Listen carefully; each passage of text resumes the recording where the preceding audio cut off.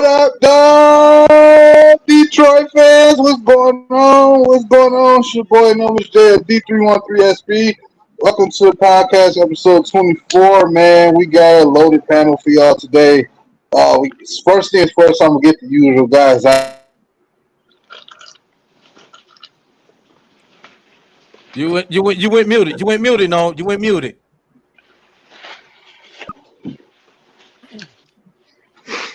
No. All right, so there y'all tried to mess with me on that one, but anyway, No, Bree, how you doing, bro? No, stop, doing all stop, right, brother. Doing all right. Take two. stop beefing with StreamYard. End this shit, bro. And anyway, with Dante, how you doing, brother? I'm good, bro. I'm real good.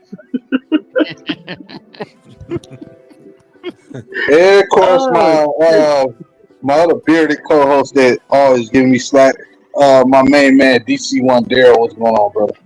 What's up, man? What's up, fellas? How y'all feeling, man? I'm good. I'm finna cut this beard off, dog. Goody.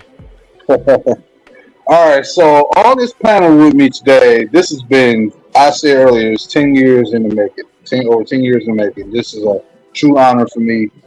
I don't even know how to explain this. The guy who literally is in my eyes, the GOAT when it comes to streaming and gaming and everything else in the box, bro. Like when I tell y'all that this guy has been a part of my life for 10 years plus, he really has. This is a guy who I've modeled myself after as a content creator. I got a lot of work to do to get to that point, but we have Retrorecap on the channel today, y'all. Let's show some love to Retro Recap. Y'all don't understand. Oh shit, that's what it is.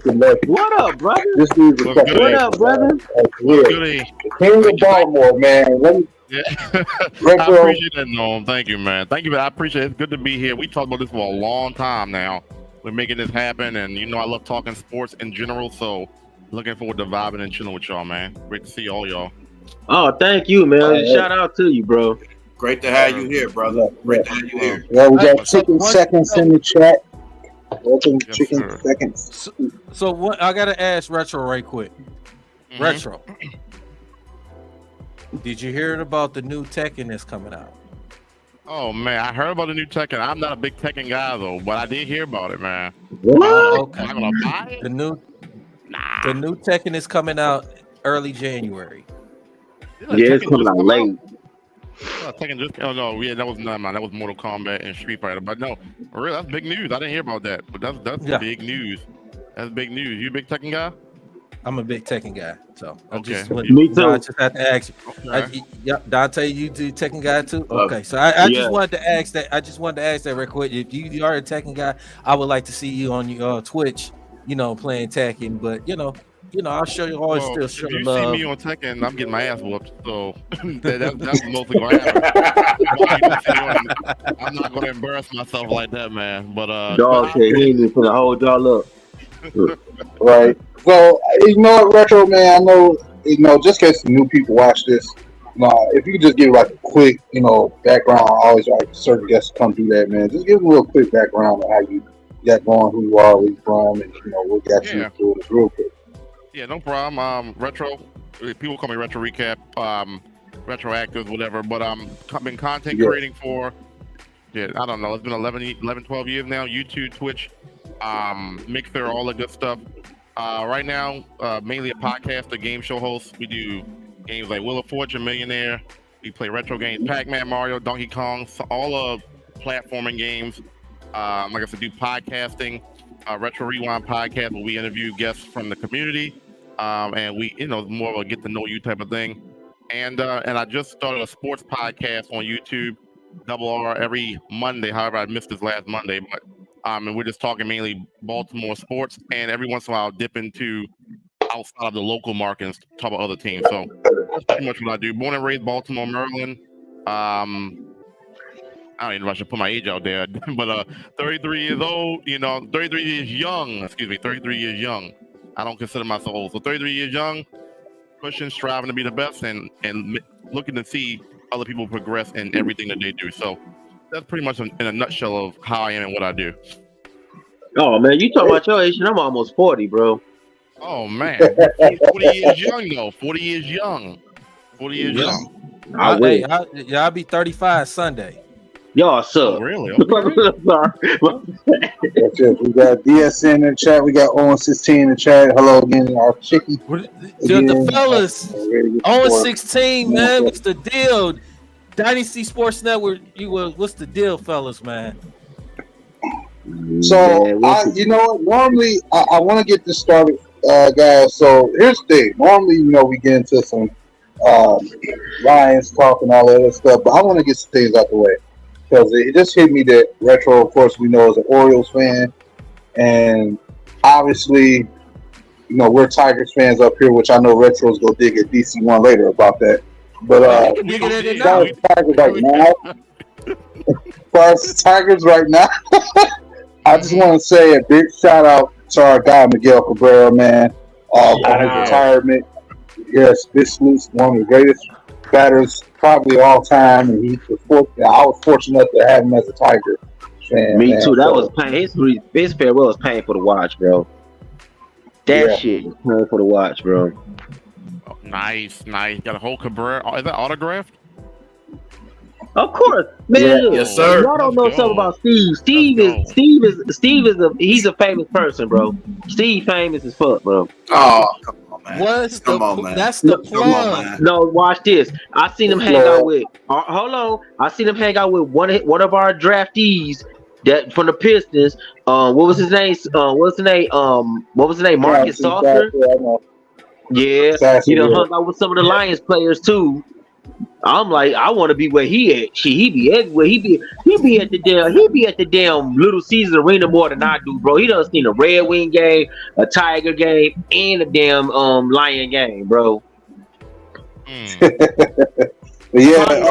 just go around the panel, and since Dante already talking about it, Dante, what was just your feelings about Miguel Cabrera, man? Like overall, just give us a quick breakdown. Knowing this guy from when he first came in, because as everybody know, he came in at 19. He was one of the youngest players to come in the league at 19, and win his first World Series at 19, which is crazy. And then coming over here, now I respect this guy because he could have went anywhere he wanted to be after he probably felt he wasn't going to work here. But he stuck it out. I mean, you know, you're looking at a guy that stuck it out, that been through the good, bad, the ugly, the fucked up, and what else could happen, possibly. I mean, just watching his kids there, man, with him, and just, man, that was crazy. Like, and then watching him put him in at third base so he can play his final game on the field. And I mean, this guy's not done with baseball. He may be done with the game completely, but he's not going to be done. He's not going to stray too far away. I think he's going to get a front office job. I mean, you got to look at all the accolades this guy got. No, he is getting one. Huh? He is getting one. So you got to think about all the accolades this guy did, man. Like, I mean, winning the World Series young, and then coming over to an organization that was broken, and seeing the organization, seeing people lead the organization to come like a revolving door, and still saying, "I know what, I'm gonna stay here. Like, no matter what, I'm gonna stay here." Because he could have left anywhere. All of us in this room agree he could have went anywhere else. He could have went anywhere he wanted to go, but he wanted to stay here, and that's what I respect about the guy. He saw every ugly face and every beautiful face of this whole organization in the city. So, I mean, just for him to stick around, man, I appreciate that guy. I got to tip my hat off to the guy. He did great things here. He kept a lot of us going to them games, man. Yeah, I ain't gonna lie to you. I mean, watching this guy with my granddad back in 2010 before my granddad passed, man, it was a great feeling, man, just to watch him, win games, and to watch him come out here and put it out every night, man. Even seeing his big butt slide the dirt to try to be safe at first base, man, that was still, and looking at all his shenanigan things he did during games, man. No, everybody gonna miss him, man. You can tell the league is really missing this guy. You can tell his retirement went worldwide, man. Everybody saw it. and everybody showed out, even his kids, man. That was beautiful to see his kids show out for him and see his mom and dad at the game, bro. That was crazy. You know, like people don't gab both their parents to see them finish their career off. You know, so that was my take on it, man. It was a great all around feeling, man. Sad to watch, sad to see him go, but man, you know what? He left a lot of memories on the table, man. Agreed. Mm-hmm. All right, Dante, that was a hell of a breakdown, bro. So I want to go ahead and give it to the guy we call the plug real quick, aka New Breed. So just give him give us your take on Miguel Cabrera, man. You had a very eventful weekend, actually. I'm gonna act like I didn't hear that. But yeah, man. To me, I think it just I have so much respect for him. And not only just as Detroit fans, but just throughout Major League Baseball, and for people that is growing up in Venezuela, is looking up to him. He's like he's literally like their Michael Jordan out there.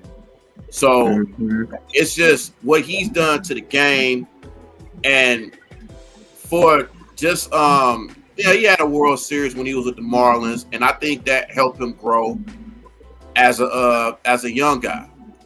And to me, he's definitely one of the best to ever play the game. He's definitely a first ballot Hall of Famer for sure. He has to be. But just like what Noam said, man, it's good to have your parents out there, just to celebrate your last game. Actually, at that game, it was actually two guys that was their last game. Not only just Miguel Cabrera, but Terry Francona too. So, okay. See, I didn't know that. Yeah. So, for Miggy, and like I said, I had a chance to meet Miggy. He's a nice guy, very cool, very playful guy. Yes. I mean that playful. Just, but he's cool, and his parents were cool. Got a chance to meet his dad too, so he was cool too. But man, just to have this whole season just celebrated with every series that he was in, how he was on the road and they gave him like different gifts and stuff like that, man. It was that was pretty cool. That was real cool, and I'm just glad. Right, Oakland A's messed up on that though. They gave that nigga some Quavo. Well, everybody can't get an A for effort, So yeah, but it happens. Yeah. But I'm happy for him. Cool. It's crazy because as he was leaving, it was a fan that tried to get to the truck he was in, and an officer literally tackled him. I thought that was hilarious. That was funny. He came running in there like, oh, and then the officer just came in and just boom. It seemed like he pressed the hit stick button on Matt. I was like, ooh. Jeez. Damn. I'm happy for him, man. Just having the time, and then having the time to sign my jersey and stuff too, man. But hats off to Miggy, and he gonna be in the office of the Tigers. So hats off to Miggy, and yeah, man, much respect for the big man. You ain't lying, dude. Sure, Breed. Sure. So, DC, I'm gonna let you go down. I'm gonna ask Retro if he had any words about Miggy, but I'm gonna let you go first. Hall of Famer, automatic. We already know what this is. The man came into this organization. He was unbelievable, man. He's an icon. He's a icon to the city. He's an icon to the Tigers team. He's gonna get a statue in Tigers. He's gonna be with the LK Lions and the Ty Cobbs and all them. He's gonna get a statue. What he meant to this Tigers organization from thick and thin, from the losing years to the winning years. Remember, he went to the World Series, even though we lost to the San Francisco Giants that year. You know, he played well. He had big moments in the playoffs, runs.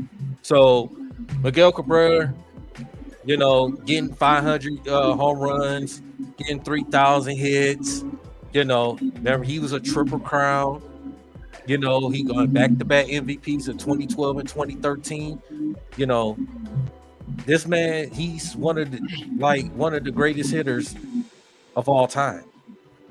It's one of the greatest hitters of all time. That's just what it is, you know. And it's like to our fans to come out last game of his career to show out, you know, saying the love and the support.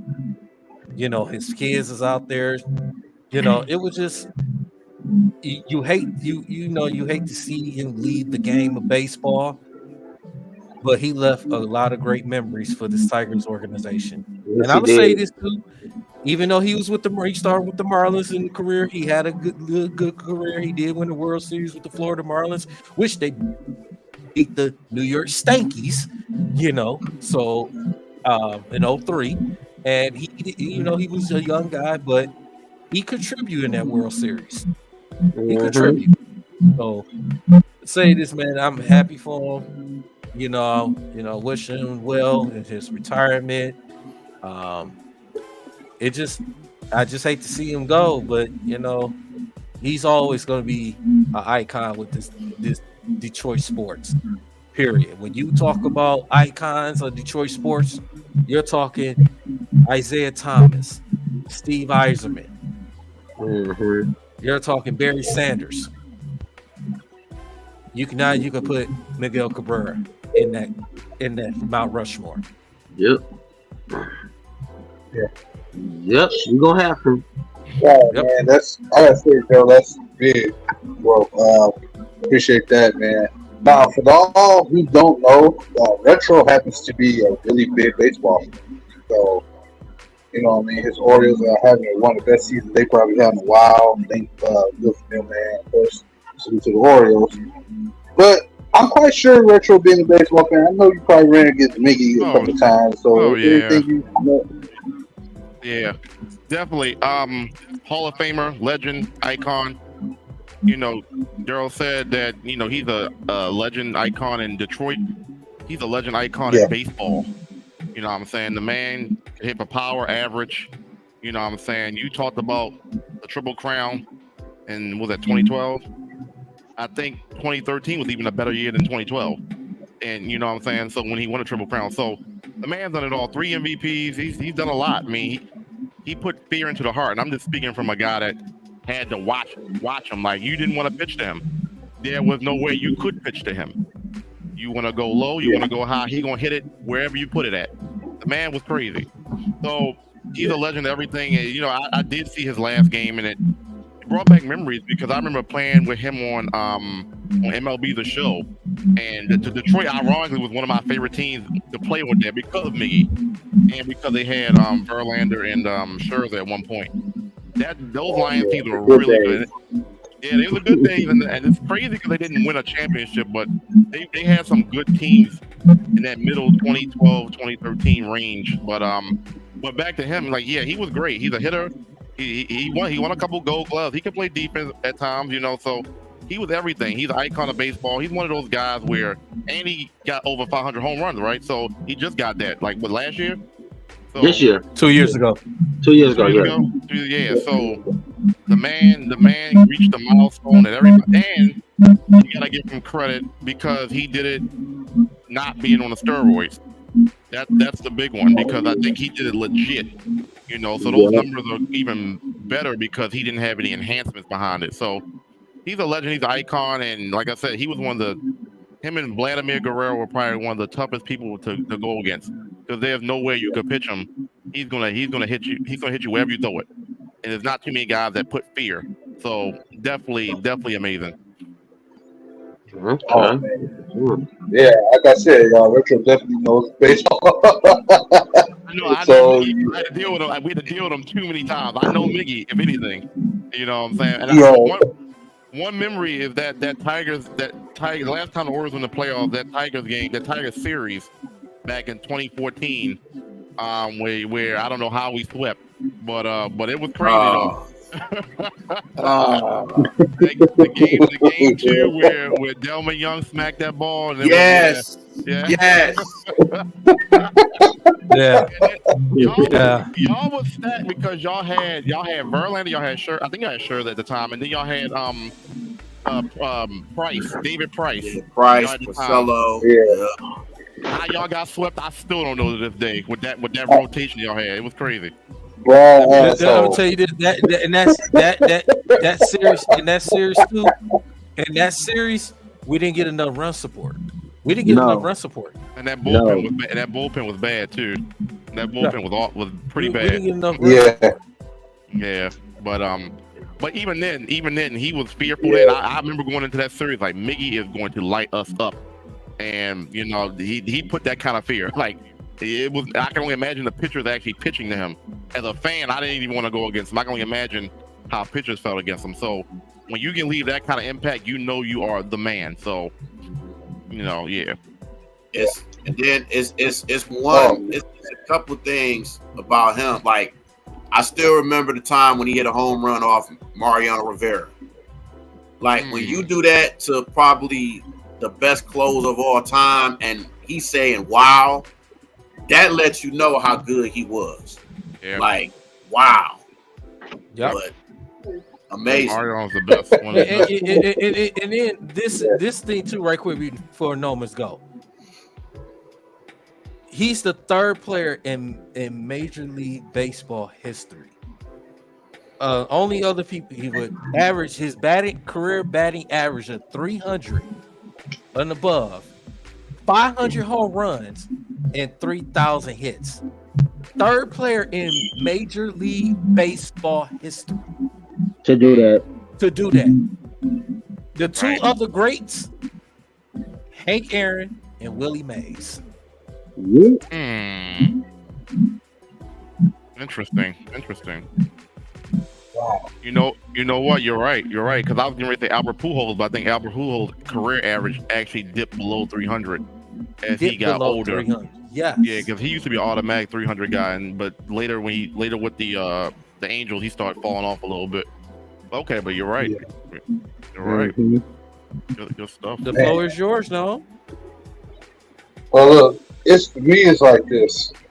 We can talk about all the great moments we had with Miggy being here. I relish the fact that we had one of the greatest players of all time in Detroit. I always relish that because, Detroit is not a place that most big name players will ever come to like that. We're not high market.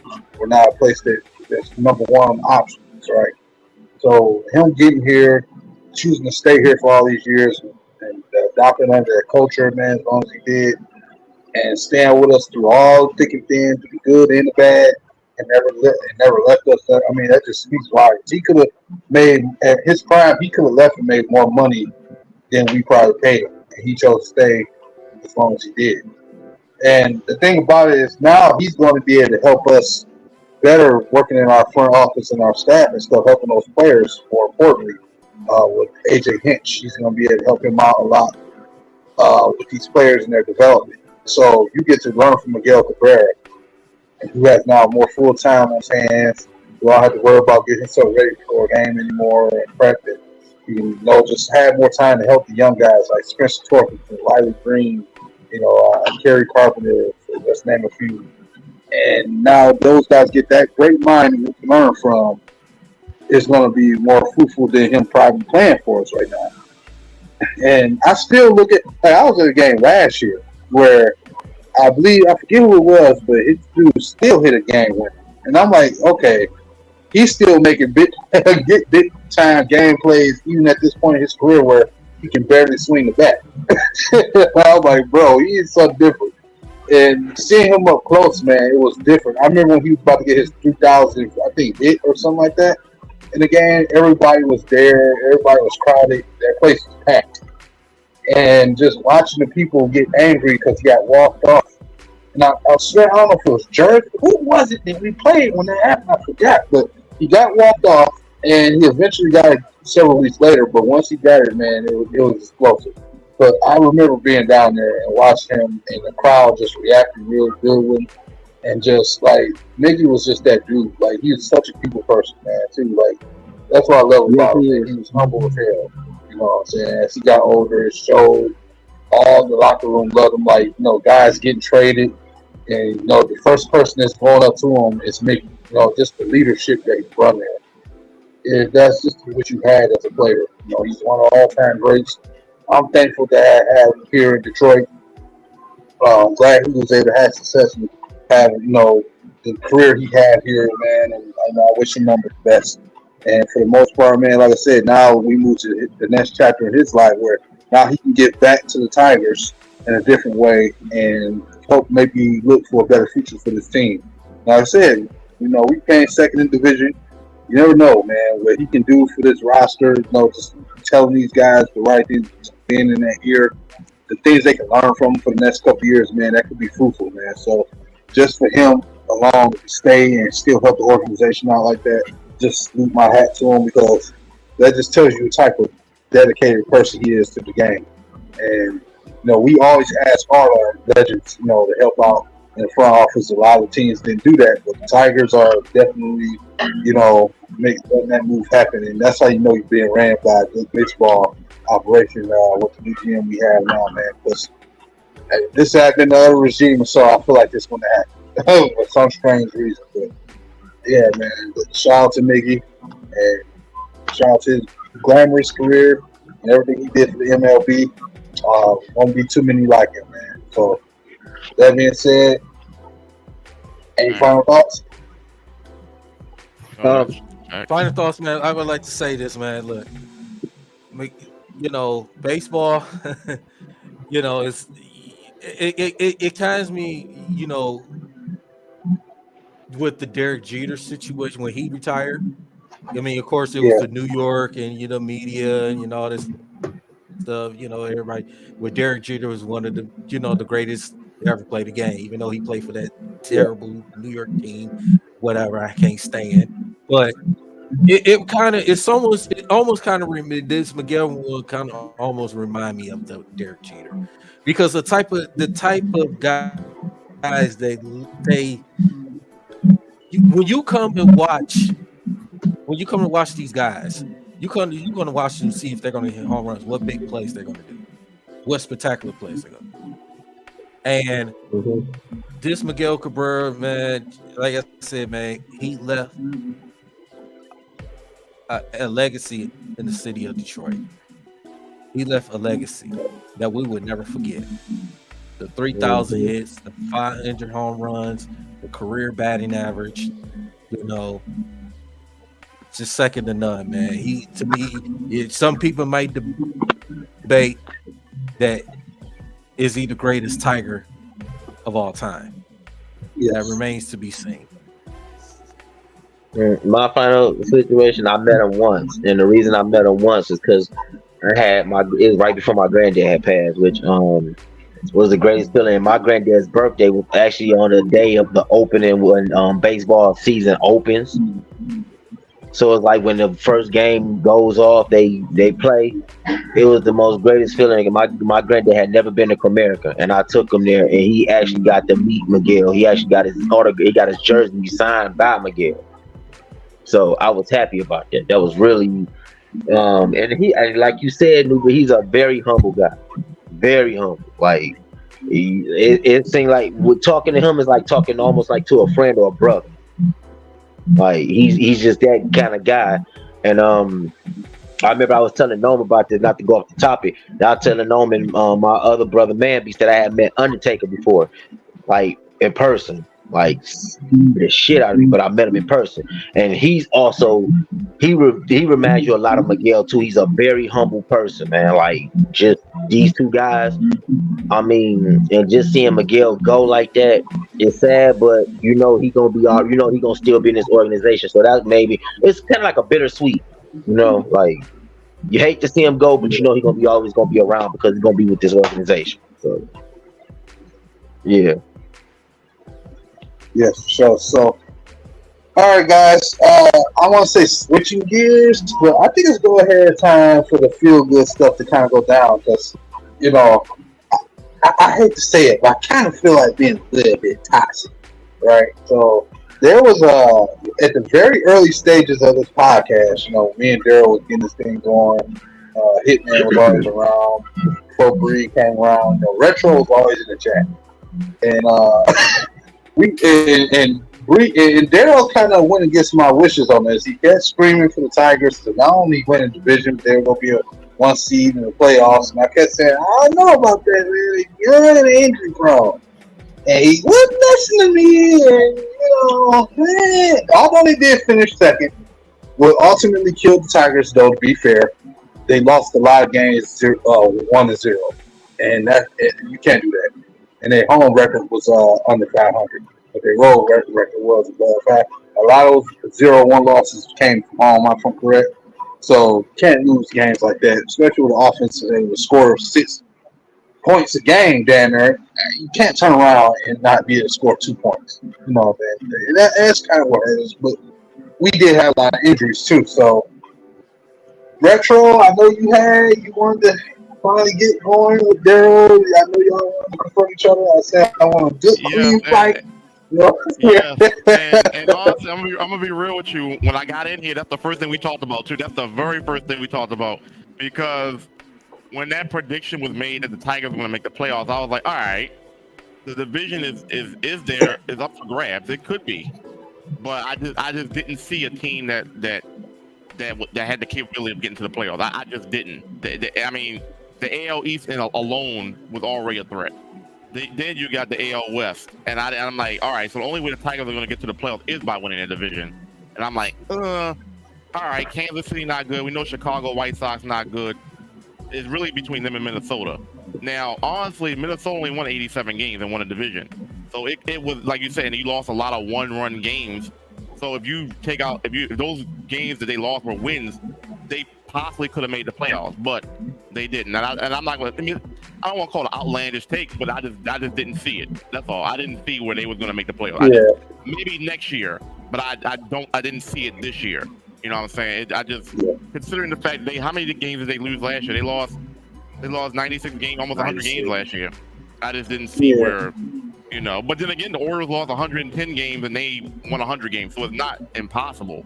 I just didn't see. Yeah. Not yet, at least. Maybe next year. Yeah, I definitely. Yeah, I felt that. I'm gonna say this. Nah, I didn't. Like I said, I did go on and said the Tigers are gonna win. They're gonna make the playoffs. They're gonna win the division. I did. The reason I say that because, like I said, we know what it is with Kansas City. Kansas City is trash. Okay, Kansas City Royals is trash. Chicago. You people was hyping Chicago up. I knew they wasn't doing anything. Cleveland is like Minnesota. Minnesota. The problem is, it's like you don't know what you're gonna get out of Minnesota. And I felt with AJ Hinch, with this, this Tigers team, he's a good manager. People was calling for him to be fired and all this stuff, but you have to understand he had to work with lesser talent at the time. AJ Hinch is a good manager. He showed he was a good manager. You know what I'm saying? His previous regime, with the, with I believe it was the Astros or Rangers. Astros.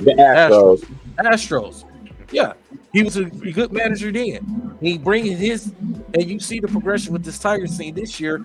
Like you said, they lost a lot of close games. You know what I'm saying? 1-0, 2-0 games and stuff. But you got to understand too. There was a point that early in the season that the Detroit Tigers was 1 game behind Minnesota by June 1st. They was 1 game behind, and then all of a sudden Riley Green went down. Once Riley Green went down, they went on a 9-game losing streak.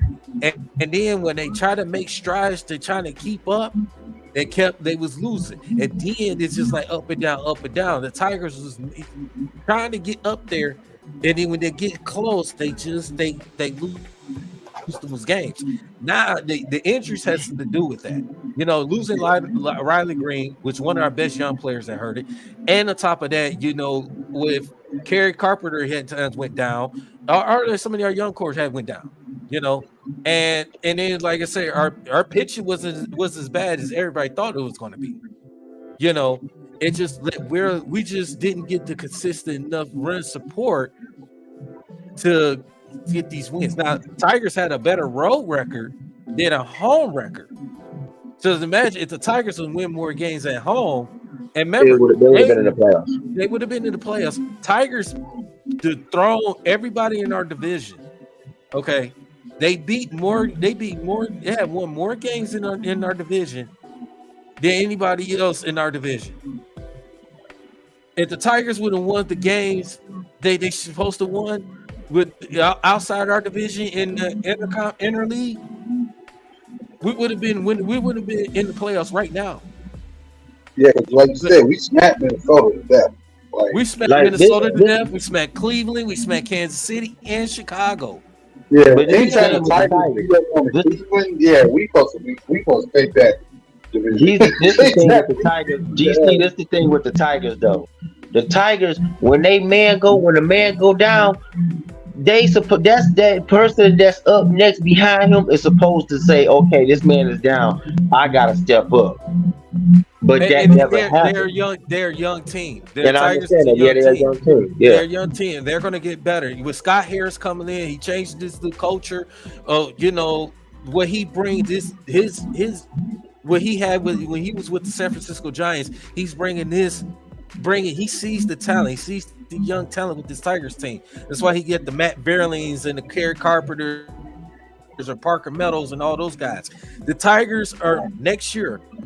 The Tigers, I'm telling this right now, the Tigers will be in the playoffs. They will win a division. I don't see Minnesota is going to be as good as they're going to be. I don't see Cleveland. They're going to be rebuilding. Kansas City is what it is with them. And Chicago is going to be rebuilding. I don't see them. Okay, I see the Tigers. Oh, now, Retro, what's your response to that? Oh, I was going to say, Kansas City. Look out for Kansas City. They played good at the end of the year. They were sweeping. They swept the Astros. They look pretty good.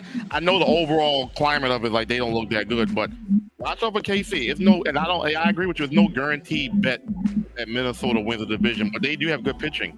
The problem with Minnesota is their hitting is spotty. Like their pitching is actually pretty good. Lions make a couple moves, yeah, but I wanted to ask you, what did you think about them getting rid of Lorenzen? Because that was one of y'all better pitchers, and y'all got rid of him at the deadline. I think to get rid of Lorenzen, I mean, you have to look at it. I know it sucks, but because he was one of our best pitchers. But I look at the long haul.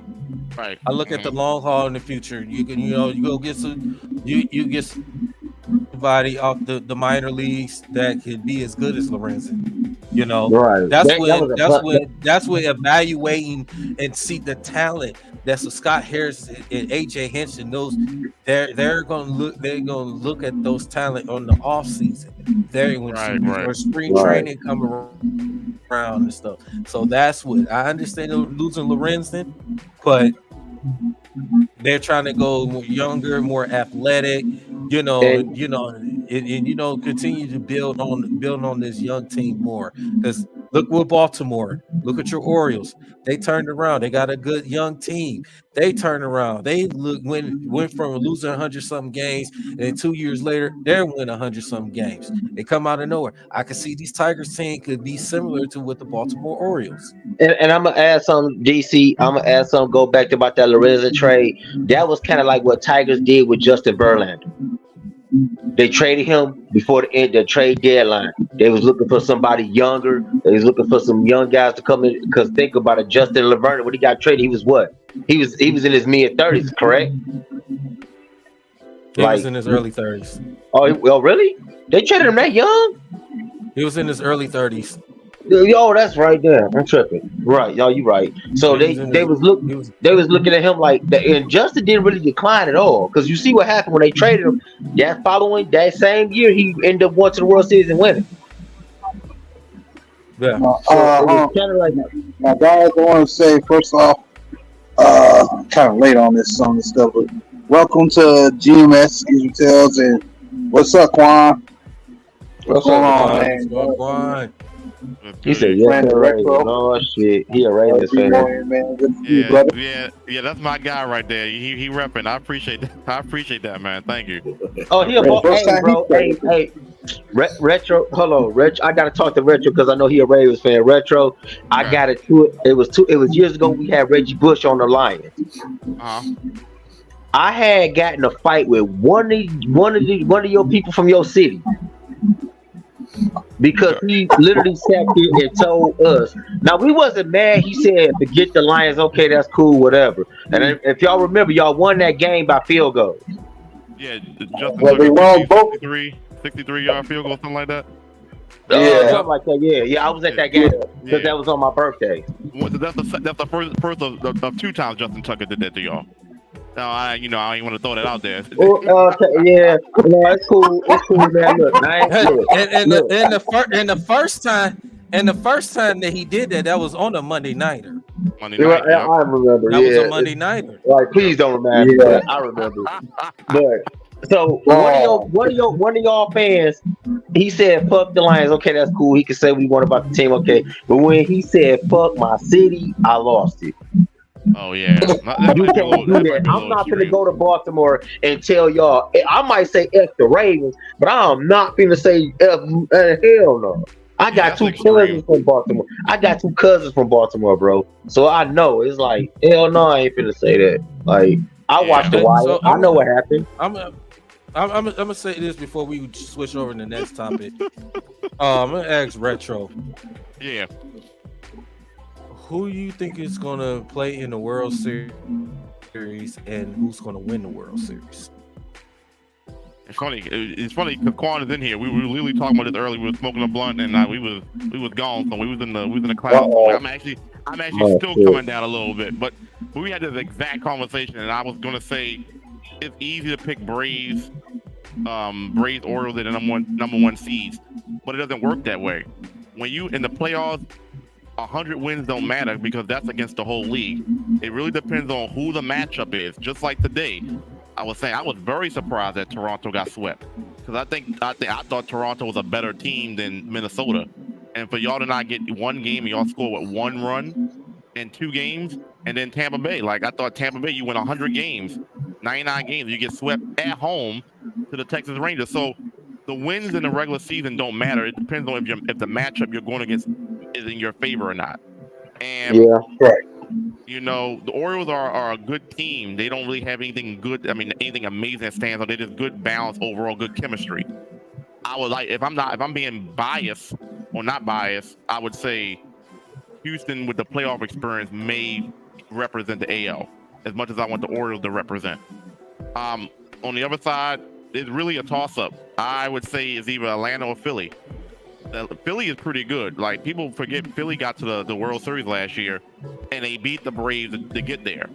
So like, let's not sleep on Philly. But Atlanta got some pitching issues right now, but their offense is crazy. Like the guy Olsen, whatever his name is, that man can rake. Like that man can rake the ball, and they got some players over there. And I would say Braves, Astros again. And honestly, I would probably say the Braves.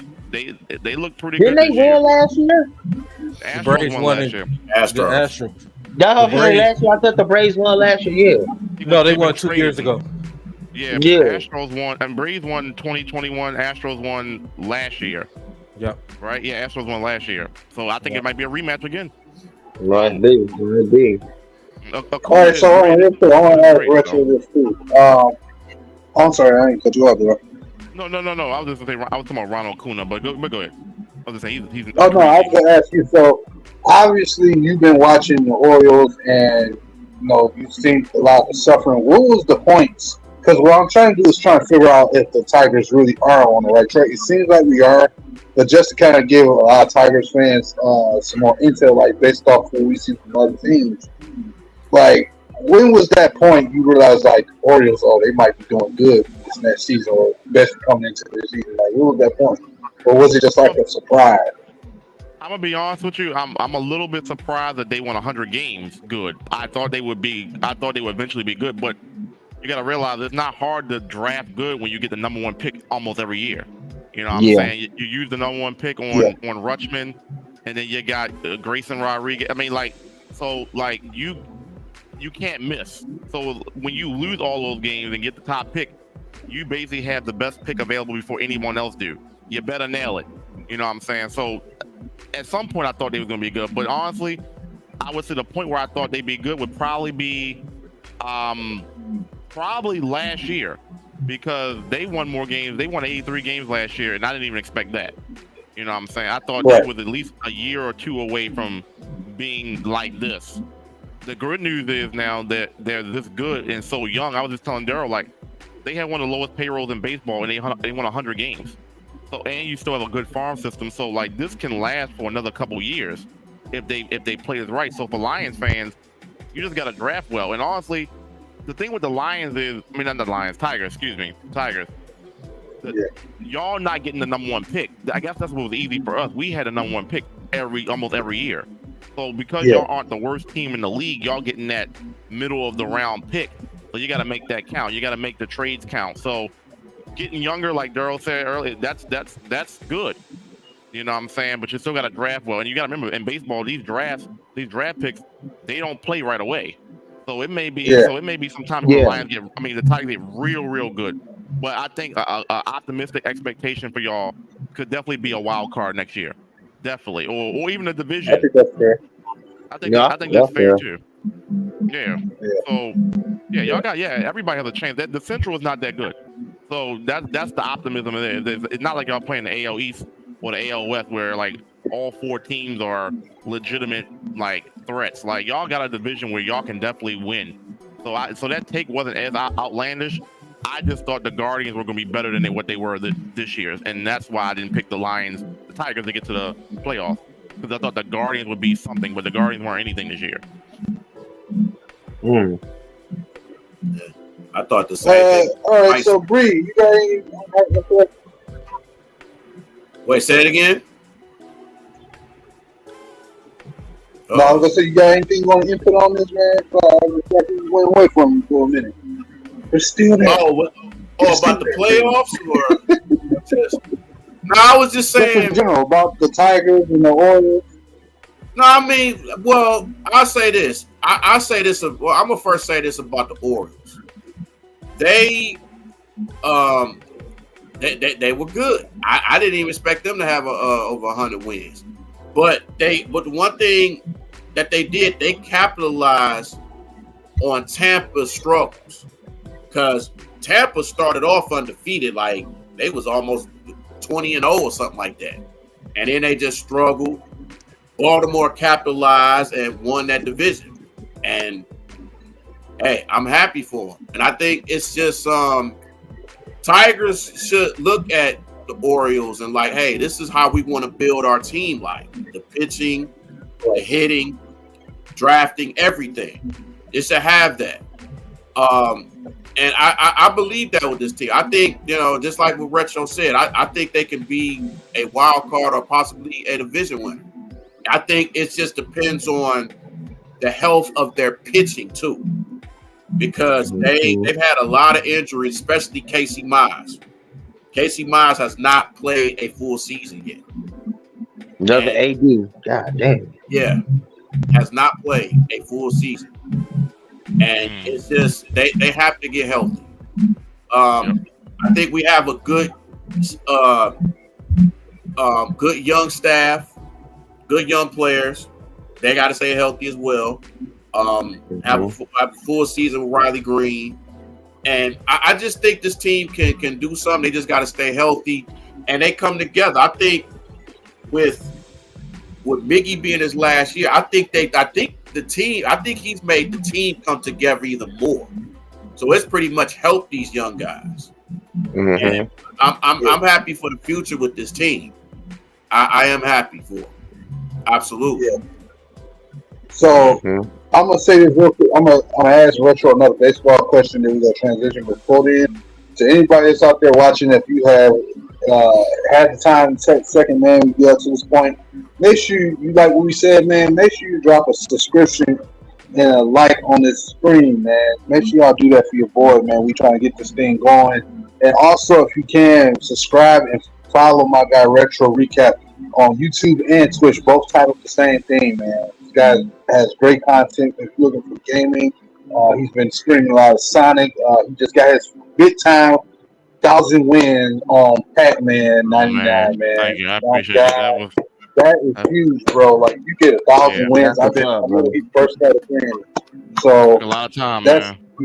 It took a lot of hours, a lot of rage, a lot of screaming, a lot of weed, a lot of edibles, a lot of weed, a lot of edibles, a lot of weed, a lot of pins, a lot of There you go.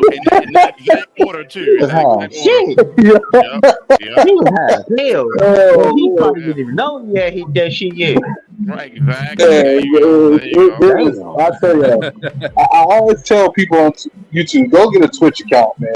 Follow some of my guys. I'm just waiting for my headphones because I'm gonna be doing a Resident Evil shit and shoot them up and all that. Y'all not gonna see me. I got your back when it comes to getting that going. I know, and we gonna talk about that too. But because Lone gonna help me with that. Y'all not gonna see me. Y'all gonna hear me though. Well, hey man, like I said, again, if you like what we gotta say, man, hit that subscribe button for us, man. We really appreciate it. The D313XP, man. So, well, I'm gonna ask Retro this. So, I watched your last episode of the RR podcast, which is actually really good stuff. Already, I think that's starting off. Like I said, it's a really good show. I like actually listening to your perspectives and emotion that you do, talking about the teams that you love and support, man. You were saying some combinations about what you were seeing in some of them games, like what the Orioles, like they'll be losing, and then the way they just play off each other in strides and how the rhythm would go. Like, can you break that down again? Because that was beautiful that you was talking about. Yeah, and I'll touch on a little bit more because they're the only team in the league that has not gotten swept in any series this year. They've been consistent the entire year. They may have had a couple 4-game losing streaks, but they've never been swept. So the thing about it is, when it comes to the chemistry, and the point I made, everybody likes each other. It all goes back to the process. Whatever the year they got rid of Machado, Machado, Adam Jones, and all them, they tore it down. They got rid of everybody. In front, Buck Showalter, management, everybody, GM, they tore it down. They got the guy from I forget the GM, Mike Elias from the Astros. He was part of that rebuild when the Astros lost all those games, and he brought him in. He brought his analytics guy, and they're big on analytics. They tore it from scratch. You build the kids up. All these guys that are playing in the league now, on a major league team now, play with each other in the minor league, so that you develop that rapport. Everybody likes each other. Everybody is talented.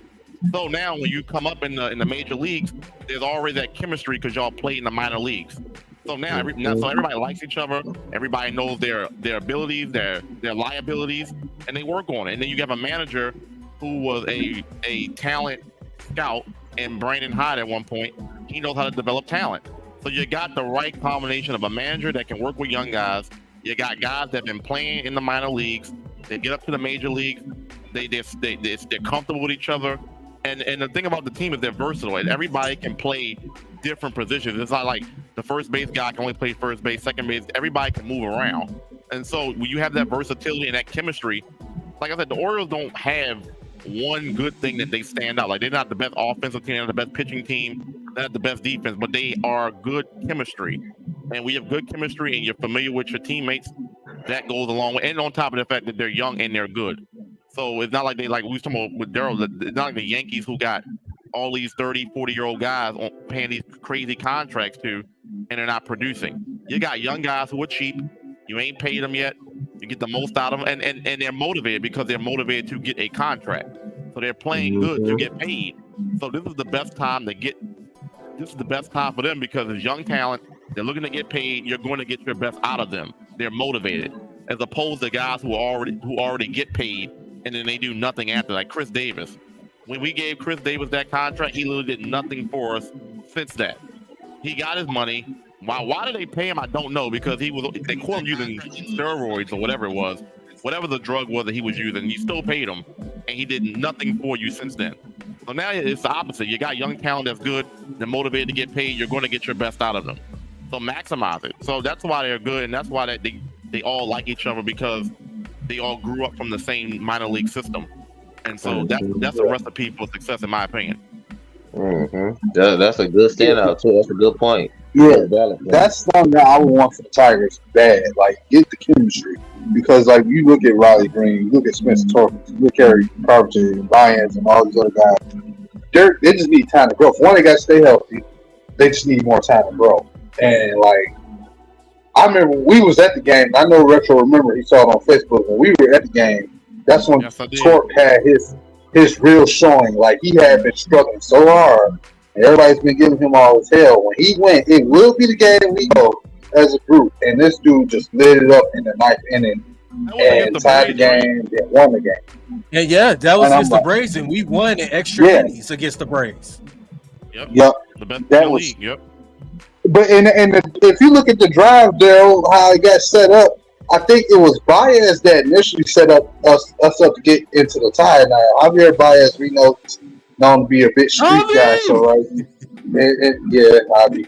But he did his role. Like, he wasn't like the main scorer, but him, Kerry, I think it was Kerry Carpenter and somebody else that name I think it was Baez. They set it up. Andy Baez. Yeah, Andy and Baez, and they set up us up to be in position to take the game. And it's like, to see them come back and tie it the way they did, and then you got Torkelson not only tying the game, but coming back and being the last hitter and winning the game. It was like, and then he was immediately on fire after that game. Like, you couldn't stop this dude from scoring, man. Like, he was hitting everything, and I was like, that was such a great thing to see, because it was like a defining moment. Like, that's why I always say, in any sport, I want all the hardest competition. I want all the big competition. I want us in the hardest situation, because you want to mold those diamonds. You want to mold that coal into a diamond, right?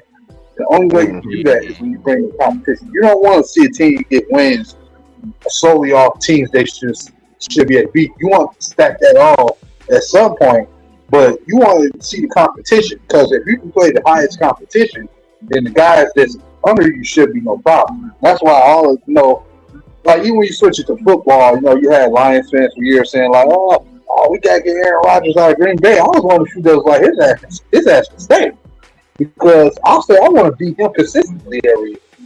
You know what I'm saying? You see what happened to him. You see what happened to Aaron.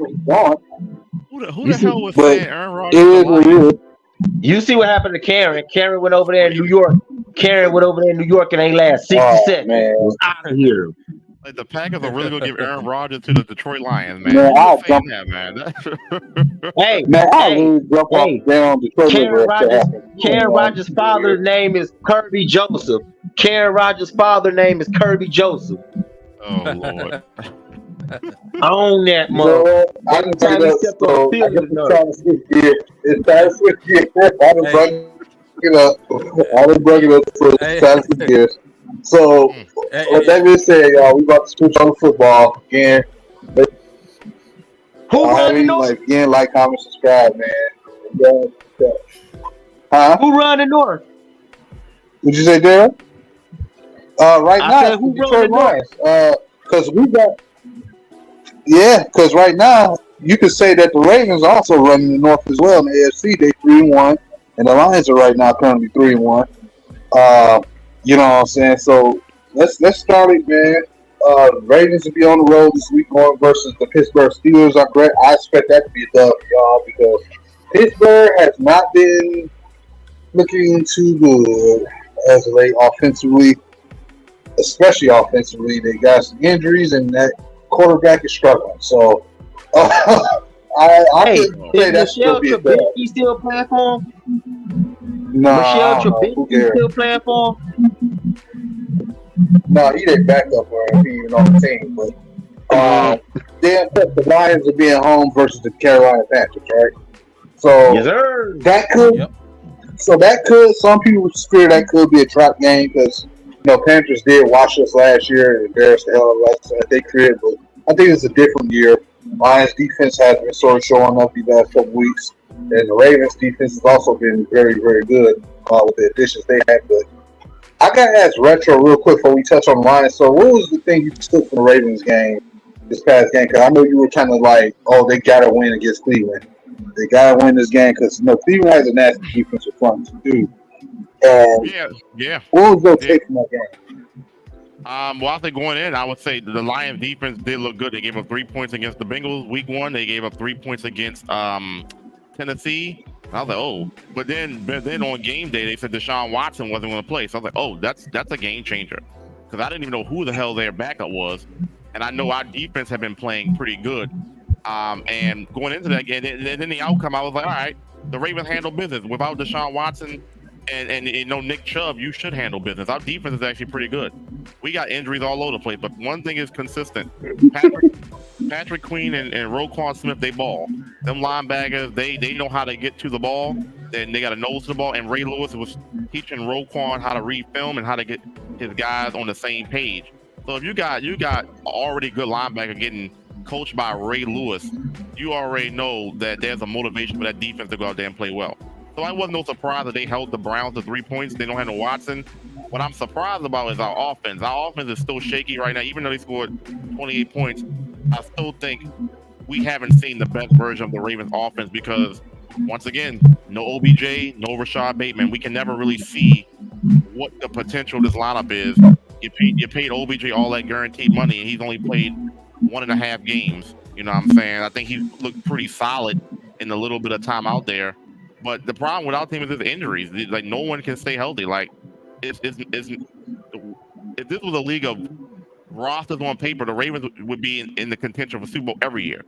But they can never stay healthy. So, against the Steelers, I know you said it was a win, but those rivalry games are always hard to pick because even though on paper we should beat the Steelers, it's in Pittsburgh and it's never a gimme. You know, and if Kenny Pickett not playing, then yeah, it should be a wash. But even that, they play hard because the rivalry game is for bragging rights. So the Ravens got to go out there and handle business, run the ball, and utilize Lamar. Like I said in the podcast, like get the people that can make plays the ball. One thing I hate seeing is playmakers on the field not getting targets. Rashad Bateman, I barely have seen Rashad Bateman in this offense.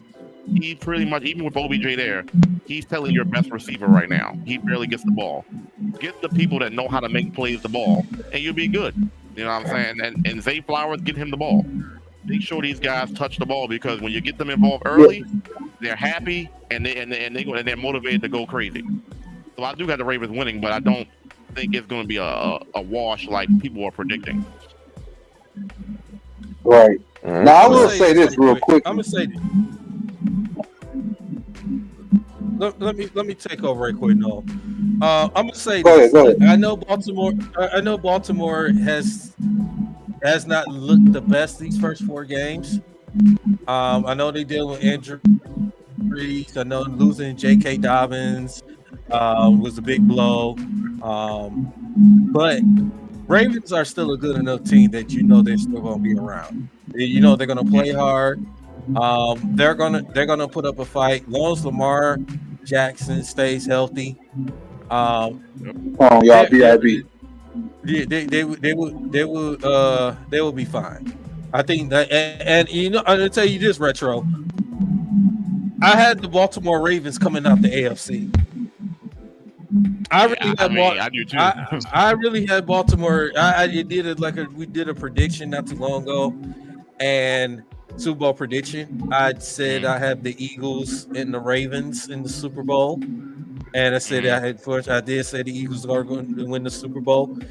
But I see this Ravens team. I think this is the time that Lamar Jackson can get this opportunity to get to the Super Bowl. I just don't see Kansas City going back this year. I think I just don't see them. They're going to be in the playoffs, but I mean, I know the AFC is loaded with young talent. I know Cincinnati has been, banged up and stuff and all that, but I think this is the best, really kind of one of the best opportunity for Baltimore to get back in the Super Bowl. I would love to see Lamar Jackson win it. I would love it. And he's already has an MVP. You know, he won a playoff game because his first 2 playoff games in his career, he was a shell of himself, and then he won a playoff game, and right. you know, and then after that he lost. But I just believe this Baltimore Ravens team, they're gonna. Don't be surprised the Baltimore Ravens be the top 2 seeds in the AFC.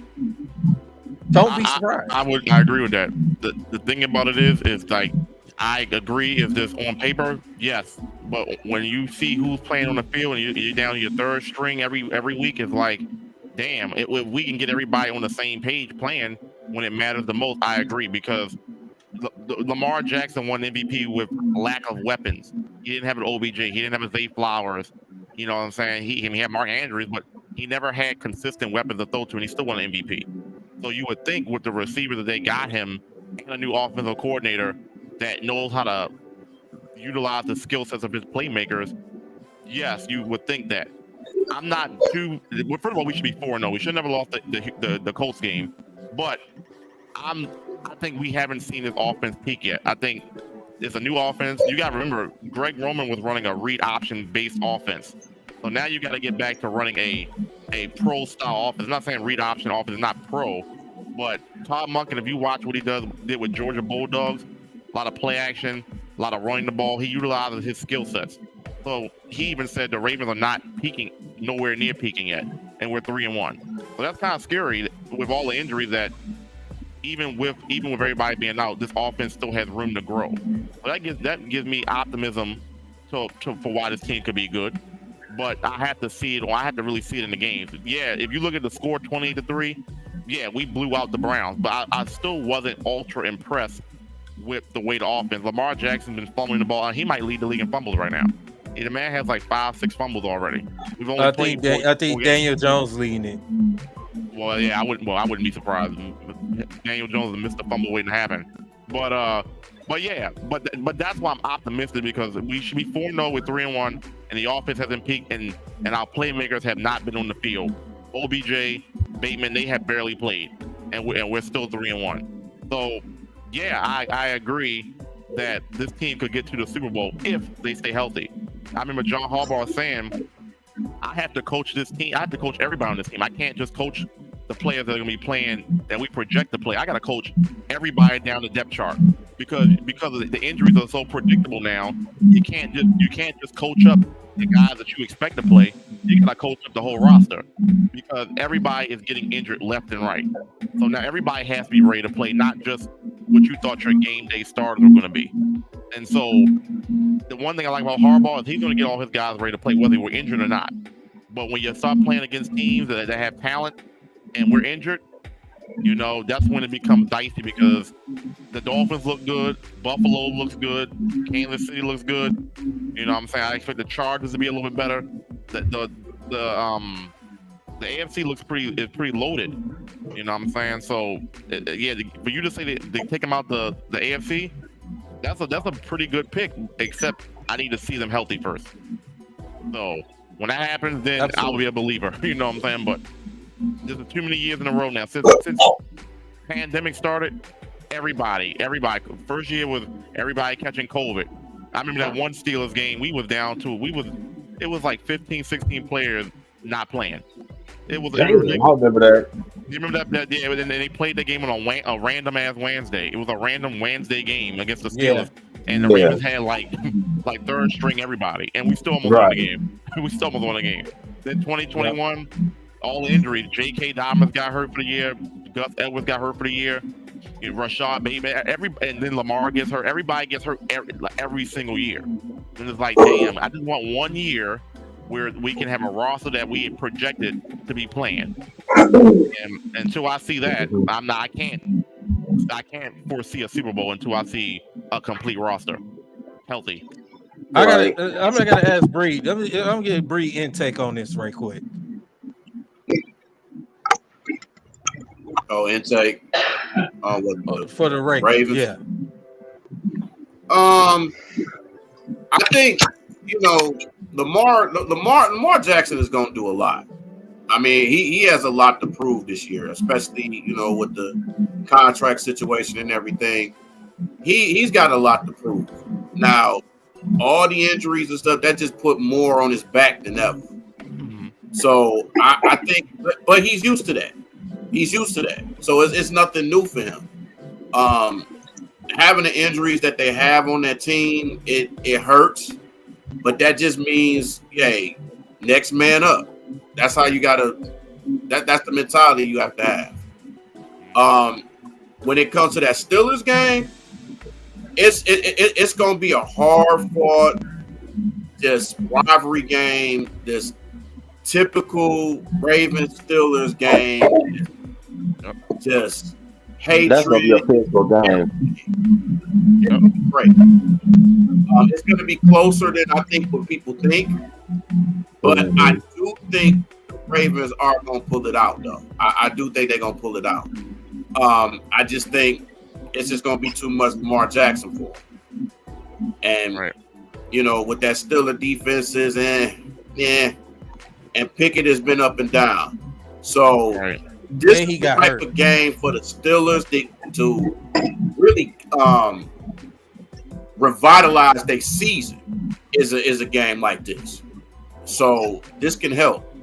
But Tom, you can never count out a Mike Tomlin team out. Exactly. Never can. Yep. So I think it's gonna be close, but I think the Ravens gonna win by 3 or 6 points. I agree with that. No matter what roster Mike Tomlin has out there, they find a way to play for him, and they find a way. He's never had a losing season. Right. No matter what roster he had, he's never had a losing season. Just when you think, it was a couple years ago, I thought they was going to get their losing season. They won their last 2 or 3 games, and I was like, God damn it, they do it again. They just find a way, even if they don't have their best players. So no matter what, going into Steel City, there is never a guarantee. But now, what's in our favor, the games that they lost, they got blown out. They lost bad to the 49ers. And they lost badly to who did they lose to the other day? Who did they lose to the other? I just forgot. Was it the Texans? Texans. Yeah, they got beat bad. So you know what I'm saying? When they lose bad. So, and I think we're. You know what? The Texans have been kicking ass. Period. Hey, Nomus, what did I tell you? What did I tell you, Nomus? Did I say? Yeah, you did. I ain't gonna lie. Yeah, you did call out. You said Texas might be better than most people think. I ain't gonna lie. You did say that. Man, that's because CJ Stroud out there clowning, dog. Yeah, too. But I think D'Amico Ryan's the coach is the X factor because one, he's good on defense. He used to play the game. He knows defense. So and he's coaching young guys, and I think that's a good role for him. Mm-hmm. And I know people talking about CJ Stroud, but the forgotten guy on that team that's been playing well is Nico Collins. Yeah. Nico Collins has been balling. And Damian Pierce. Don't forget Pierce. Will Anderson. Mm-hmm. He's been balling too. Will Anderson, if people get the 3rd pick in the draft, he's balling too. Mm-hmm. Yeah. That's right.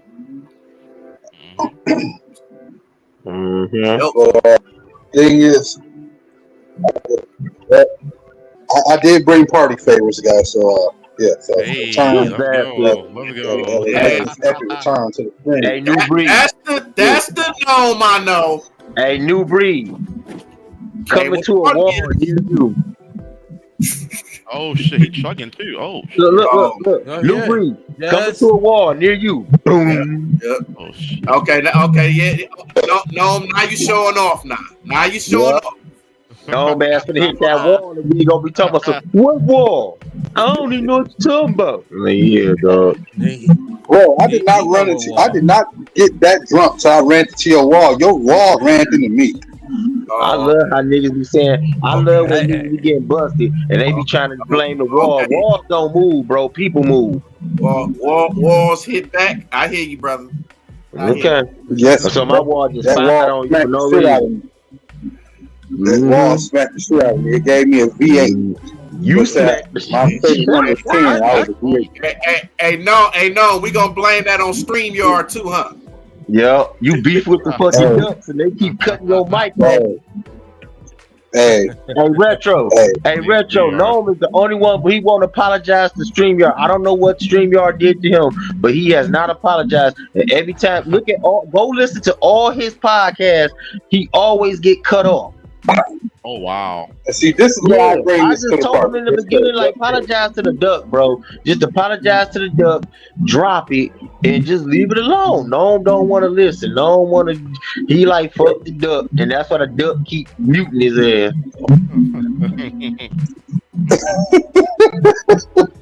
Bro, you just end this shit, man. You too old to be beefing with some ducks, bro. Like, come on, bro.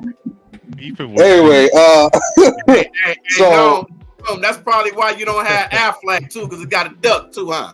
Oh boy. Yeah. And the sad thing is, the duck on StreamYard almost looked like that same down duck too. I was like, God damn. But I'm gonna say this: for the Ravens, we know some injuries has been plaguing. Like I ain't gonna lie, I was scared during that season 2 when they played. I think it was the 2021 season or the year before. It was probably both of them.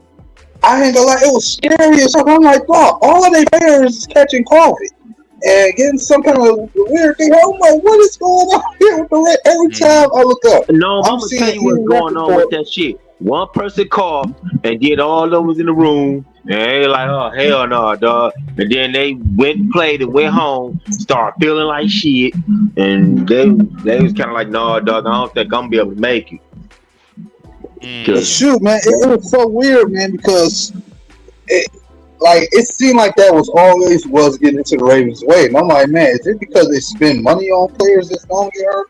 Or what is the situation? Because Odell, we know, they fleeced them a little bit with the money. Because, like, you ain't even played since the Super Bowl, which you went out in.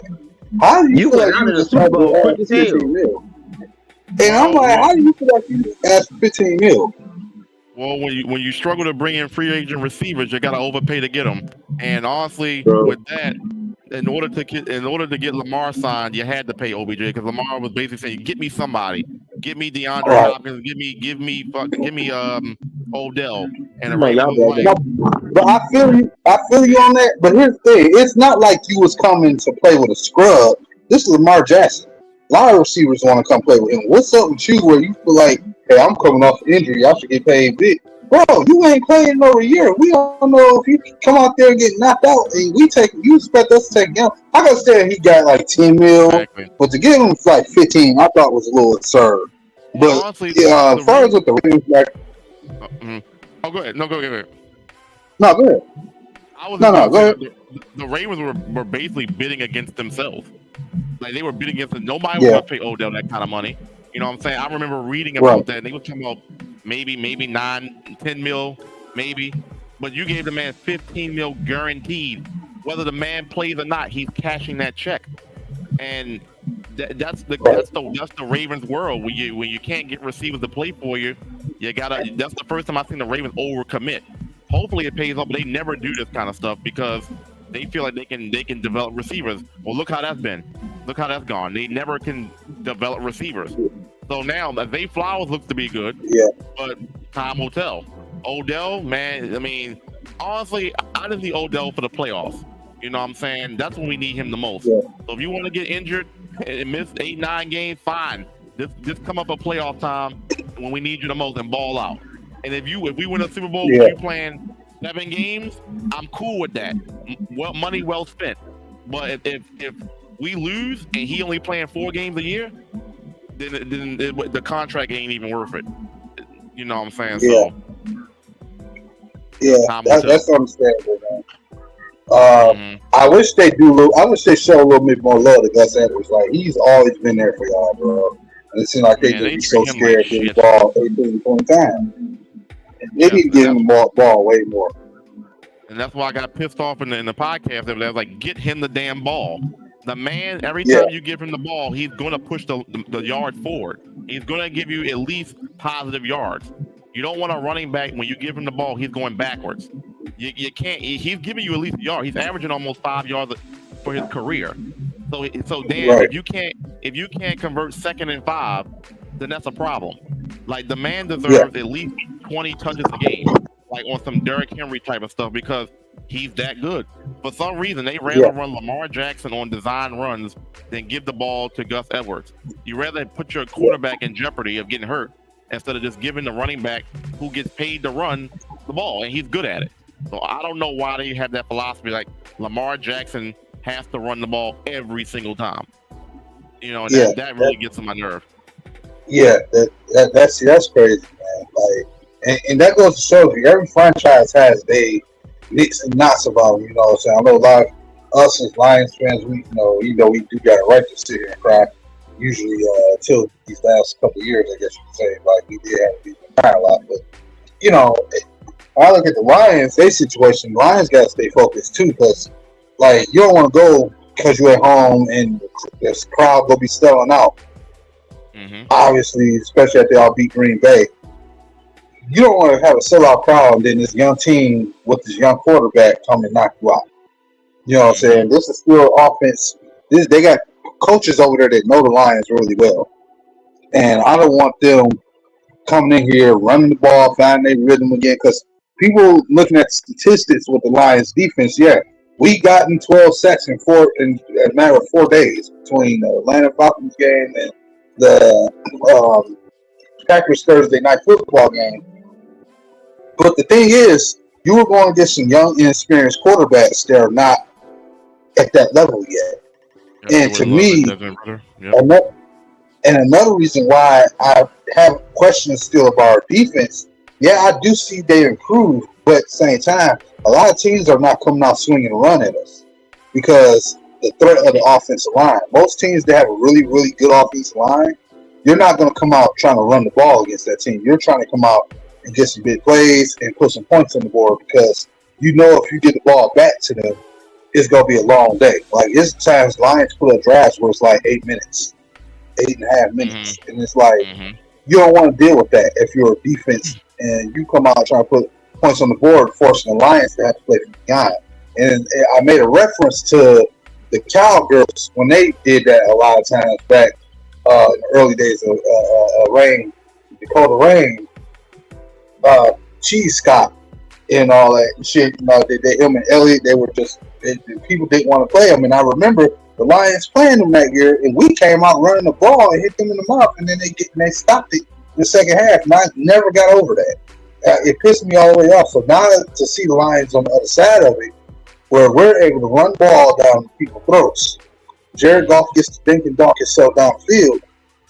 And that's how we've been rolling. And you know what I'm saying? Like, that's why I'm glad we didn't fire the defensive coordinator, because like he had a lot to do with us getting this defense ready. And a lot of people have scrutinized him, but people don't understand that they weren't using all their personnel that they should. And the Lions have been getting ranked up with injuries too.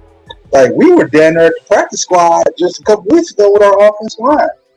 And we still found a way to, get things going. So it's just that sometimes I think with the Lions, kind of similar to the Ravens, they got to stay consistent on getting the ball in the right hands as well. You know what I'm saying? If you watch the games, there's times where, and I like Ben Johnson, he's been a hot commodity as an offensive coordinator for us last year. There's times where I want to knock his ass out because you'll sit there on 3rd and short and you're sitting here throwing the ball when you got David Montgomery literally just falling for 5 yards. Yep. And it's like, I'm glad they gave him the ball 32 times the other day because to me, that's how the Lions need to win. Jared Goff can be really good when you let the defense get wear down and then he can just pick you apart. And I think if they go with that strategy better, they can have a chance to win. We got to hit these teams physically. And I think that's the same problem that I'm seeing with the Ravens not doing. They have the talent to win, but they got to make Gus the feature. They got to let him get that run game going. If they get that run game going, Lamar gets to sit back. You won't need him to run. And then God forbid, if you do like a run play, you can set up a draw play and he can just score it for you, like how you seen what the Eagles doing with Jalen Hurts.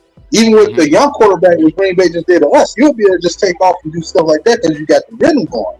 Like Zay Flowers and Bateman, they can be a very nasty duo of slot receivers because Zay Flowers has the ability to run deep routes. Bateman has the ability to run deep routes, and then they can both spread out. and then you still got Mark Ingram. I mean, I said Mark Ingram. Mark Andrews there with the finisher. Yeah. Mm-hmm. Agreed. So agreed. And I'm gonna say this. No, Miss, you're right for a lot of what you're saying about the Lions. Yeah. But I say this. No seriousness. I will say, the play calling has sometimes been vanilla at times.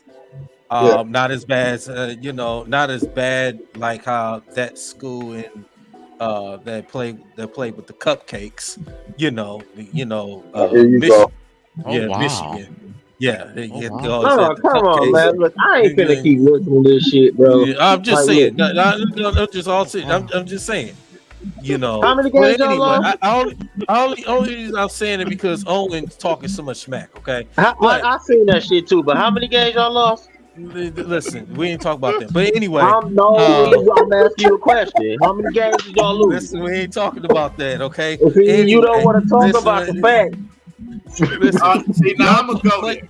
I'm gonna go there. I'm sorry. I'm sorry. I gotta go there. I gotta go there. Play a real. No. I gotta go there. I gotta go there. I just want to be answered. How many games y'all lose? No. I'm about to go there. Uh-oh. I'm so sick and tired of you punk ass Michigan fans talking shit because y'all got these cupcake ass fucking schedules. Talking shit because you ranked second for having a cupcake fucking schedule. I'm sick of y'all. I'm sick of y'all with that shit. Stop. And y'all talk so much shit. Y'all talk more shit than Cowboy fans. Yeah, I went there. Yep, I did. Y'all talk so much shit. Hey, look, I ain't started. Y'all not gonna play Washington. Y'all not gonna play no ranked teams like that. Stop. Y'all play these cupcake ass fucking schedules. Talk about we ain't got no way in having the schedules. That's bullshit. Stop all that shit, man. Y'all are fucking annoying, bro. I'm gonna cuss y'all out in the future video too. Watch. Yeah, I didn't went there, nigga. I didn't went there. Yep, I did. Hey, Bree, that shit won't happen no more after this season. Okay, fellas, y'all can settle that October 25th. Good lord. Yeah, they really haven't played nobody though. I'm waiting for that game. All that shit is finna end. All that cupcake shit, that shit finna end next year. USC, UCLA, Oregon, and Washington is coming to the Big Ten. All that shit finna end next year. All that cupcake shit they be getting 4, 5, 6 games before they play Penn State, before they play us Michigan State, before they play the school of Columbus in Columbus. They always get these cupcakes and they always be ranked number 1, number 2, or number 3 and get away with it. At least Georgia goddamn gonna play a good opponent. At least that school of Columbus play a good opponent. At least Alabama played a good opponent in the beginning in the regular season. What is Michigan? Oh, we play Bowling Green. Oh, we play East Carolina. I'm still putting out a beer in the freezer. We play this. We play this. We play that. Hello, we're Michigan. We're this, and then you turn around when you lose to a team that's better than y'all. Y'all had nothing to say. Y'all come with these damn excuses. Oh, how do y'all lose to TCU? Hey, I don't never make excuses when they lose. Hell no. I'm just saying. I'm not saying you, Dante. I'm not saying you. I'm not saying you. I'm saying about some of these Michigan fans because it's simple fact. Like they get on here and talk so much like Michigan won this, won that. Michigan has not won nothing since 1997 when they shared a national championship. Hold on, DC, I'm gonna give you one. When they lost against, I'm gonna tell you something. When Michigan lost against TCU, yeah, I was pissed off because I'm like, bruh, y'all, but I wasn't pissed at TCU for winning. I was pissed at Michigan for not doing the job they was supposed to walk in that building and do. Now, I'm gonna tell y'all one thing about me. I'm a realist at the end of the day. I'm gonna call it like I see it. I see y'all like same goes for the Lions. Same goes with and to tell you the truth, I went for y'all when y'all who was that y'all smoked to win the national championship? Who the fuck was that y'all smoked? Who was that school y'all beat for the national championship? I can't think of who it was. Was it Stanford? Was it Stanford? Was it Stanford? No, that was what you call Washington it? State. Michigan State beat a school. No, wasn't my? I thought I could have swore it was Stanford. Yeah, man, hold on. I got a question. Now, me being a middle in the pack person here, I support both law brands first. How the fuck did the two Spartan fans forget who they lost in the national championship? What is going on here? That's what I'm saying. I believe it was Stanford. I'm correct. I believe it was Stanford. I believe it was Stanford. Wait a minute. No. I thought y'all was talking about Michigan. I didn't know y'all was talking about State. I was talking about State. I said I rooted for State when they went against Stanford because I was like, fuck that. They bringing the title to Michigan anyway. I'm a root for them. We beat Stanford in the Rose Bowl. It wasn't for the national championship. We played them in the Rose Bowl. One of them. I knew it was one of them. It was a big one. We beat Stanford because Stanford tried to. We stopped them on the 4th and 1, and they was in our territory, and they thought they was going to run up and run the ball down our throat, and they thought they was going to win the game. That was the Rose Bowl, 100 year of the Rose Bowl game, and we won that game. You're right, and I rooted for y'all. Like I said, I'm gonna get to my point. Like I said, I'm just like, man, look, Nomis, you was right about a lot of things when it comes to the Lions. Okay, you was right, but I'm gonna say this: they need to stop. Ben Johnson need to come with better play calling in certain situations. I agree, Yeah. but a lot of people trying to say Dan Campbell. A lot of people be trying to say Dan Campbell the one that got the final say so on the shit. So if Ben Johnson do throw some shit out there, if Dan don't like it, Dan will probably tell that motherfucker something else. Hey, Dante is right. Dante is right. Yeah. Because the head coach says make the final decision of the play calling. So if Ben Ben Johnson calls say, something.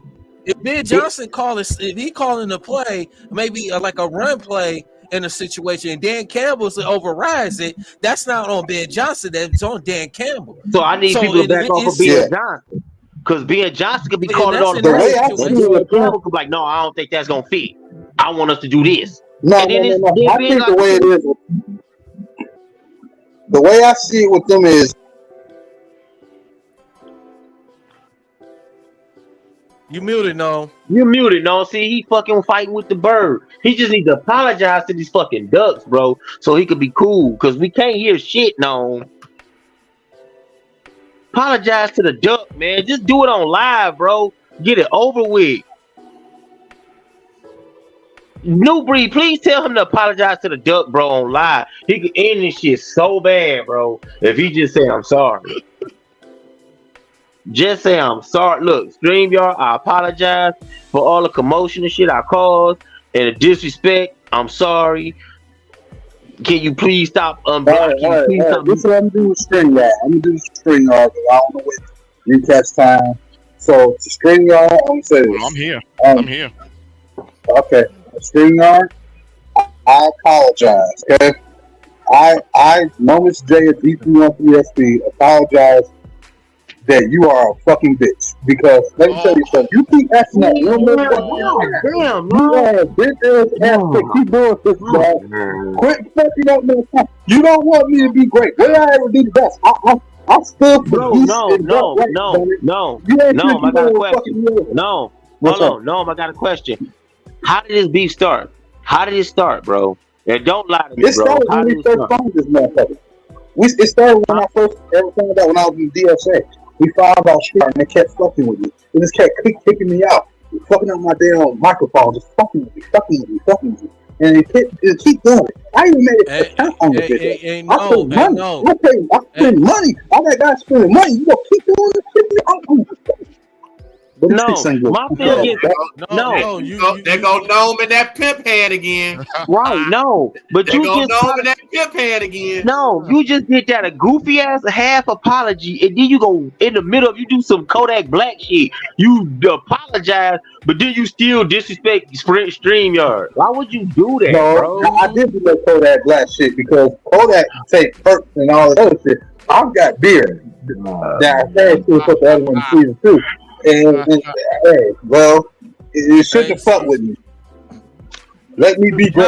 No. Get him down. Get him down. Get him down. Get him down. New breed, you not My playing, streams bro. deserve to have high quality too.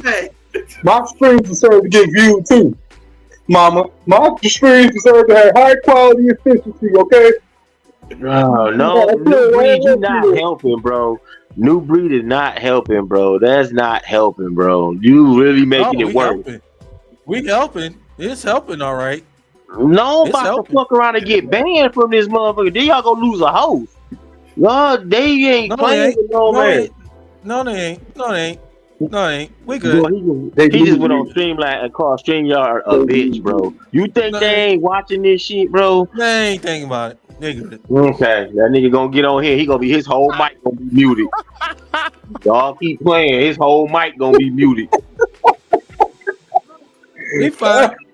Oh my Look, God! look, No, look, what I'm hey, let me saying ask is, y'all a question. I think they all agree on the same things. Let me ask y'all a question. I beef with YouTube, and YouTube they took off 3 of my videos. 3 of my videos. Ever since then, I have apologized to YouTube, and I'm moving on from beefing with. I ain't got no beefing on YouTube. I ain't got no beef with them. I ain't never apologizing to YouTube for what I say. Never. No I fuck say everything. Y'all not helping the case. I'm not gonna help it because hey, they ban me. They ban me. I'm just gonna make another page. Then you gonna be making like 4-5 pages, bro, because they gonna keep banning your ass. Hey, that's just the risk I take, brother. God damn, man. I love these older thugs, man. Y'all funny, man. Hey, so no. Go finish your point, man. Hey, no, wake up. So what I'm saying is, I believe Dan Campbell and Ben Johnson, they all agree. Ooh, CC, now y'all showing y'all ass that Retro gets to see this firsthand what I'm going through the job. But no, what I'm saying is with Ben Johnson and Dan Campbell, he basically agrees with whatever they agree with. Oh my God. Anyway, so if Ben Johnson left to throw the ball in certain situations shouldn't be, it's probably because Dan Campbell wants that. Because what y'all don't realize, Dan Campbell is really big on throwing the football too. He talks about running the ball and being physical, but Dan Campbell has really had a niche for wanting a rhythm made with passing game. He likes to see passes made downfield. He likes to see passes across 20 yards deep. Wasn't he a tight end? Exactly. Yeah. So he was like, fuck all it. So, and that's the thing. He likes an explosion. Just as much as he likes to control the game, he has a part of him that likes to, throw explosive. Like, think about it. We do number 4th down calls when we had to, and a lot of times we hit him more than we miss. There are moments when he misses 4th down calls, but he uses everything he can. So if he wants to throw in certain situations, I disagree with it. He shouldn't be doing it, but that's just as much as him. And the same thing with the defense. When the defense has a bad day, it's not, you can't just turn around and blame Aaron Glenn. You have to blame Dan Campbell too, because when you hear him talk at press conference, hey, we want to contain the quarterback, do this stuff. That's what the defense is trying to do. They're trying to play containment. He's calling the defense the way Dan Campbell wants the defense called. So if you want to blame people, quit blaming like Aaron Glenn and trying to get him fired, or even Ben Johnson. Like, we call Ben Johnson out, but I'm not blaming it on him. I'm just saying his play calling needs to be better. But I'm also saying that Dan Campbell needs to say, hey, we need to do better play callers. You got too much talent in the backfield to be sitting here throwing on unnecessary downs. That's going to hurt Jared Goff. Like, some people still feel wishy on him. So don't put him in a bad position. Never do that with your starting quarterback. That's how I feel Retro where he's coming, where he's like, why not give Gus Edwards the ball, but you design these runs for freaking Lamar? It's the Stafford scenario. You made Stafford throw. All you had to do was provide this man with a run game, let him turn around 20 times and get the ball off, and he would be the most effective quarterback in the league. Instead, Stafford's arm is treated like Lamar's legs. He got to throw all the time, and just because he's really good at it, you build your offense off of it. That's the wrong philosophy. Like I don't like when coaches do that. It's lazy coaching to me. Why not be the more physical team offensively and help your defense out? That's the problem with both our franchises right now. They're not letting the right people get the ball consistently. Well, to add to what you just said, man, and then what you forgot to say too, you got some of these running backs and wide receivers that run wrong routes as well. Yeah. So that's a lot of times when Goff has interceptions, it's guys that's running the wrong routes, like Jahmyr Gibbs and wrong routes. No, it wasn't. No.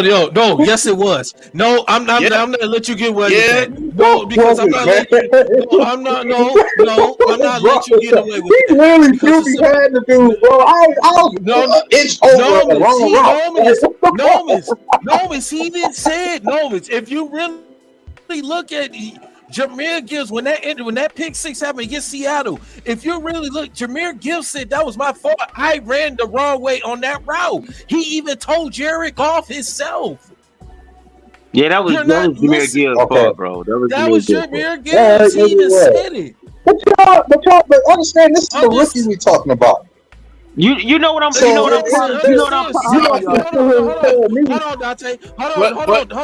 Hold on. Let me see. When quarterbacks throw interceptions, it's not always their fault, okay? It's not always their fault. No. Why are you telling me that? No. I want you to get that in your head and understand, because Nomans, when it comes to Jared Goff, every time if Jared Goff throws when he throws an interception, you want to blame it just on him. Bullshit. No, I'm not. Bullshit. I'm not That's letting you get away with things. I am not letting you get away with things. See, Retro, that's bullshit. That's not true. This is why I have to go this with him when it comes to Jared Goff, because he sit up when it comes to Jared Goff. Jared Goff has a great game. Noman's nitpicks on Jared Goff, and he overthrew this one pass. He had a great game.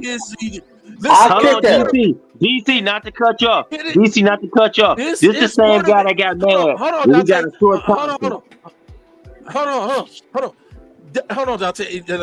When it comes, there's a lot of quarterbacks in the league miss throws with their receivers and running backs. You don't go around and say about Jalen Hurts. You don't go around and say about Joe Burrow. You don't go around saying Patrick Mahomes. You don't go around saying, but they look all say Jared Goff. If he may miss one throw, you go all crazy. So Jared Goff is this, and he's not the Jared Goff, and that he's this and that. Jared Goff, it's like that was big six. DC, hold on.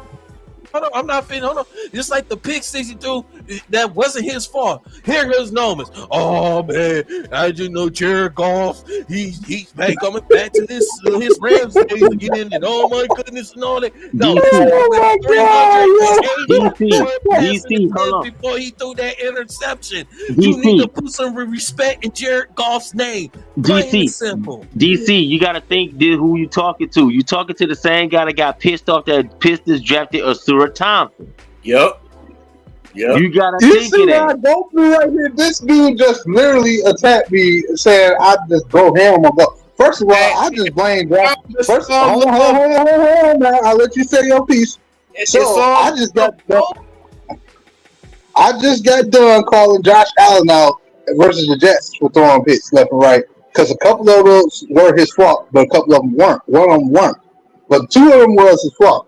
Aaron Rodgers last year to Kirby Joseph, a couple of those weren't his fault because Aiden Hutchinson read him off. The second one to Kirby to me was his fault because he underthrew the ball. I have been very fair with Jared Goff's interception rate. It's been times, and I got live streams before you ever started coming around here. That says it. I said at times, I know Goff threw a pick, but I'm not going to blame that one on him. It was a situation that happened, blah, blah, blah. So don't say I'm just picking at him. The reason why you think I attack him is because I'm real about Jared Goff. I know what he is. he did.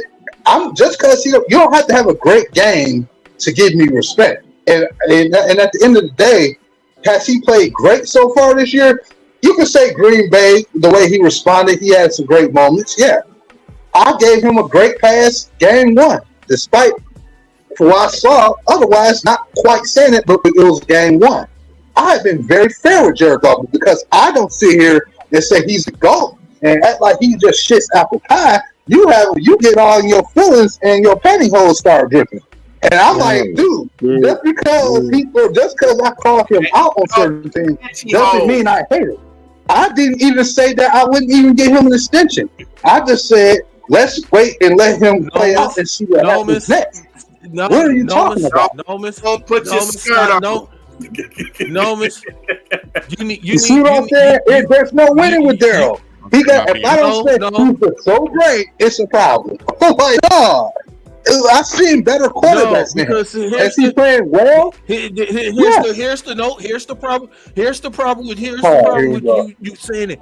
Here's the problem. Because with Jared Goff, when he played well down the stretch, even down the stretch from last season, going on to this season, the problem is you nitpick on a couple of things that other quarterbacks does.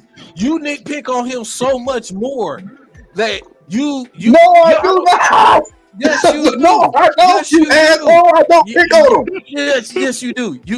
No, I do not. I gave him credit for the damn Jets game. I gave him credit for the Jazz game. I gave him credit for the Minnesota game at home. I gave him credit for the Giants game. I even gave him some respect for the Bears game on the road because how well he played later down the half and how tough he played. I gave him a ton of credit late down the stretch. I gave him this credit. I gave him this credit on the Jets game, and I even blamed Ben Johnson on part of that. I didn't even blame him fully on that. I gave him a C, which was fair. What are you talking about? Because I blamed the coordinator. I said it was hard to judge him in that game. So what are you talking about? They're down the middle with him. I'm not going to pick any quarter. I was hard on Stafford at one point. So you think I'm not going to be hard on him? No. Thank you. Is Jared Goff top 10 quarterback right now? In the NFC, yes, he is. Is he top 10 NFL quarterback right now? I'm talking NFC, AFC right now. Top 10. That depends. It only depends on the variable. If you add in the team wins, if you were saying based off the winning we're doing, then yes. If you're taking wins out of the equation, then it's a low part top 10. You ain't shit, bro. He ain't shit, bro. Regardless what you say, he's top 10 quarterback right now. I'm saying it. He's a top 10 quarterback regardless. But if you add the wins in, he's top 5. If you take the wins away, he's top 10. Retro. No, man. That make you feel better? Have more faith in me. Retro. That's tough. Wow. That's tough. Hey, Retro. Not retro. In Dante, but y'all two. It's not my Hey, Retro. What the fuck you picking me up for? I'm laughing because he get fucking Jared Goff bobblehead senior year. Retro. Yeah. Hey, Retro. Is Jared Goff top 10 quarterback right now? Playing right now, I would say yes. And he's on a 3-1 team, yes. Yeah. There, see? Okay, I'm gonna tell you what I'm proud of Jared Goff for doing these past 2 games. Hold on. I'm proud that Jared Goff seen plays broken up in this bastard ran. That shit made me. I just gave him credit for that. That shit made me so happy. Y'all never defended Matthew Stafford like that. He was a bad situation. I defend Matthew Stafford. You know what? I defend Matthew Stafford because the simple fact is a lot of these Lions fans was talking about Trey Stafford. Stafford ain't not that good of a quarterback with the Detroit Lions. I say Stafford was the best Lions quarterback that we ever had in our franchise history. I don't care what anybody say. Yes, and I'm glad you brought that up. And I'm glad you said that because you know what? All the criticism you claim I get Jared Goff. Dante, don't you remember me saying that Jared Goff by default was like our second best quarterback behind Stafford since the Lane years? I remember. Thank you. So Daryl, Daryl, get off your feelings. I just used to hate when Jared Goff never ran when the plays was broken. But these past 2 games, he showed me a whole different Jared Goff, and I think he's starting to get sensitive. Like, fuck, I should have been doing this shit the whole time. No, we see what the problem with the only Rams. thing I ask from Jared Goff is consistency. That's it. That's everybody has that problem. He's been consistent. He's been consistent. He's been consistent. Next topic. Because I don't know. Daryl just. I guess I'm supposed to get on my knees and just bow to this guy. He's been consistent. I mean, he's been the story of his career. Daryl, hold on. Listen, we need him to just stay consistent. We don't need him to be consistent. We'll see this past the game. The rest of the season. The Panthers, he will be fine. The Carolina Panthers do not have an offensive line. See, we got to understand, too, man. See, we got to understand too. This offense didn't play in the preseason. So the only time they played was during practice and in the regular season. Right. I said that. Right. And so now this is what I'm saying. They're still winning. They're still winning. Why is everybody saying things that all they said? It's because why is everybody saying shit that already said? Because I'm the main one. Not I've been the main one. That's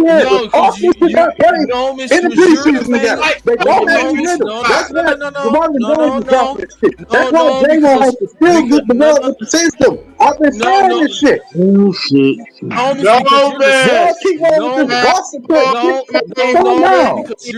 Hey, New Breed, he about to slap the shit out of you and Goff. Hold on, he gonna slap the shit out of you and Goff.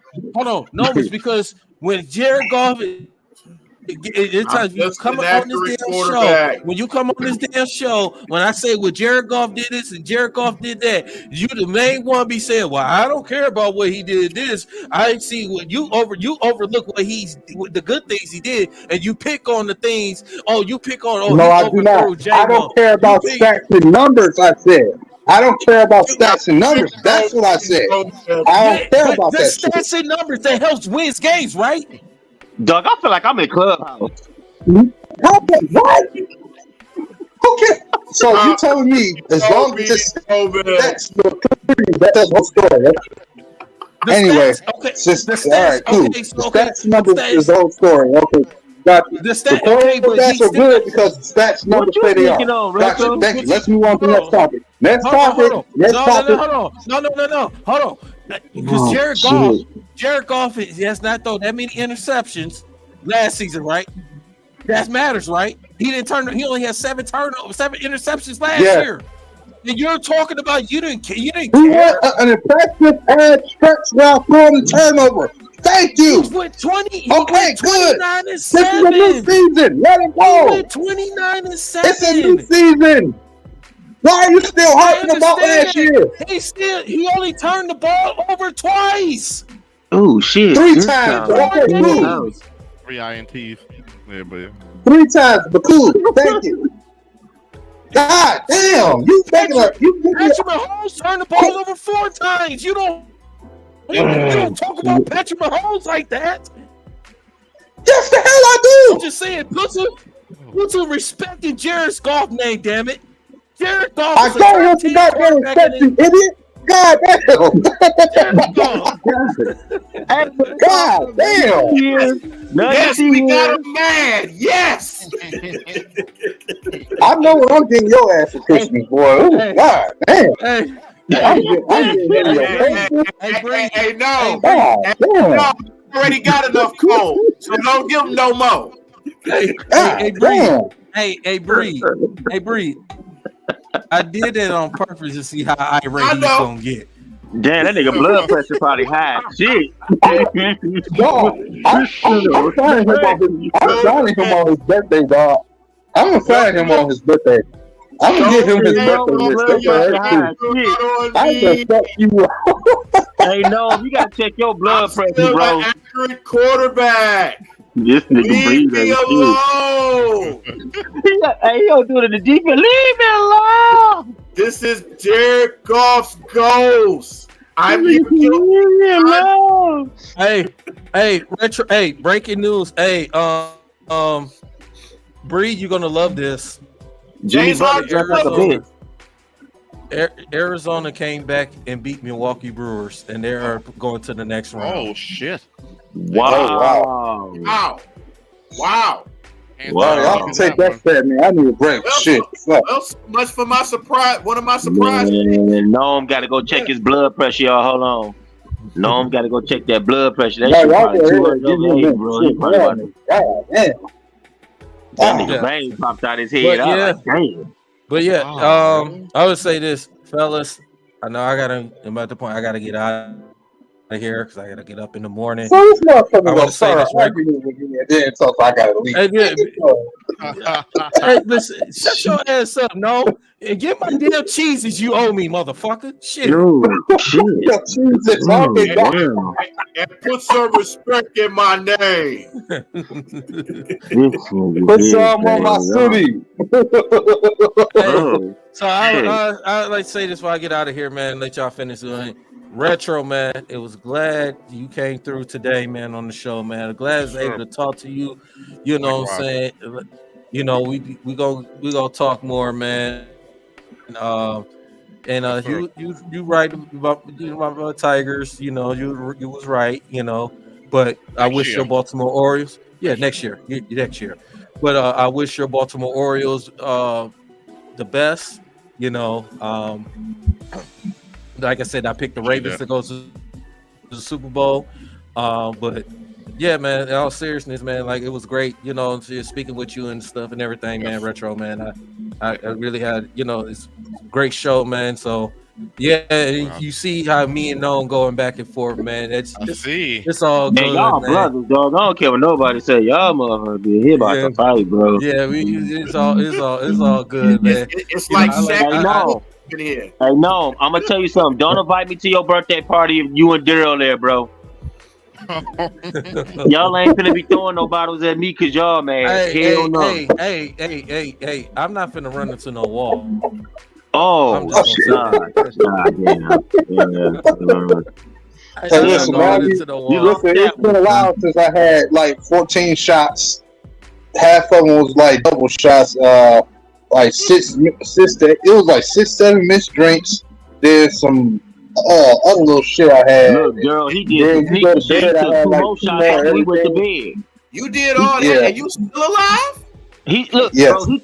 Remember, Blue Bree. Remember the last thing he said? He took 2 more shots before he went to bed. I ain't even know that. I was asleep. That's his guilty conscience. That's Novus J for you. God, yeah, man, fellas. No, you alcoholic, bro. Yeah, I ain't no alcoholic. What did you just drinking on? Lay off those drinks. Yeah, and golf we trust. And golf we trust. But like I said, man, you know, fellas, Dante, Bree, Nomus, Retro, man, fun, great show, man. I gotta get out of here. I gotta get up early, go to work, deal with these damn U of M students again, as usual. All right, brother. All right then. So, all right, brother. DC1, everybody. DC1. Yes, sir. Be easy, man. You too. Be easy, brother. Yeah. Hey, bro. I gotta tell y'all something. So, if you guys so far like what we had to say, despite Daryl's attempt to give me a heart attack and an aneurysm, please like, comment, subscribe to our YouTube page, man, and hit that notification bell with this ghetto ass shit we doing right now. Hey, I got a question for y'all. How do y'all feel about Jimmy Butler dressing like a bitch, bro? That's what we on with this shit, bro. This shit here, bro. What is that about? Hey, I guess, man, look, I guess he got touch funny, bro. Something. I don't know what the fuck. He got touch funny to the motherfucker. Man, he was out there looking like Orlando Jordan in Impact Wrestling, bro. I don't know what the fuck he was out there looking like Andre from Outkast singing, hey, he's finna say, hey, y'all, right then, bro. Look like he was about to spit that shit out. Hey, he was looking like Sweet Lenny on Good Times. You ain't super sick, bro.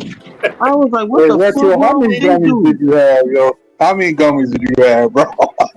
Bro, did he dog? So did you hear what he said after he dressed like that? Talking about me and the Miami Heat we going to the finals and we gonna win a championship. Not the fuck like that, you're not. I don't think you do. Hey Dante, you notice what before he got up there, he said, hold on, I gotta stay in character. He shouldn't have stayed in that shit. You know they already ragging on him on 2K. They tell us to start lineup number 21. He come out with that Andre hairdo. They clowning his ass, bro. That's stupid. Why would he do that, bro? How many gummies, Retro? How many you have, bro? Oh man, he smoked a blunt and I'm drinking right now. I'm all over the place right now. He laugh. That's why he laugh. He like, yeah, y'all clowning. I know he gonna have to drink me around us. Retro, listen. I was looking on Facebook and they showed this shit, but I know how Facebook like to play people, so I had to jump off of Facebook and personally look dog up on the internet. Like I know he ain't just come out here looking like Thelma and Louise and bad enough it happened. I'm like, bro, what the fuck? But no, you know what? Y'all talking about basketball right now. So I had preseason game is actually this weekend. The Pistons and I don't know when the Wizards playing recap. So real quick, man, I know they traded Bradley Beal this offseason to the Phoenix Suns. He was funny. He was funny, bro. He was funny, bro.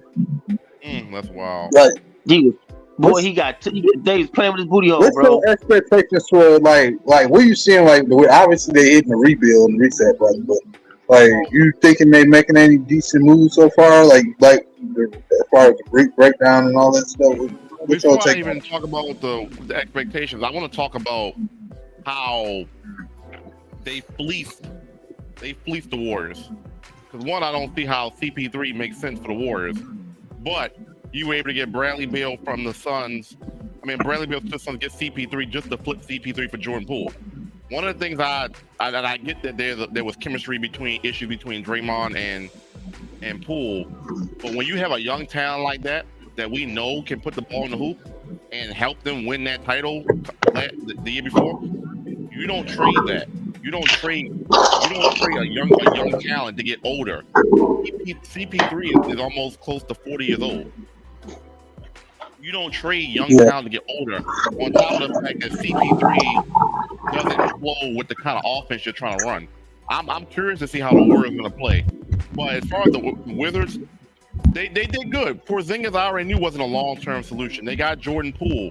They signed Kuzma. I don't realistically expect the Wizards to go far, but I like what they're doing. They finally have an identity of what they're trying to do. I always wondered for like the last 3 years, with Bradley Beal on the team, you guys are going nowhere. It took Russell Westbrook to get to the playoffs. Russell Westbrook was one and done. You didn't do anything. So what was your identity with the Wizards? So at least now they have an identity. You got younger. Kuzma's young. Poole was young. You got some other young talent, Gafford. So at least if you're going to lose games, I'd rather be with the young talent and let them develop. Jordan Poole got championship experience. That's the one thing that no Wizard can say they have championship experience. They may get into a play-in game.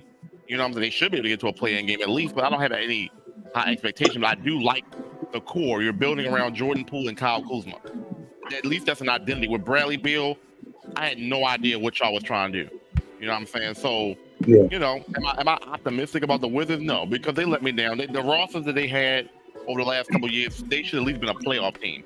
They've done nothing except the 1 year Russell Westbrook was in. It took Westbrook to even get them there with the triple-double and all that. So I don't have no expectations for them. Luckily I'm a fan. I watch a lot of the games other than the Wizards, but I don't have no serious expectation for them. In the East, they should be able to get to a playoff game. I figured that. You know, it's like, because that was weird. I was thinking like, okay, they're probably going to run with CP3 and then try to like put some pieces around there with him and see if he can try to drag them again, like how he did with OKC that time when he was over there when they traded Westbrook out of there. But then when I see him get traded, what do you make of the situation of the Warriors having CP3 there on the bench. Like, how the hell is that gonna work? Well, Like, let me make sure. So they said he's gonna come off the bench. I don't know. He might. Well, No, listen, Retro. Listen, Retro. That's what they said. He coming off the bench because how the fuck you gonna get Stephen Curry all that money to send on the bench for a fucking backup Chris Paul? Nah, bro. No, they already said that he started. They're gonna have Curry be the 2 guard. Who? I'm gonna give you the projected lineup.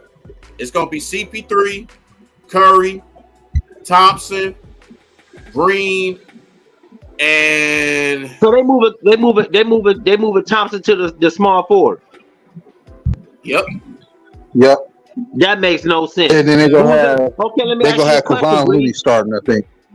Who's their backup guard? Who's their backup guard? They're gonna have Looney on the bench, and they're gonna have Green as the 5, and they're gonna have Andrew Wiggins the 4.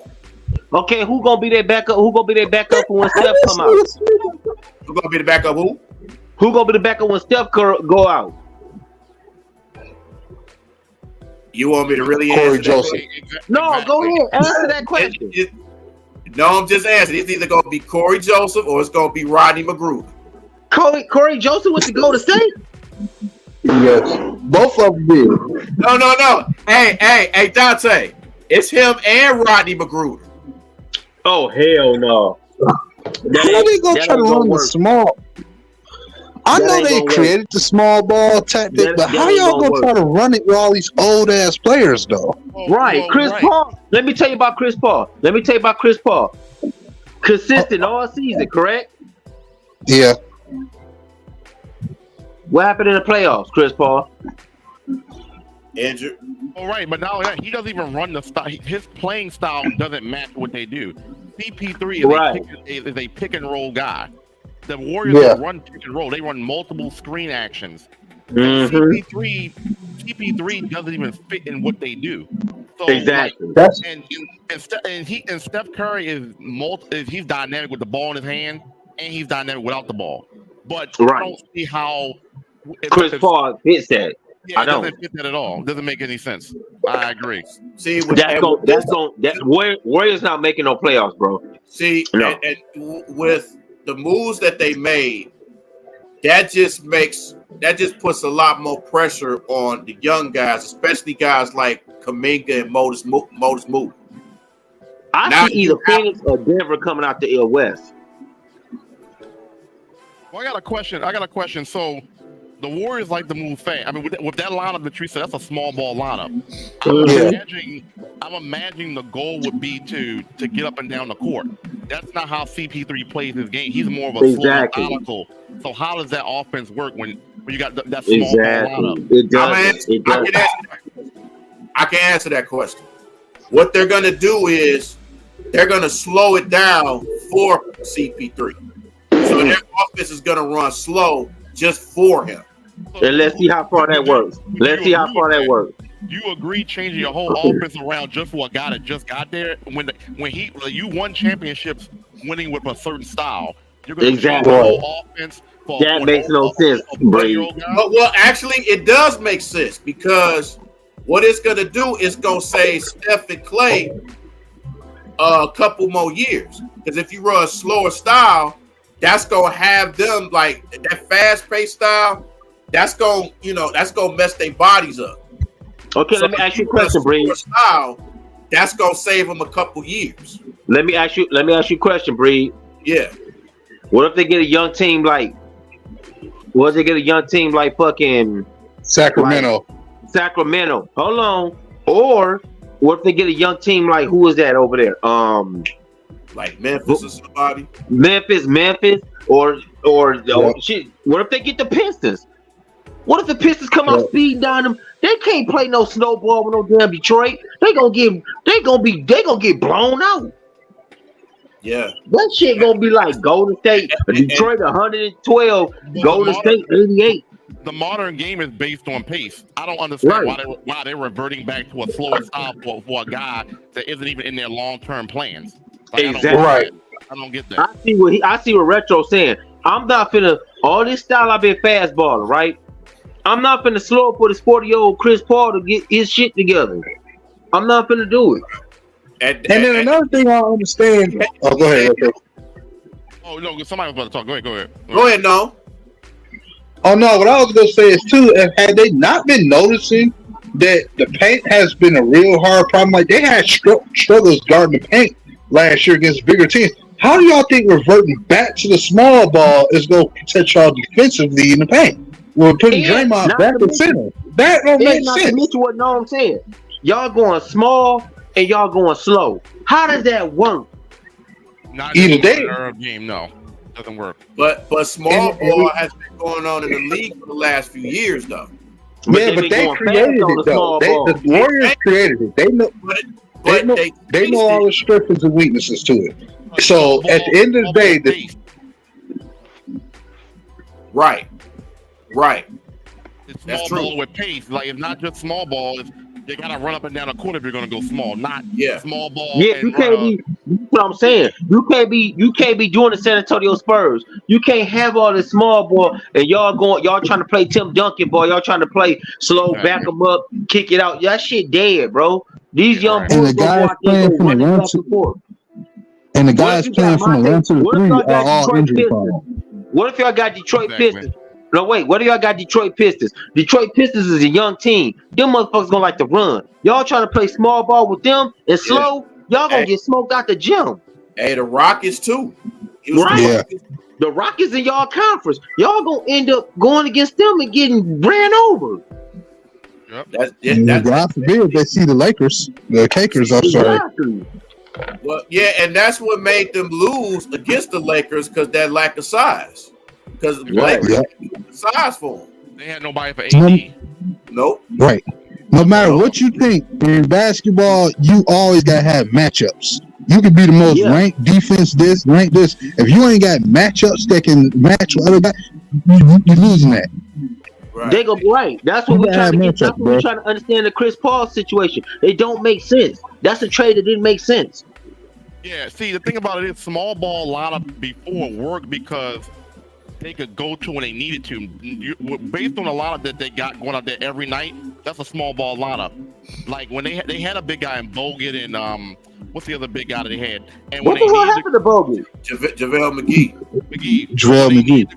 When they need to go small ball, they could. The depth lineup, and that worked. But if your lineup for 82 games a year is a small lineup, that's not going to work for 82 games. It's not. No.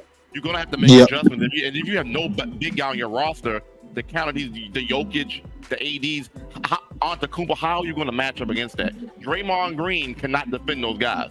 No. Right. And I got to tell you something about AD, dumbass. This bastard went on this page talking about something. He hoping he can get 82 games this year. Bro, you can't even get nobody 50 games. You can't even get nobody 60 games, bro. You're going to be out of here in 10 games. 10 games, you're going to be hurt. And then you're going to be out for the season. Hey, Dante, you got to stay right. We call them street clothes around here.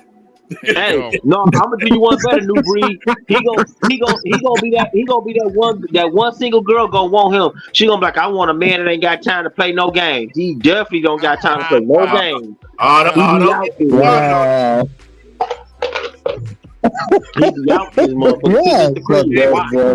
Hey, but Tay, you know they got Anthony Davis ranked 11 out of the top 100. Yeah, that was some bullshit. They all NBA 100 players. He ranked.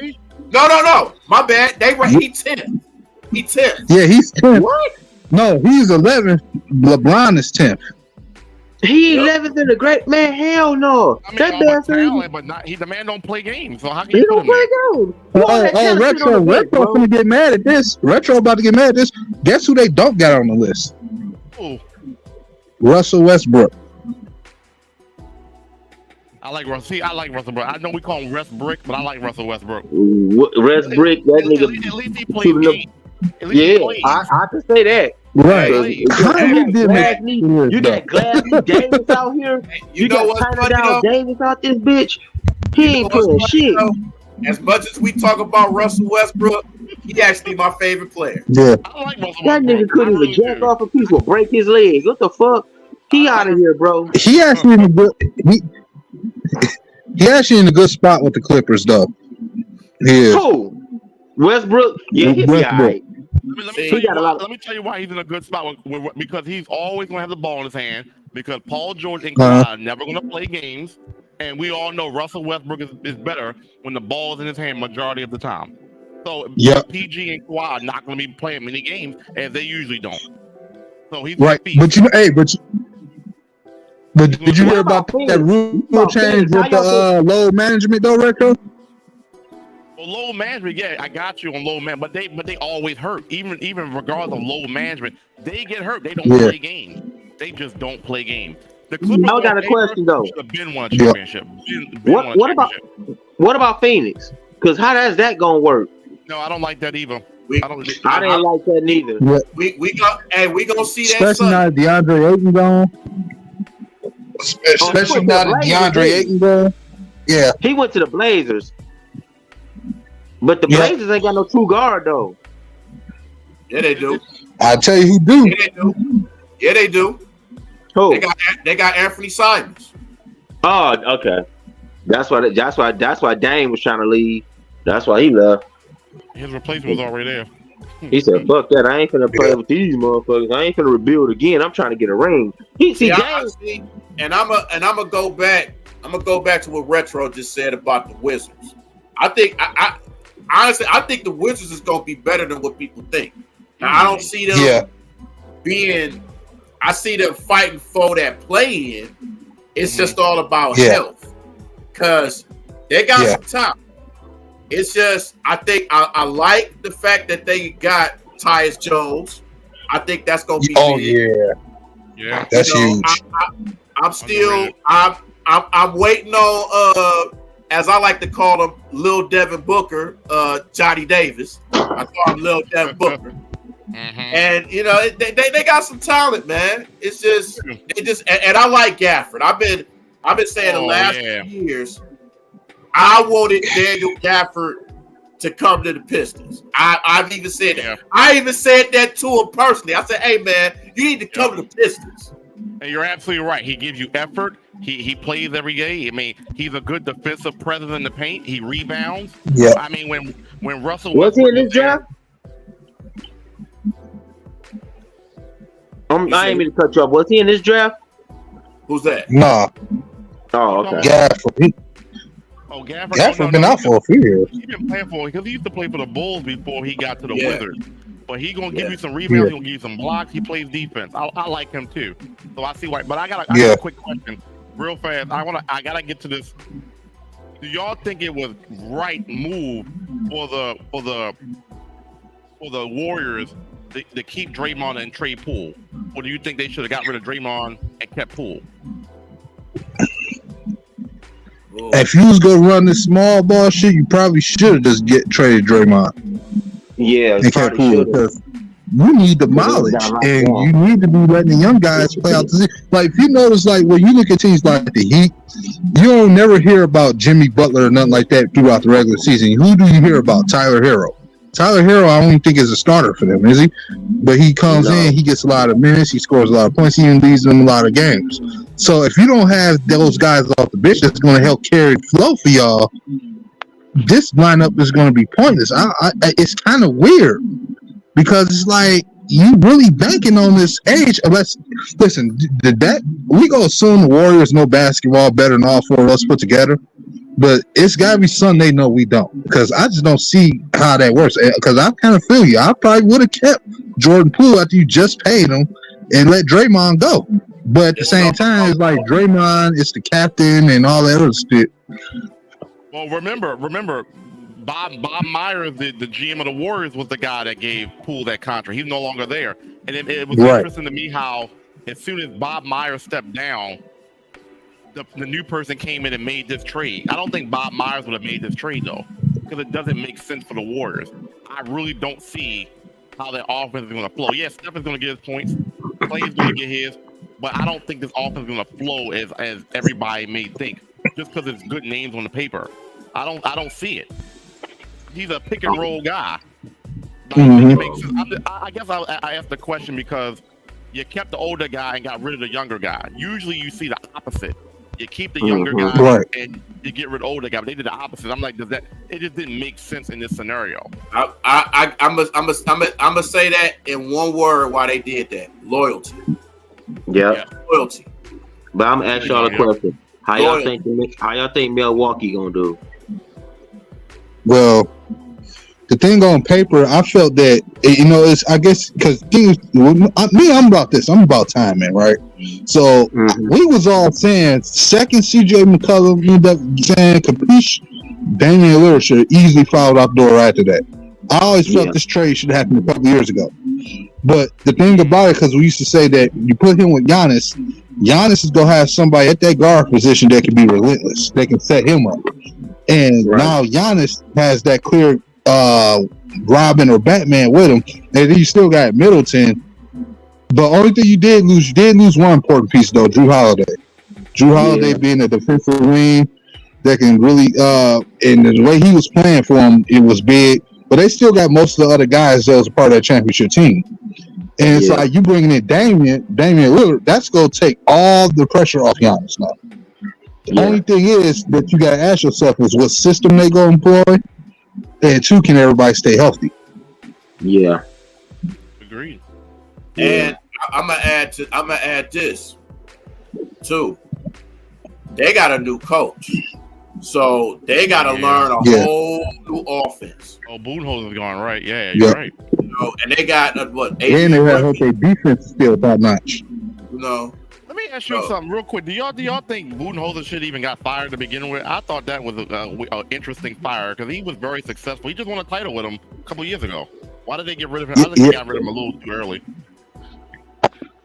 You know what? It's been a lot of questionable fires because you can argue Monty Williams shouldn't have got fired even from Phoenix. I agree. I think the problem is with these teams are everybody's building like when everybody's making mistakes coaching, right? So it seems like because you haven't reached that same success that you had when you won the chip, you gotta get rolled out. But you gotta ask yourself this with Phoenix. Y'all boy Chris Paul has not been showing up for y'all. And then y'all banked a lot on him. Devin Booker dropping 40, he dropping 2 in the first half. And you firing the head coach who still got a lot of young guys behind those dudes. Instead of letting him take his time and let him grow, like how Brad Stevens got times with the Celtics to let that young roster grow when he had those young guys over there. Behind Kyrie and you had Jason Tatum, they all firing these guys and firing. And then when you look at Budenholzer, you're doing the same thing. Like you just got the guy to get to a championship, and then you fire him because y'all had some problems coaching wise when y'all had injuries. He got you through it. So it's like these franchises, right? And these franchises are rushing shit because they're not achieving the same success. Understand, not everybody's going to have the same success that LeBron James and Kobe had where you're in the finals every year, especially if you're coming out in the East. If you got a team that's injury prone and then y'all had some moments that go bad in coaching, that's not a rule to say, oh, well, let's just get rid of him and bring somebody new, especially if you won one with him already. That means you don't have faith in yourself as a franchise. How do you come to fire the head coach that won one for you? I can understand if he's been there like Doc Rivers, you've been there 5-6 years and he won none but some playoff games. Okay, cool. But you telling me you fire a guy who wins you a NBA championship because he's failed to get back there in the next 2 years, he's got to go? When clearly you maybe need to find out what's the issue with the roster and what's going on scheme-wise first and fix the problem. That's these franchises are not making good decisions anymore. You didn't see this back in the day. Bingo. The stuff we see now at the NBA, we ain't seen this back in the day. I agree. I mean, I feel like Monty Williams, you took a team to the finals, you blew the lead, yes you did, but you got superstars on your team, and now you want to get rid of them. You know what I'm saying? Give the man. I wanted to give him one more shot at it with Bradley Beal, KD, and Booker. Now, granted, I don't think the fit matches because I feel like like the point, like Beal and Booker both need the ball in their hand. KD is the only player in that lineup that doesn't need the ball to be productive. Beal is a volume shooter. Right. Booker is a volume shooter. You know what I'm saying? Like you didn't win last year because you don't have no point guard. And that's really what it is. CP3 always got hurt. I thought the Suns were pretty good. CP3, just when it matters most, CP3 is not available. That's the problem. Yep. You got Bradley Beal, and it looks good on paper, but the reason why Bradley Beal numbers look good with the Wizards is because he was the primary option. He's no longer that. Right. So how is Bradley Beal going to fit now when he's not that primary option? And that's why they got rid of him, because Kuzma is getting ready to take over the team.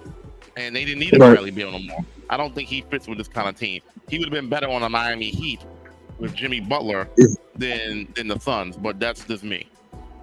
Yeah, right. I feel because I'm about to go to bed, y'all. So I'm gonna holler at y'all. All right, man. All right, all right. Be easy. Right. Yeah, and that's what I'm saying. Like I said that too. Like, he should have been like on Miami or somebody, because, and then too, the Suns, y'all at 8-0 now. So who's gonna be the center over there? Is he gonna be as good as Aiden or not?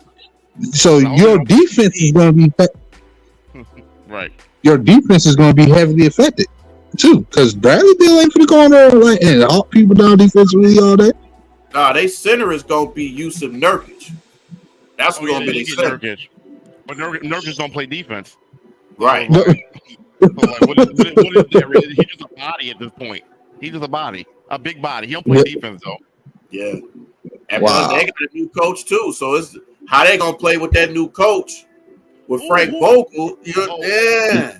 Vogel, the coach of the Suns? Yes, sir. Yeah. Oh wow. Yes, sir. And the thing is, he had good defense with the Lakers, but the difference is the Lakers had bodies that could play defense over there. When he built that defense, who you got playing defense over here in Phoenix? Bradley Beal don't play defense, and KD don't play defense. Well, he plays better defense now, but not like you would want. And Devin Booker, no. So you're right. Who's playing defense? DeAndre Ayton is gone. Oh my God! This is what happens when you run. They got no DeAndre Ayton. They got no campaign. And you know KD only played 40 games a year. Yeah, they got Grayson Allen, but yeah, right. That's only gonna do you so much. Like, come on. So, bro, this NBA season is gonna be real interesting. Everybody is trying to make the roster look good on paper, but I'm big on chemistry. And does it? Yes. Bradley Beal, KD, and Booker, it looks good on paper, but on the court, it doesn't make sense. And I've seen a lot of Bradley Beal. I know, and that's why when he's at his game, he's the primary option. He's not going to be that on his team. So how good is he really going to be? You know what I'm saying? Right. 30 points a game look good when you're the primary option. You're not going to get 30 points a game with this kind of team. So yeah. And that's why we could. And he had time off last year with COVID and injuries as well. So you got to put that out there too. Yep. Bingo. And that's why we think the Wizards might be better than what you said, because you said the word chemistry. That's a young team that's about to get a chance to now play as a whole. You don't have Bradley Beal as the main option where everything got to go flow through him. Now Jordan Poole gets to slash and do his thing. Tyus Jones gets to, come and set people up as a point guard. And then you got Gafford. And then you got a big wing that can shoot like Kuzma and some other guys there. So it's like now it's going to create opportunity for those guys that we haven't seen from the Wizards or the Pistons if you over here with us as well to, come out and have they come out parties and whatnot, and who's going to be the next man up, because that's where it is. Like, people got to understand that. There's a lot of teams that Wizards should be able to come out early in the season and make some noise against. I'm not saying like they're going, top 3 seed or something, but like they could be easily in, like we said, to play in. That's what both our franchises are right now looking towards, to play in. I can see the Pistons. So let me ask you both something. What do y'all think about it? What do y'all think of what are y'all thoughts about the in-season tournament? I'm gonna let Noam tackle that one first. Yeah, I'm still trying to figure out how it's gonna work. like it's something new. I'm still trying to see how it's gonna work because it sounds like it's gonna have something to do with the play-in. I'm assuming, right? So it's gonna be determined and designed who gonna be allowed to play in the play-in. Well, no, it's just it's the in-season tournament is basically just the in-season tournament itself. It's just a tournament to where all the teams in a division, then they get into a tournament, and then I guess the top teams or whatever, they gotta go against each other, I guess in December or something like that, and then they got an individual championship for that in-season tournament. I feel like that's doing too much. I think it's just too much. I felt like, I'm gonna be honest with you, I felt like the play-in was too much. I get you're rewarding teams that suck. You're talking about the 11th and 12th seed or whatever it was, 13th seed. These teams don't belong nowhere near playoff. So like, let's stop rewarding teams who did shit all year. Just give it to your 8 teams and keep it moving. I feel like, and LeBron James was the one that vouched for this in COVID year. You know what I'm saying? I mean, cool. It was cool for COVID year because COVID year was COVID year. It was a lot of weird stuff going on, but that wasn't something to be implemented. And then this in-season tournament, it's a lot of extra shit that doesn't need to be there. Let's keep it simple. We all know. Besides the outline of Miami, 8 seed, 7 seed don't get to the NBA Finals anyway. So we already know your top 4 seeds, the 5 seeds are probably going to be the most likely team in the finals anyway.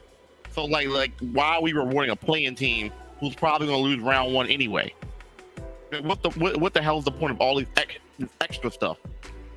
Like, maybe I'm just old school with it. I prefer 1 through 8, bingo. Let's play it like that. All this extra shit.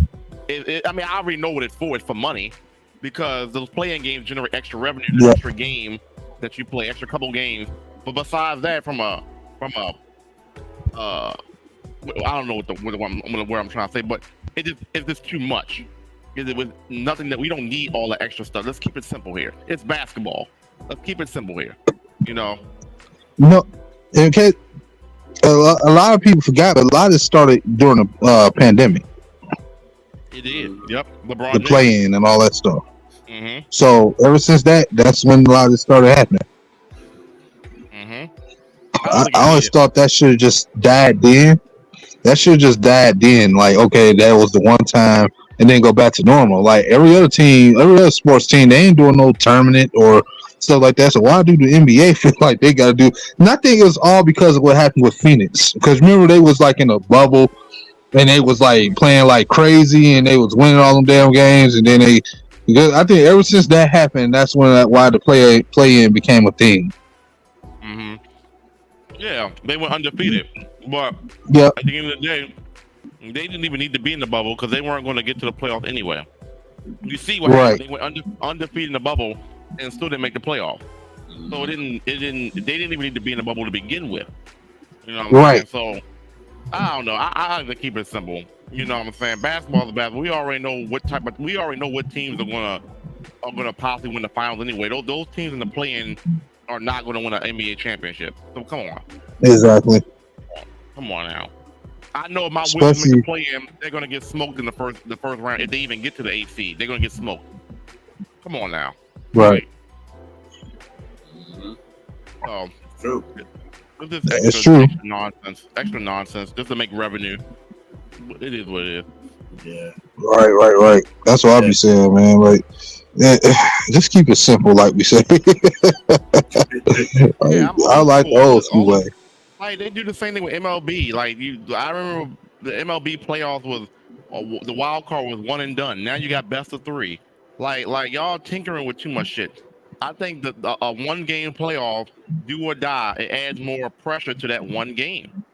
Now you make it best of 3. Like I don't know. I don't like when they tinker with stuff that don't need to be tinkered with. I don't know. You're right.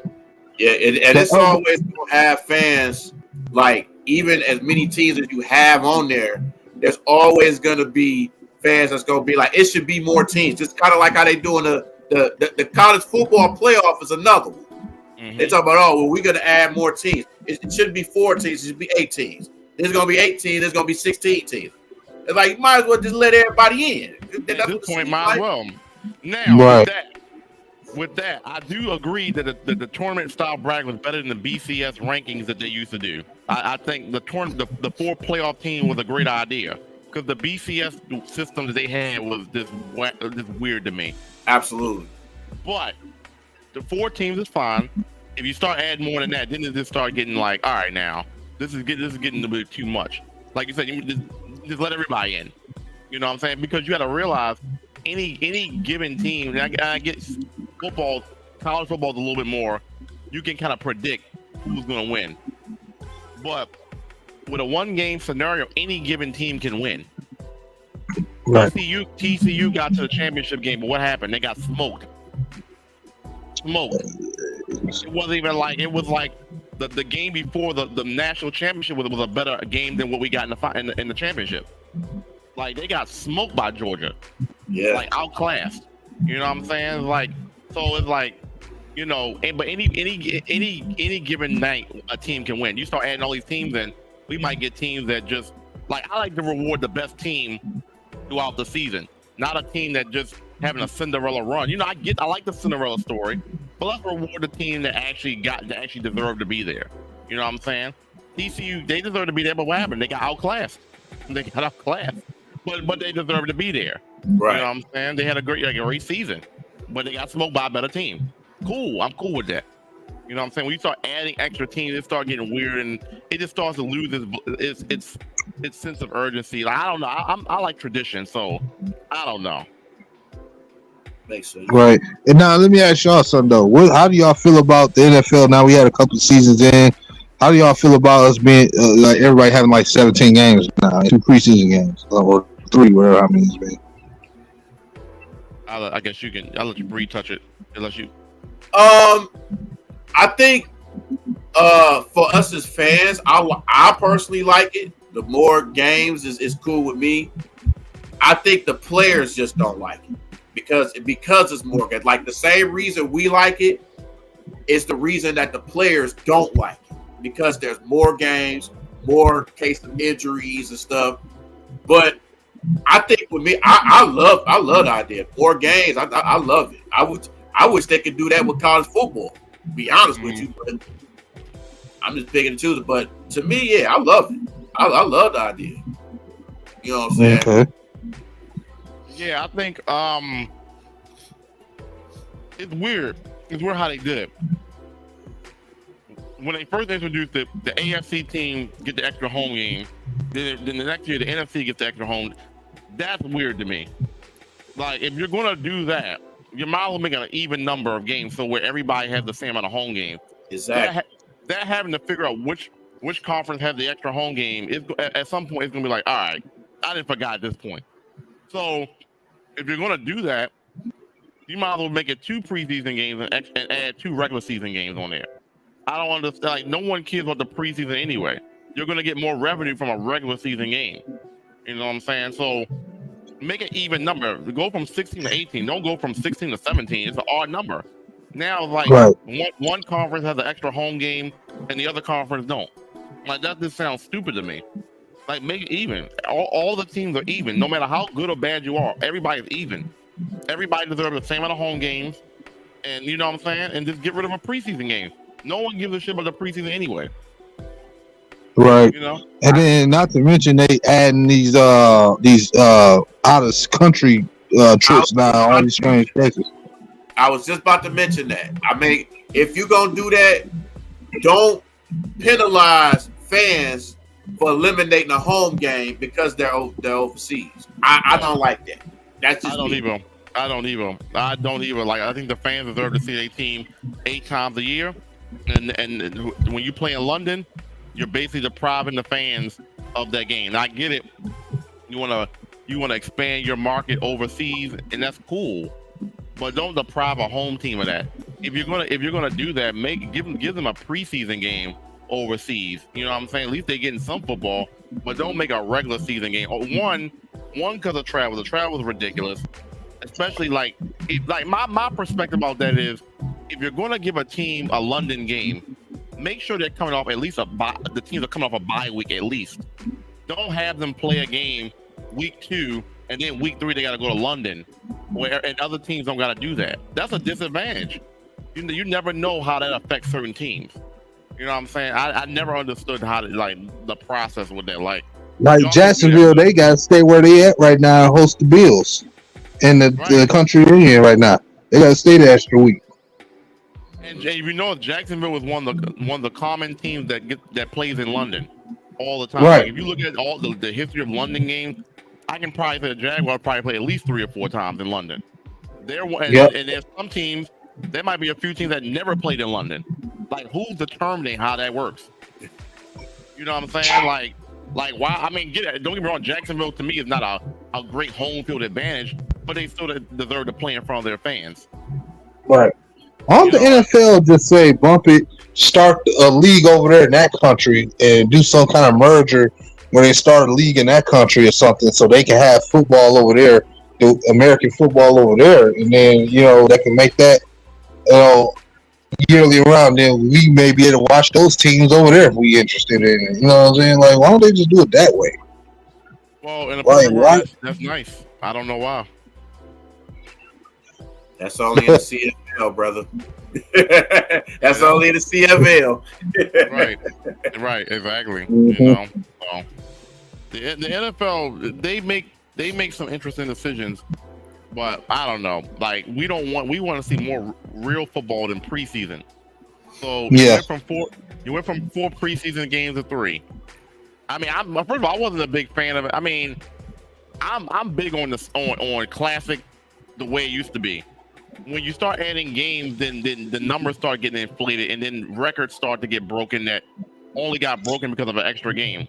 Passing yards. Right. In a normal season, Drew Brees may have 5,000, 4,000 yards. With an extra game, somebody may be able to pass that, but that's because they had an extra game. I think numbers start looking a little skewed because of extra games, and I'm not a big fan of that. Right. And not to mention the fact that when you look at this situation, that they did the most stupidest thing during the preseason. Like, they literally sitting here flexing preseason games for national TV. Like, who the fuck cares about watching a preseason game on Sunday Night Football? They was flexing games? Really? I didn't even know that. They was doing that? Wow. They was flexing preseason games, bro. Like, national time on Saturday, national team. I'm like, what? That's crazy. That's crazy. I didn't know it was a preseason game. Like, no one. I mean, yeah, you give a shit to an extent, but no one gives, like, a national audience doesn't give a shit that the Bears are playing the Bills on a flex game. Like, do the numbers count? No, they don't. So I don't give a shit. I don't give a shit about players. I mean, and on top of that, the starters aren't even playing. So who gives a shit if flexing games? If I'm like the start nowadays, because of how injuries are, the starters aren't even playing. And they're playing one series and they're out. So I don't give a shit about you flexing a game to get the attention on these big name teams, and their stars aren't even playing a game. Who gives a shit? Right. Who gives a shit? Like, save that for the regular season where it matters the most. Then I'll start caring. Preseason, I don't care. Like, yeah, don't get me wrong. Preseason, I'm excited because football is back. You're talking about from February to August with no football. I mean, February to July, no football. So I am happy that football is back after all those months, but I don't care about you flexing a game. Half the time, after like the first quarter, I mean, at the halftime, I'm not even watching the rest of the game anyway. I might catch the highlights, but I'm not watching the full game anyway. So it doesn't even matter. You know, so I don't know. Right. Yeah, that's these national sports, man. We got to talk about hockey a second, too, because with this point shit, like, you got to have, like, a lot of points now to make the wild card. I'm like, what is this? Okay, hold on. I follow hockey a little bit. What did they do? Bree, tell him. I think he's muted. Is he muted? You muted, Bree. Back up from the camera, Bree. I didn't hear what you said. What did you? No, I said tell him about the point system in hockey where you gotta have like a lot of points to make the playoffs or whatever shit that they were doing.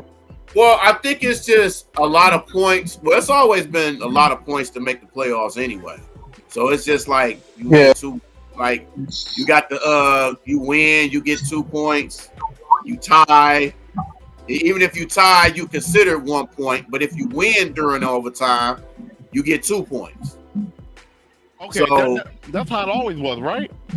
Well, no, they just changed. They changed the overtime because normally with an overtime, if it's if they just added if you win it, you just get more points. You just get that extra point at 1 point. So I know it's confusing. Okay, hold on. I know I'm a little tipsy, a little high. No, that's cool. Okay, so I watch a little bit of hockey. So from my understanding, if 2 teams go to overtime, both teams get a point. The winning team gets an extra point. Yes, sir. So what's different from that now? It's just that whoever they just rewarded. They're pretty much just rewarding the winning team with an extra point. So they get 3 points? No, it's still 2 points. But it's not an extra point. It's just instead of just getting that 1 point, you just get the 2 points. Okay, if all you right. win. I know. I know. And, then they got the wild card too, where it's like I think they got like 2 or 3 wild card teams, maybe more. It's kind of like baseball a little bit. They with thinking the wild with too much shit now. They doing too much. Yeah. I'm gonna sip my beer and keep moving. Then they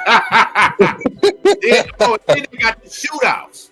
So if it's right, they got the shootout, the extra win and stuff. Now it's crazy. Now I went to a Red Wings game in the preseason. What they do is even if the game is over, they still do a shootout for both teams in the preseason.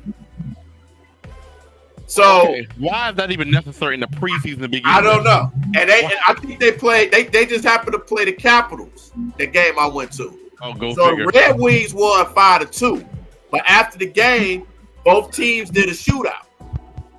What was the wait? Hold up. The Capitals only had 2 goals and they still went to a shootout. What is the point of that? I don't. They just do it after the game, I guess, for fun or something. I don't understand. What? Okay. Yeah. All right. That's normal.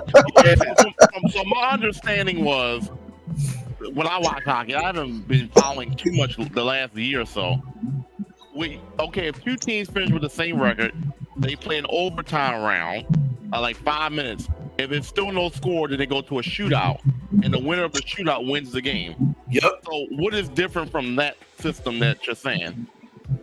Well, it's just that I think it's pretty much the same as that. It's pretty much the same as that. Okay. Yeah. Okay. All right, cool. Because I'm too drunk to figure out anything right now. None of this shit's making sense. I'm like, please, it's hockey. Please, a lot of fans don't understand hockey as it is. Please don't make this any more complicated than it needs to be. You know what I'm saying? Luckily, I watch a lot of sports. I know a little hockey because the Capitals are usually pretty good.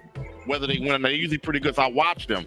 But please don't make the average fan that barely knows about the game even more difficult to understand the game. So as long as they ain't doing it, I'm cool. But I always thought it was weird how you reward a team with a point for going into overtime. Like my thing is, let's make it black and white, clear cut. Either you win the game or you lose. It used to be a lot of times where we would go, the Capitals would go into overtime, they lose, but you still get satisfied because you got a point. Why the fuck is that? Like you lost the game. So a lot of teams would clinch playoffs because they would get that point even though they lost the game. I don't like that. It's either you win or you lose. Don't reward somebody for going into overtime. I think that concept is stupid, but that's just me. I never liked that concept. That's just like it's a rule in the G League. I think it's funny. So they go into overtime and they got a target score. So the target score is basically if they tie it up. Let's say the target score is like they'll have like whoever scored the next 7-8 points, they win the game. So if it's like 100, no, for real. Let's say they go into overtime and it's 100 to 100. The target score can be 107 or 108. Whoever scores that, they win the game. Oh, so it's like 21. You can say that, yeah. So wait, so there's no time limit? It's no time limit. Oh wow. So you telling me if niggas are just bricking shots over and over and over again, you just keep playing until somebody get that score? Yep, yes sir. That is absolutely crazy. Absolutely crazy. Yeah. You gotta think about it. When you get to that overtime point, niggas done played 48 minutes of basketball. The shot might not be hitting no more. So niggas, it's a potential for niggas be bricking shots over and over again. And because you got a score to meet to, that game could go on potentially for a while. If everybody gets cold, that game could be cold. That's crazy. That's wild. I didn't even know that because I don't follow G League, but that's wild. That's crazy. Yeah. I go to the G League game, so when I seen they did that, and I was like, wait, what? Yeah. A target? That don't make sense. They need to get rid of that. That don't make sense. So I gotta say something real funny real quick. So when we're watching Retro on Twitch, at times when stuff like this is happening, he proceeds to play something that has been stable on his channel for like years now, where you hear the song "Wipe Me Down." We done had like since before Daryl left the damn chat, we done had damn 30 "Wipe Me Down" moments. Well, I didn't realize it. But because YouTube. Oh, there you go. There you go. There you go. There you go. Wipe me down. I had to get that. Well, first of all, let me tell you something right now. I learned a lot about this podcast. I didn't know y'all get down like that. See, when I pop in here, I be seeing y'all chat and I be engaged. I ain't never seen what I witnessed tonight. Y'all was going at it. I said, what is that? I'm up here drinking my beer. I'm like, is this real right now? They are literally going at Jared Goff.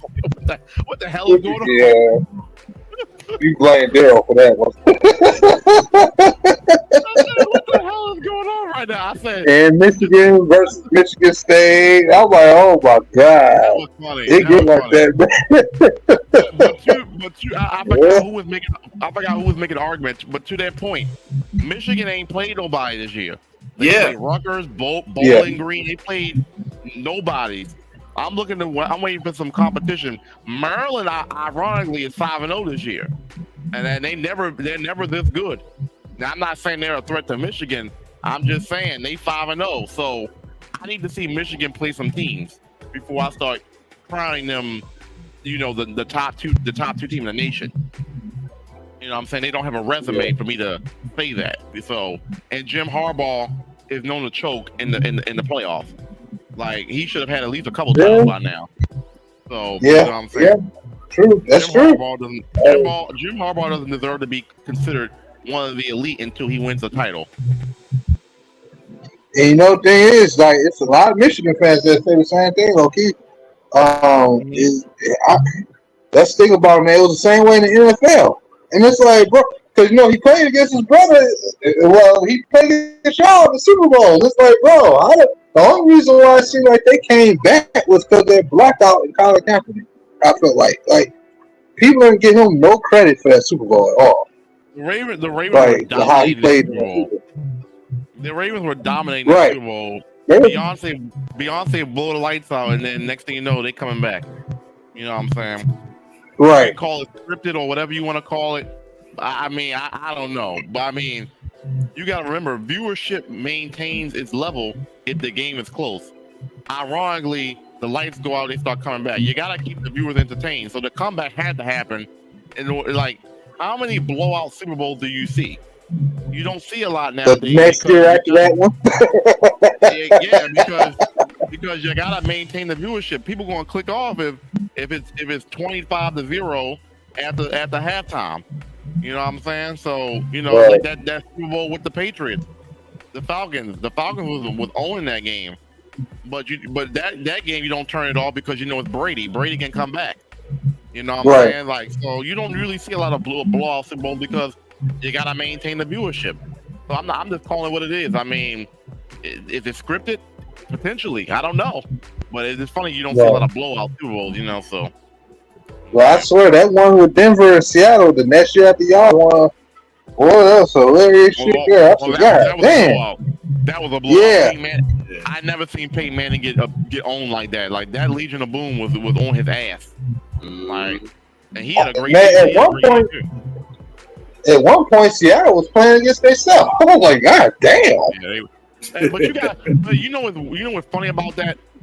Peyton Manning got destroyed in that Super Bowl, but that was the year he had 50 touchdowns. The following year, he was average at best and won because of that defense. It's crazy. It's crazy. Yep. How that works, so.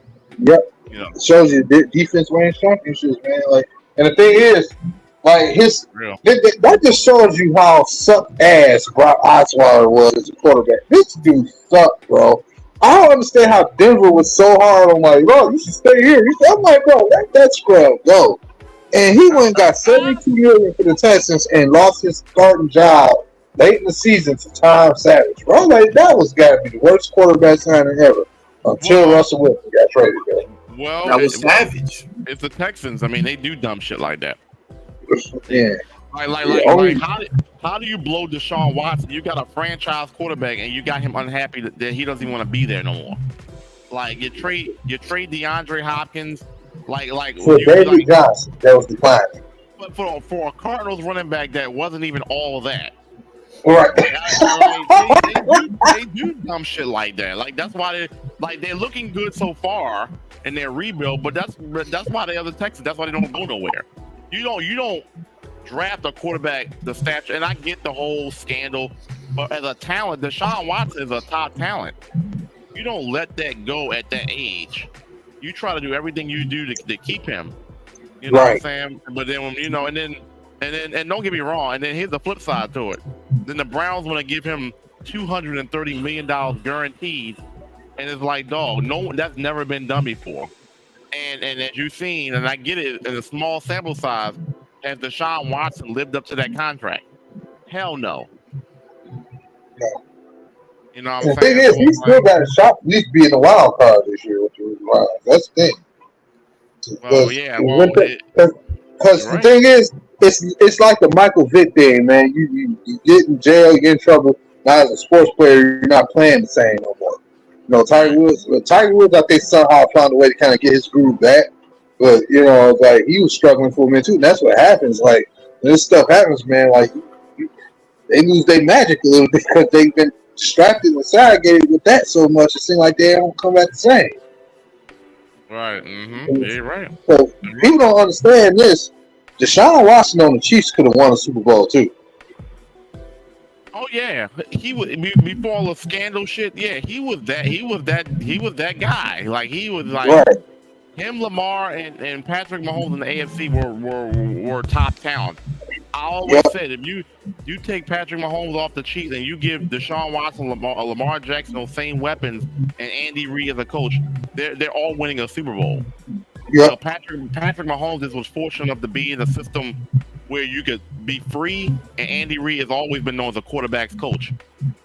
Yep, he's a quarterback guru, man. He did it with several quarterbacks of the Eagles, and not to mention, it was only two coaches that was hard nosed looking at it. It was Andy Reid and one with Denver now, Sean Payton. So that right there, quarterback. Yeah, I agree. Man, but you see what Sean Payton is doing, Russell Wilson. That combo has not worked so far. No. You know what I'm saying? Is that Russell Wilson fault? That Sean Payton? Russell Wilson has had 3 coaches in the last 3 years. He's had Pete Carroll. He's had Nathaniel Hackett, and he's had Sean Payton. And his last 3 seasons, he hasn't looked like. He had a good year in 2019. He hasn't looked that good since then. So at this point, the true part about it is that people understand the way Russell Wilson plays. Yeah, he can throw the ball, but his best days of winning football was when they were playing the same way Seattle was playing now with Geno. You know what I'm saying? Yeah, Geno got receivers over there, but what's the still the Brown taking their work?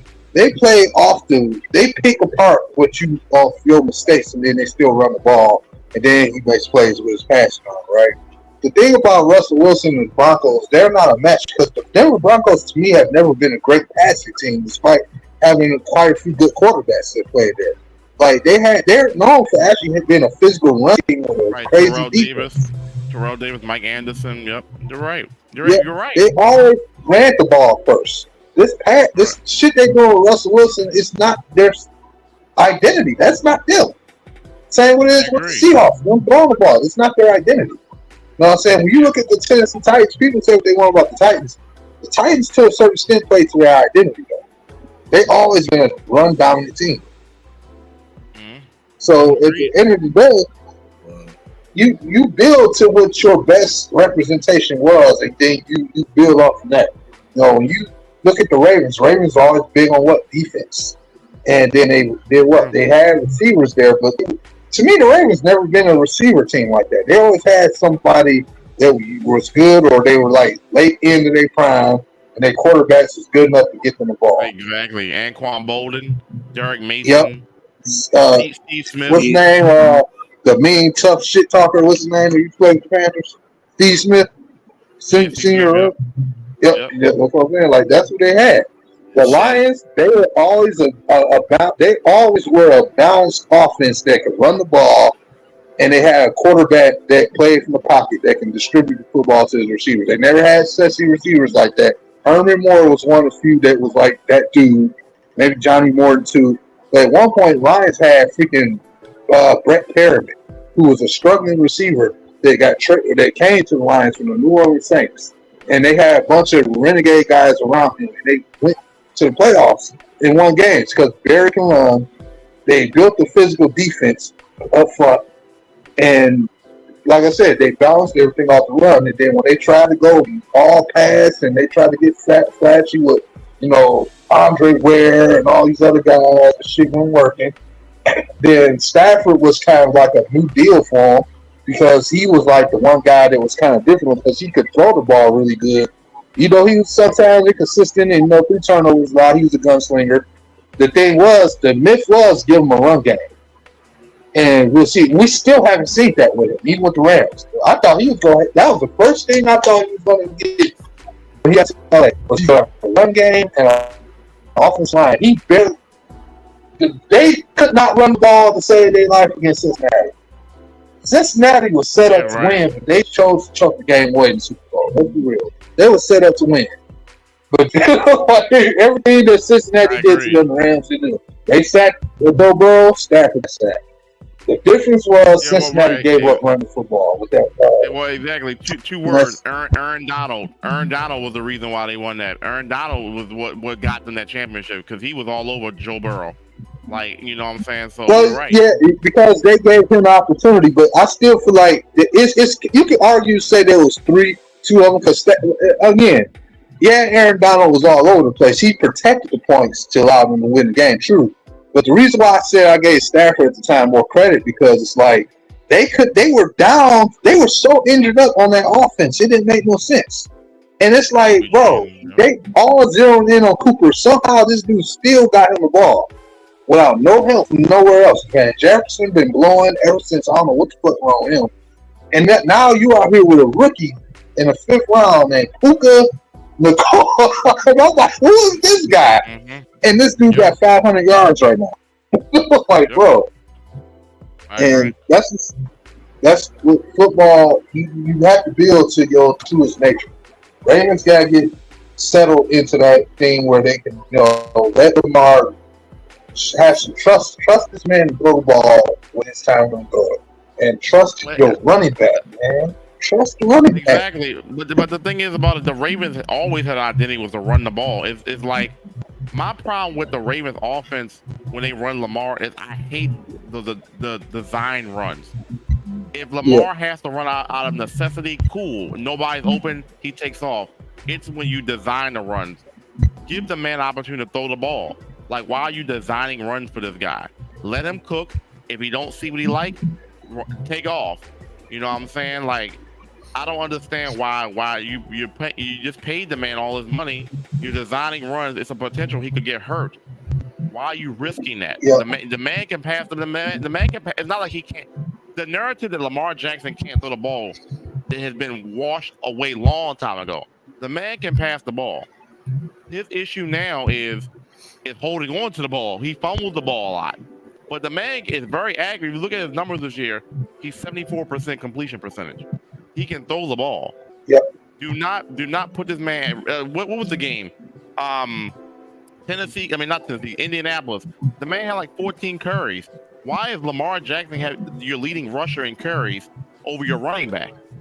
When you have a serviceable running back in Gus Edwards, that can, like when J.K. Dobbins got hurt, I was not mad. I mean, I was mad for him, but I wasn't mad for the offense. I'm like, okay, Gus can handle the load. And then it's like your quarterback still gets more carries than the running back. Make that make sense. A lot of people was complaining about Greg Roman being the reason why it's the case. Well, Todd Monken's doing the same thing. So it's like, what the fuck? So it's like, but I will agree with you. Identity is big. Those Lions years that you're talking about with Stafford, I seen times with Matthew Stafford throwing 50, 60 times a game. Like I was always weird the Lions running game at.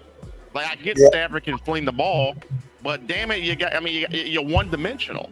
No one gives a shit about your running game because you're not even trying to run the ball your damn self. So yes, the Lions had offensive talent with Calvin Johnson, Mike Williams. Yes, they did. But when you knew they're going to pass the ball every single down, you don't even respect the run.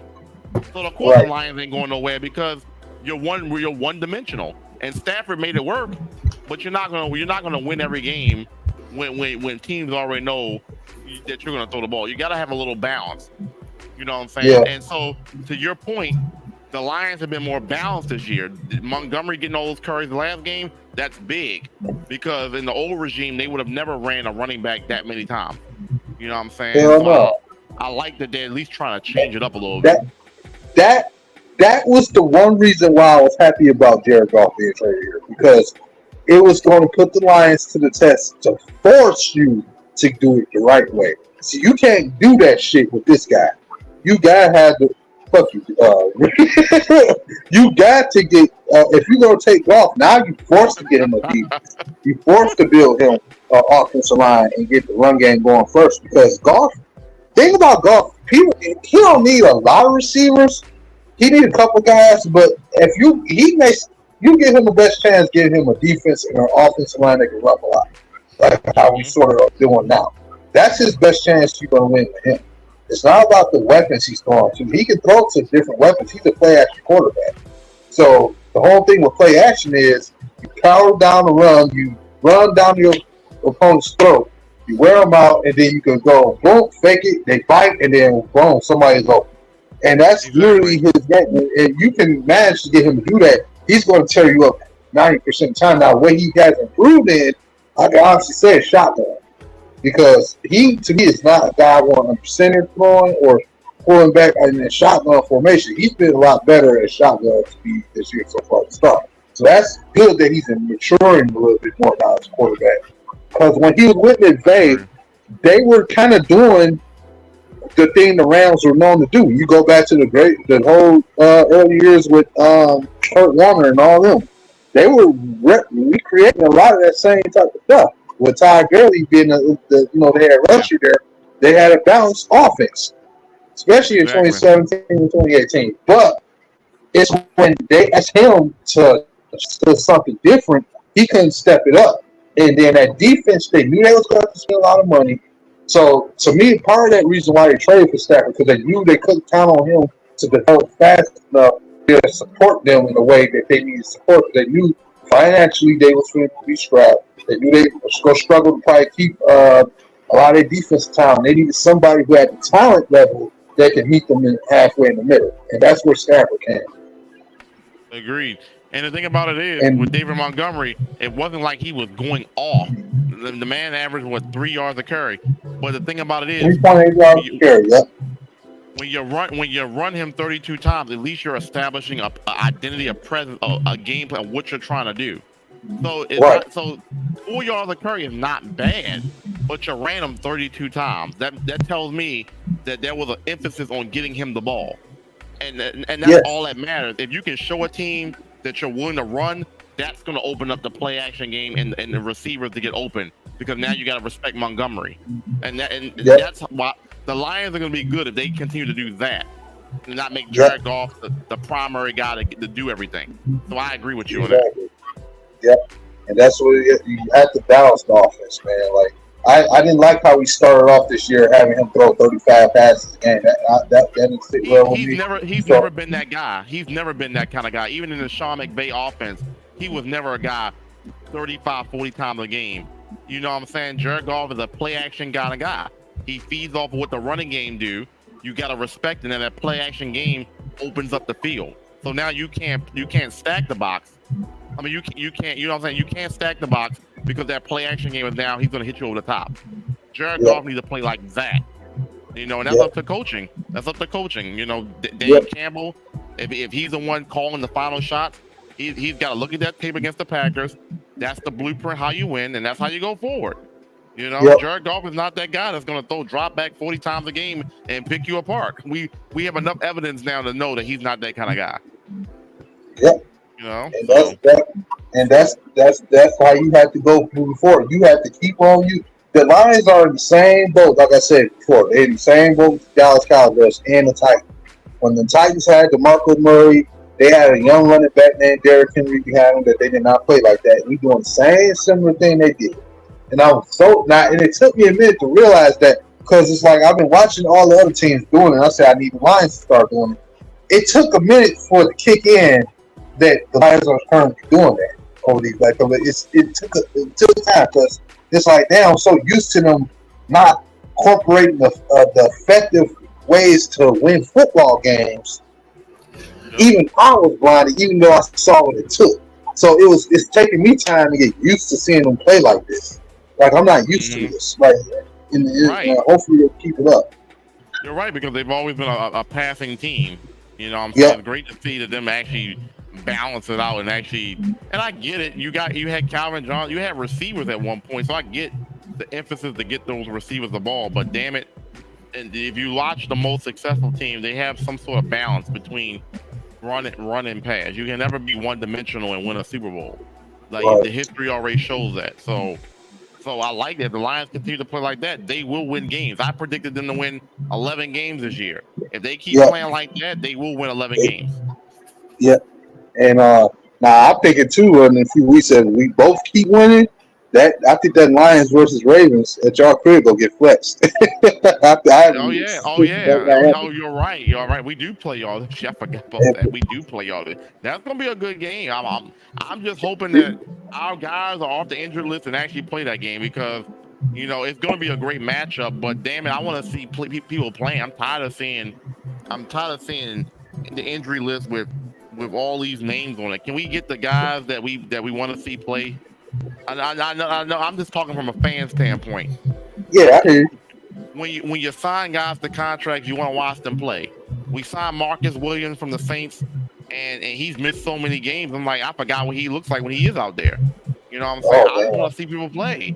Now, I got my own conspiracy about why people are getting hurt, but I'm not going to touch on that in this podcast. That might be a little bit more than what I need to go into. But I think you guys may know why people are getting hurt more than they are now, and that's sad that is the reason, and it's affecting the game. I just want to see my best players play, and they're getting hurt at an alarming rate. People are passing on the field. It's sad to see that. You know what I'm saying? Like you force people to do something, and it's affecting their bodies. And now you see what I'm saying? Like so, I just want to see good product. I don't want to see backups playing. I want to see my guys, top guys on the field in big matchups.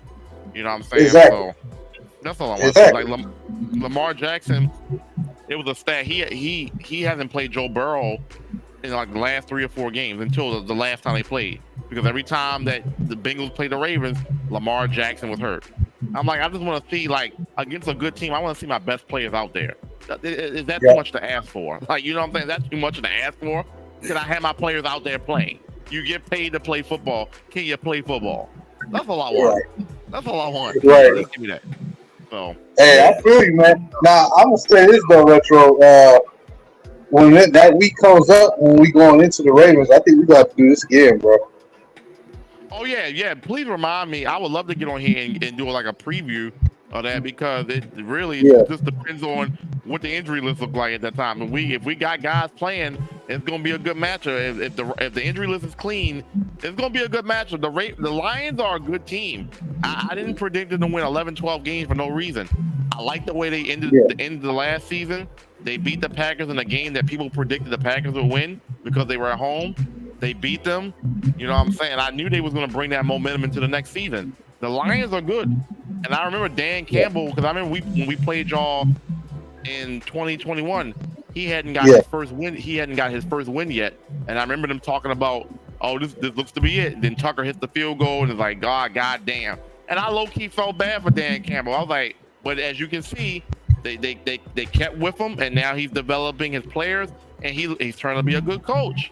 So it's like they didn't ask him quick. They let him run his course, and now it's rewarding y'all. The Lions are a good team. The division is y'all's. It's y'all's to lose. Minnesota don't have a win. The Bears are garbage. The Packers are good, but y'all just beat. Well, the Bears are garbage. I mean, let's be real. The Bears are garbage. Man, let me tell you, bro. Them motherfuckers been talking shit all off season, dog. I swear to God, like, good Lord. For what reason though? You didn't do anything. Like, I don't get it. Listen here. You had the number 1 overall pick. You could have took a quarterback. You felt like Justin Fields was your guy. Look how that's looking now. They got him a receiver. He got what's his name? DJ Moore. Yeah. So like, what's the excuse? You don't have. He's getting harassed. No offensive line. Like the Bears are garbage. The Bears are garbage. So it's really between Packers and Lions. And you see what happened when they played. The Lions are a better team. It's the Lions division to lose. There's nobody that's going to compete with the Lions. And for the first time in my lifetime, I've never been able to say the Lions are the clear-cut favorite in the NFC North. I've never been able to say that. In 33 years, I've never said the Lions were the clear-cut favorite. Clear-cut. Yeah. So I always felt like Michigan had the wrong Hall shit. Boy, I bet they wish they had John Harbaugh, but they can't have him. They can't have him, man. And you know what's crazy? Last time the Lions was in the playoffs, Retro, I think he was like 1 year old. Yeah, wait, they made the playoffs. They made the playoffs. Well, they gotta win. Let me take it back. They gotta win. Yeah. Oh, yeah. I never been with my own 2 eyes seen that. I've never seen that. You know what I'm saying? That Barry Sanders days. How you have a talent like Barry Sanders and you can't win a playoff game? Like, that's crazy. That's crazy. You know what? The Lions had opportunities to win a lot on playoff games, but it will always be the same old stupid shit, having like a DB not knowing his coverage or some little bullshit like that. Like, oh, come on. I ain't gonna lie. This is from an outside perspective. I know y'all from Detroit. I always used to get mad watching the Lions on Thanksgiving, and I'm like, why y'all keep? I know it's tradition, but why do y'all keep putting the Lions on TV just to get smoked every second? Like, I want to watch a good Thanksgiving game. Please don't put the Lions on here no more. Every time they get on there, they get smoked. But you know what's effed up? Last year was actually a really good game despite us losing that. But you gotta remember, y'all on it every single year. One good game out of 80 years is like, and then, you know what I'm saying? Like, it don't cut it. It don't cut it. You know, but they do look good this year, and they are a legitimate threat for, you know, I mean, them and the Eagles. Yeah, I would pick the Eagles, but would it be a good game? Yeah, it would. Them against the 49ers, it would be a good game. I'm not saying I'm not picking the Lions to win, but they're in the conversation for a top 3 or 4 team in the NFC. And as long as they keep playing like they did against the Packers, that's the formula that y'all need to win. Hey, I gotta ask you a question. Who are worse your team right now? The Bears or the Giants? Well, it's hard to say because the Giants do have a win, but I have a couple of friends that are Giants fans on the stream. And I'm like, all right, Giants, you've had 2 home games. One you got beat 40-0, and the other game you got beat 24-3. You scored 3 points in 2 home games.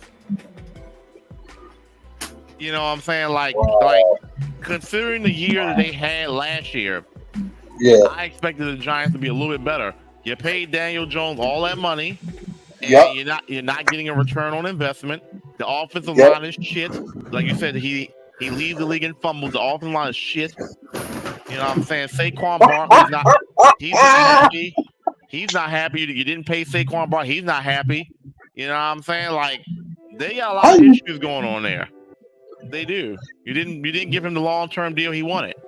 It's a lot of I don't know what to say. How the hell do you let somebody who looked the way Daniel Jones looked like as a person punk you in the corner and say, "Give me $45 million"? How the fuck do you let this dude? I don't know. See, the thing is, they had no choice but to pay him. The amount that they paid him is crazy, but realistically, on the market, if you look at on the market, what was you going to get? You didn't have enough. You didn't have a high enough draft pick to get one of the good guys. There wasn't anybody. I mean, do you really want Carson Wentz? I don't want Carson Wentz. So it's like, who was you going to get? I would have took Wentz over him in that situation. I'm sorry. I don't know. The last time I seen Carson Wentz with the Colts, I don't want that version of Carson Wentz. Yeah. I don't want that. I don't want that.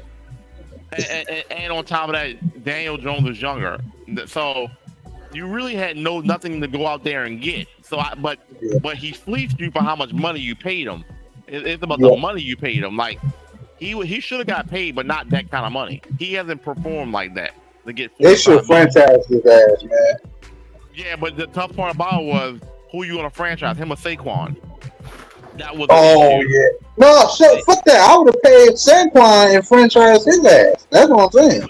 And I know everybody that said, well, Saquon got hurt, but you getting hurt with this dude getting $45 million ain't doing shit. He's not stepping up to nothing right now. Yeah, I get you. The problem is the running back market is like you. The running back market is basically saying you don't pay running backs long-term deals for exact reason. J.K. Dobbins in his last year. He's looking to get paid. What happens? He get hurt. He ain't getting that deal no more that he wanted because he got hurt. And on top of that, you got hurt for the whole year. So you can't even get on the field to even show people what you can do because you're gone for the whole year. So now ain't nobody gonna pay you the kind of you might get paid. The Bears are garbage. The Bears are garbage. The Bears are garbage. The Bears are garbage. Like my thing about it is, here's the thing with the Bears. You had the number 1 overall pick. I don't think I like Justin Fields, but he's not a definitive number 1 quarterback. You have the number 1 overall pick. Draft a number 1 guy and trade Fields. Teams would trade for Fields if you put him on the market. I get that you try to show confidence in keeping him and loyalty, but you had the number 1 overall pick. All you got to do is assess. Is C.J. Stroud better than Justin Fields? Is Bryce Young better than Justin Fields? Is Anthony Richardson better than Justin? If any one of those are a yes, you keep that number 1 pick and you trade Justin Fields. Now look what happened. Justin Fields is a mess. His completion percentage is barely 50. Yeah, he can run, but he has no offensive line. So like the Bears fumbled that. You got lucky with even getting the number 1 pick. Because the Houston Texans basically gave it to you because they decided to play hard with Lovie Smith in that last game. They won that game. Otherwise, the Texans would have number 1 pick. So how do you have the number 1 pick and trade it, and then the quarterback that you kept ain't paying dividends for you? So you fumbled that whole scenario. I blame the Bears. Yep. Because you spent $18 million a year on the linebacker. Exactly. For all that, you should have kept Roquan Smith. If you're gonna pay that kind of money for a linebacker, you should have kept Roquan Smith. We're lost. Y'all game. I'm definitely happy we got Roquan Smith. But I was talking about the Bears. I was like, they lost y'all game. I'm happy. Thank you for giving us Roquan Smith for a fucking 3rd round or whatever it was. You know what I'm saying? All of So the division is y'all's to lose. I mean, unless y'all just flump for some reason, there's no reason why y'all should lose that division. I mean, there's no competition. Right. The Vikings on paper should be good, but they don't have an offensive line. You got Justin Jefferson. They should be better. They should have at least a win. So, but they don't. So, like y'all already are 3 games ahead of the Vikings. There's no reason why y'all should lose that division. Yeah, the Vikings got lucky against the Panthers last week. Wait. They got their first win? Oh, they did get their first win. Right. But to me, they were stupid too because they let Dalvin Cook walk. I was like, oh wow. Right. I forgot they got their first one. You're right about that. But yeah, still, the division is y'all's to win. The Vikings. First of all, you beat a Panthers team. You had to come back to even beat them. You know, right? Because they were losing that game. So it's like the Panthers don't even have a win. You struggle against the Panthers team. Come on. The Lions need to be focused on in the division, making sure every team questioning that they should go get a quarterback next year's draft. That's what they need to be doing. We need to be making these teams look for quarterbacks next year. The Vikings got to look for a quarterback. We got to make them look for one. We got to make the Bears look for one. Yeah, but let me ask you something. Do you believe that Jared Goff is a long-term solution, though? That depends. I think so. That depends because it's not about him as a player. It's financially speaking because people don't take that part into the equation. You got to look at the young guys that we drafted since 2020, 2021. There are some of our best players that's going to need to get paid too. So I'm not against paying him, especially if he plays well and continue to play well. But it can't be a 5-6 year deal. It has to be. I can't go no further than 2 or 3 years because we had to have something invested for the future. Now we did draft a quarterback in the 3rd round. We don't know officially what he's going to be, but we got to make sure we can pay Sewell, Amon-Ra St. Brown, eventually Aiden Hutchinson. You go have to probably replace Taylor Decker in the draft or something if he retire. You got other receivers you will eventually have to pay or have the option to pay. Other defensive players, Lee McNeil. Some of our safety help. We got guys to pay to keep here. And if you give him 45, 50, 60 million dollars, that's going to be kind of hard. Yeah. So he could be a long-term solution, but I'll say it's semi because and the situation is he may have to come down on his deal too because at the end of the day, it's about the morale of the team. If the team want Goff there, okay, cool. Because I don't want us to go through what Tennessee is going through, and I don't want us to even go through sort of what 49ers sort of went through. They got lucky and ended up with Brock Purdy. But they still not out of the deal like yet either because if he gets hurt, who's coming in? You see what I'm saying? Like, right. On top of that, the Lions have to make sure that they don't rush him out either because you can want him gone if you're not a golf guy you want, but you might hurt the morale of that team because they might really still be hot with him right now. So they might have to keep him for like 2-3 years after his contract up. But I think that's the limit I'll go because you do got to pay for that roster. The 49ers showing you sort of the way to do it, man. Pay for the roster, plug a quarterback that you feel like fits what y'all do. Well, I credit that more to Kyle Shanahan more than the way he run his offense. You can plug in pretty much any good quarterback with that roster, and he's gonna look good. Because who was talking about Brock Purdy at any point last year? He was number 3 on the depth chart. You had Garoppolo, Lance, and him. And he came out of nowhere. Like those kind of things don't happen, and they're fortunate. And he's not on a contract, so you ain't gotta pay that man, and he's producing for you. So their championship window is there, but that doesn't happen with a lot of teams where your 3rd string quarterback is actually your best quarterback. I'm gonna say this too, though. I really do feel like the NFL needs to change again the way the quarterbacks get paid. I know they did initially with the rookie contracts. But I feel like it's crazy if you pay a rookie like, let's say, Anthony Richardson. Let's say he stays around the same level and he has a solid season in his 4th year.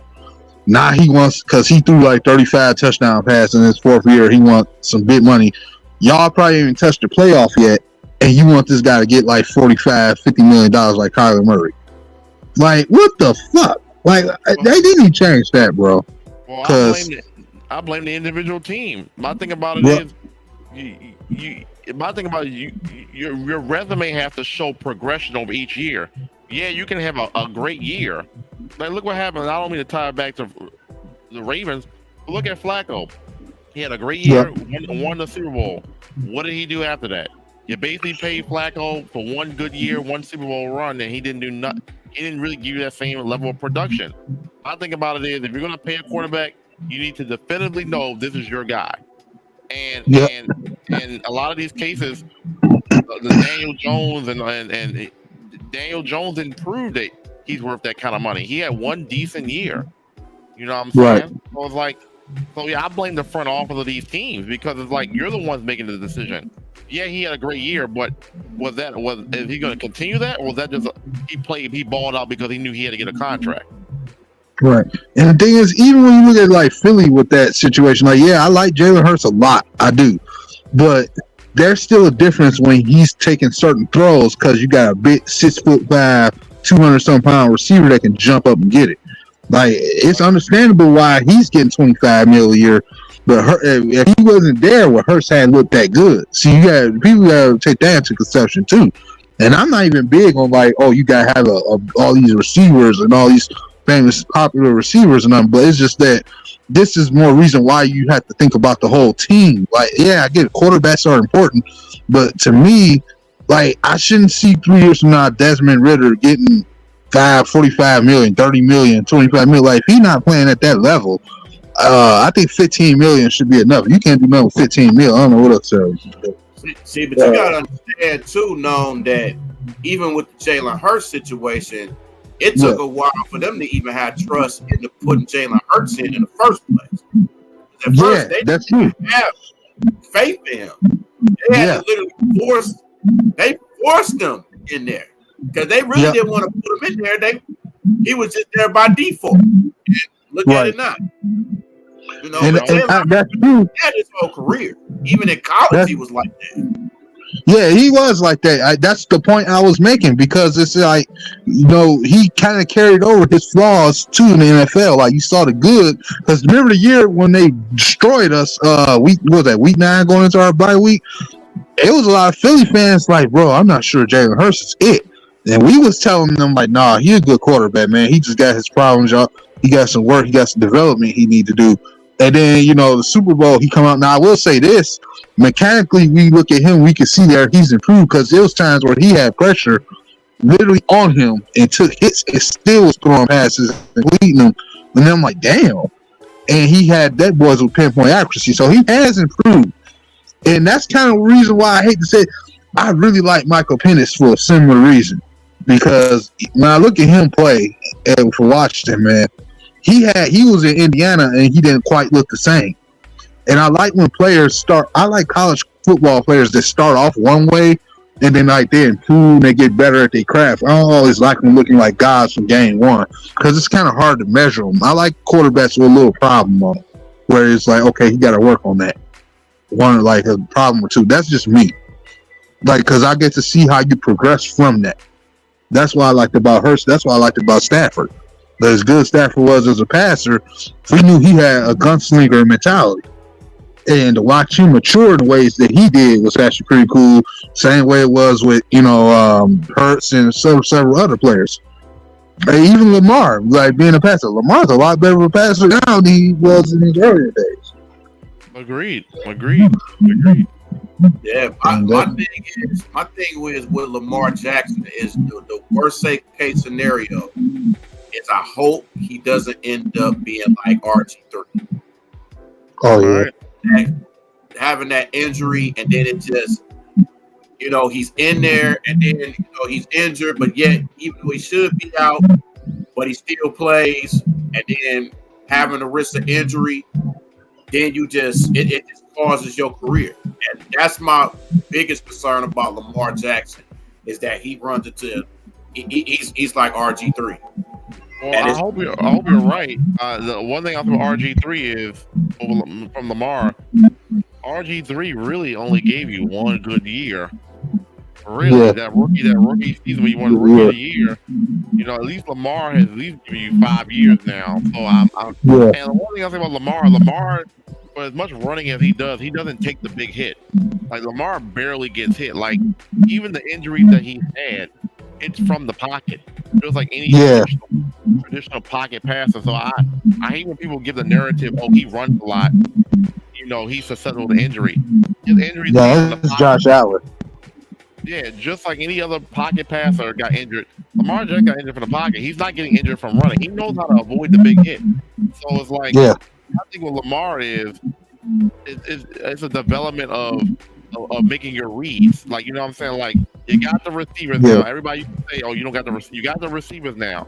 If you don't live up to what we know you can be, then I'm going to question that contract. But right now, I'm not going to do that because it's not his fault. He's playing.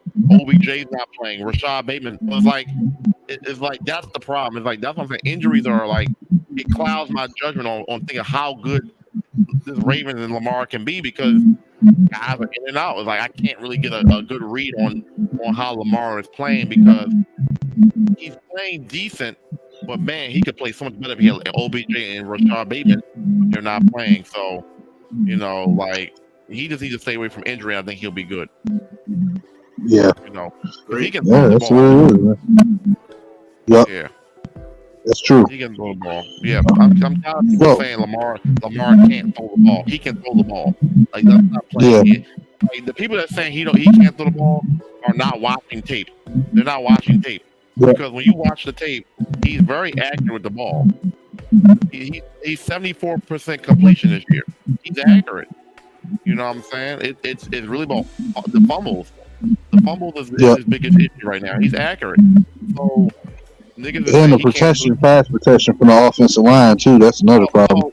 Oh, please don't get me started. I don't want to get into a Ravens rant. I was trying to say for Double R podcast, don't get me started on Ronnie Stanley, please. The man has played like literally 7 games since he got paid in 3 years.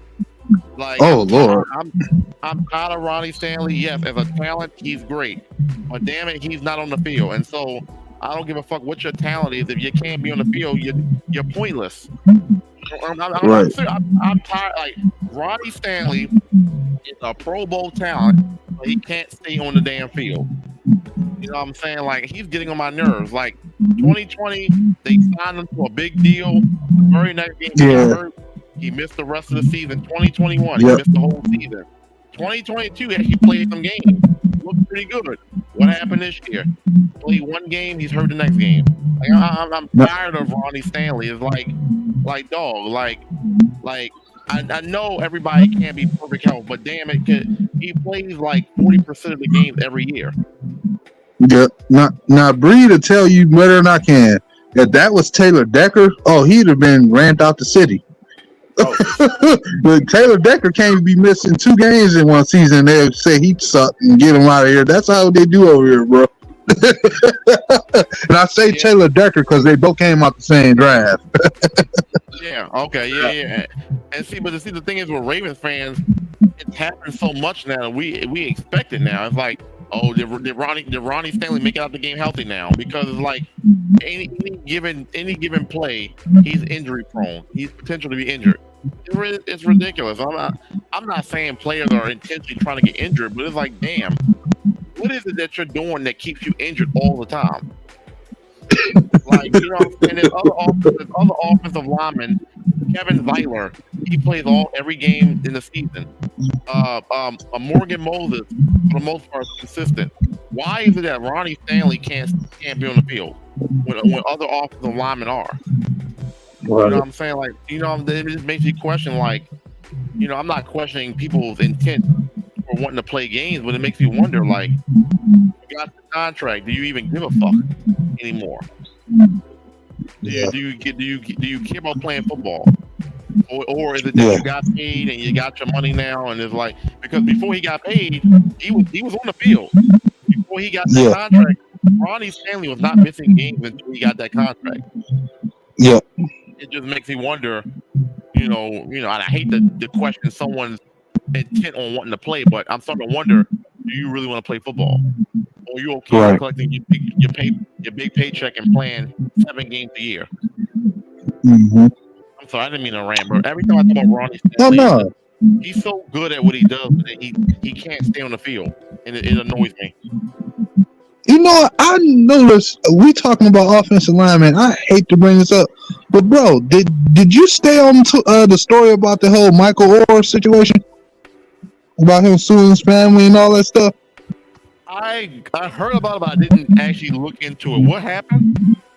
They basically used his name and made millions of dollars and didn't give him shit. Oh, you talking about the Blindside movie? Yeah. Not the actor, but the actual real one that played for y'all. So all his kids, so all the Tuies and they 2 white kids got all the money and they gave him nothing. Did you say white kids? You know. Well, I mean, I'm just saying that's the answer right there. Yeah. And he not only is he saying a lot of that story was a lie, but he's suing them right now. He's supposed to be in a big court battle with them right now. Now I'll tell you who to go watch if you want more information. Go watch Flemo Raps. Well, he should win that case then because I thought he did. I thought he was getting paid for that. No, he wasn't. They had him sign something when he was like 17, 18 years old that basically gave all his rights to his money to them that he made from the film. So that thing was a box office hit. So the book, everything, all the money, he never got none of it. That's what he's saying. Oh well, see, yeah. Then if that's the case, then he might not win that because if it's black and white clear cut, if you sign that form that says you're giving your rights, then you're not gonna win that because you gave your rights. So it's like some kind of it's not. It wasn't adoption papers. It was like what they call it shit. Like I said, Flemo Raps got it all under. In fact, when Flemo Raps did the first video, Michael Orr shared it on Twitter, retweeted it, saying like, yeah, he spoke 100% facts on this entire video. So yeah, go watch Flemo Raps. He basically break down way better than I could. I was tripped out when I heard it. I always heard he didn't like the movie, but I never completely understood why he didn't. Now I know. That's crazy. They lied and made up on his image of what he was as a person, what he was, and made it seem like he was just some dumb kid that didn't know anything, and that actually wasn't true. That's sad. I feel bad for him. Yep. I feel bad for him. You didn't like the movie. You didn't receive any compensation for the movie. You know what I'm saying? Now they're reaping the benefits off your name. Yep. That's not a good look, and I feel bad for him. Not because he played for the Ravens, just because it's just wrong. Period. That is not right. Yeah, exactly. That's just wrong in general. I didn't know about that. I've read about it. I didn't look into that. I just but damn, that's crazy. That's crazy. Yep. But you signed that form, so I mean, he's not going to win that case. Because they're like, well, you signed it. You signed it. I mean, whether you read the terms and conditions or not, you signed it. So you basically gave us access to use your name and make money off of it. So you didn't. Is he right on principle? Yes, but on black and white, no, because he signed it. So you're not going to win that case, unfortunately. Unfortunately, right. Not. But that's it's messed up because you thinking like they just adopt. They trying to basically take you in. They go put money in your pocket and do all this for you, and they just really just saying so they can take your story and write it out themselves and then make one. I said, wow, that's wow. That was the plan in general, though. That was their whole plan. Because they bit boosters for Ole Miss. Mm-hmm. So when they saw him, they was like, oh, okay. That's crazy, man. But that's one of those prime examples. You got to read the fine print. Yep. The fine print is saying we will use your likeness and make profit off of you. Are you okay with that? When you sign that, yes, I am, and they make money off of you, and you don't get anything back off of it, you signed it. As much as I feel bad for him, he can't win that. You can't. There's no way you can win that. You're unless there's some other kind of foul play under it or something like that. Man, that's what we'll have to wait when we hear the trials and shit. I'm doing that. I'm gonna be doing some research on that in the next couple weeks. I mean, I hope it is. I hope it's some foul play because that's a better chance for him to win the case. But if it ain't, exactly. That's the thing. Yep. Just all the way. Yes, sir. Yep. So. All right. So, y'all want to get into final thoughts, man, for the pod? Yes. Yeah, I don't mind. I'll let you guys go. Actually, if you don't mind, I guess I'll go. Okay. Yeah, so I want to say I do thank y'all for allowing me to be on here. I do I love conversation. As you know, you already know. One of my biggest things is talking. So being on podcasts, being on shows is great. Talking with new people, having debates with new people is great. And you know, we could be here all night talking sports. The way this is going, honestly, there's so many different topics that we can touch on. We be here all night. We be here till 8 in the morning, literally. But so it's like I think we all can agree we love to do that. And in New Dome, we talked about this the other day, and I was telling me about why you had changed the podcast from Thursday to Wednesday, and I was like, Wednesday's a good day to do podcasts. Trust me, I do podcasts on Wednesdays too. The energy of communication is there on Wednesday, and now that I'm actually a part of the show, I see it. Right. Like that was a lot of great ideas bouncing off.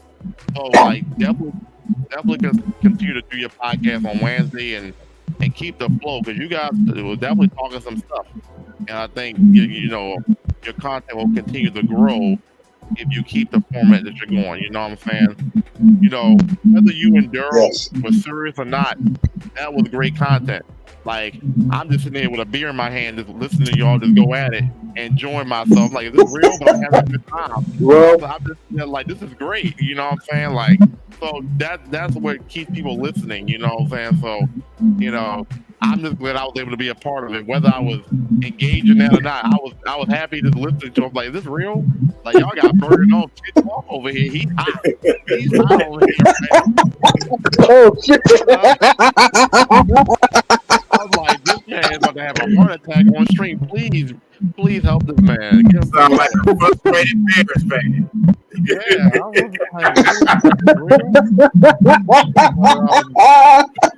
but I had a good time. I had a good time, and I'm glad I did get on here. This was great. And so, whatever week the Lions play the Ravens, I would love to get back on here and do a preview or whatever of that. That would be great, especially depending on where the teams are at that point. What week is that? What week do we play y'all? That's like, I think that's before our bye week or something like that. Because I think we face y'all after Monday Night Football or something that we got against the Raiders. Yeah, I know. I see you right. I know I see y'all on the schedule. I know it's like a little bit later in the year, but either way, I would definitely love to get on and talk previews and predictions for that game, because that's going to be great. You know what I'm saying? You know what? We play y'all. Oh no! We play y'all this month. Yeah, that's coming October 22nd. Oh shit, that's much sooner than I thought. Okay, well then, yeah, we're gonna have to definitely get me on back and talk that, because that'd be great. I love to get you on. But anyway, in a nutshell, I had a great time being here, and I appreciate it. Oh man, appreciate you. Yes, and don't forget to plug all your social links too, man. Oh yeah, I mean, I'm not a guy that boosts myself, but yeah, obviously you can catch me on twitch.tv/Retrorecap. On there, you're gonna see a lot of gameplays, entertainment, podcasting. We do game shows, like I said. On YouTube is Retrorecap with 2 P's. And on here we do a little bit more sport talk. I haven't been feeling well lately, but normally we do post game Ravens. We do power rankings for the NFL. We do weekly predictions on Thursdays, which I need to get into the lab and start recording that. But so if you're into sports, definitely make sure you check out the channel. Like I said, power ranking is always fun, because no matter how I rank, everybody has an opinion. Everybody in the comment section talking about I'm wrong. Somebody got my ass a couple weeks ago talking about why you got the Saints so low and why you got them losing to the Packers. They're better than they lost. And what happened? The Packers beat the Saints. And I'm like, I'm not that kind of guy. Like I told you so. But you see, like I know the Saints are not as good of a road team as they are a home team. When they play inside that dome, they play better. When they play on the road, especially in a place like Lambeau, they don't play normally well. So even though they had a better team on paper, the history matters. The Saints don't play good on the road. So that's what I'm saying. So I enjoy that. So that's why I do what I do. So definitely catch me on YouTube and Twitch. And yeah, so I appreciate y'all for having me. Yes, man, appreciate you. There you go. I appreciate that. Thank you so much, man. Thank you, Bree. I appreciate that. That is great. I appreciate that. I don't talk a lot of sports on Twitch, but if somebody comes in chat and wants to talk sports, I'm always open to talk sports with anybody. Thank you for that. Thank you. That's for the YouTube. Thank you, man. I appreciate that, man. Yes, yeah, thank you. I gotta get back in the lab to start getting some recordings done, but nonetheless, I appreciate it. Listen, Bree, you gonna enjoy a lot of that content on there, man. Trust me. All the game show hosts that he do on there, you gonna enjoy that. It's actually pretty fun. So because people like I rant. When I go on a rant, people like to watch that kind of shit. Like I can have a blood vessel popping out my head. People like to watch that kind of shit. Like when I was talking about, damn it, give Gus Edwards the ball. Like Monken, give your playmakers the ball. Everybody like when I get hot. I'm like, but I'm being serious. Like Monken, you got playmakers. Give them the damn ball. Like stop using Lamar Jackson to run around the field. You got Zay Flowers. You got the Bateman don't even get targets. Get them the damn ball. It's just that simple. You know, it may come off. It's funny, but I'm serious. Like get them the damn ball. It's the Gemini in us, man. Like we all hold in shit so long that after a while. See, the thing is, you speaking as a passionate fan. Right. Yeah. That's the thing. And people gotta understand that. Like when you a passionate fan and you got so much love for your team, you want to show that.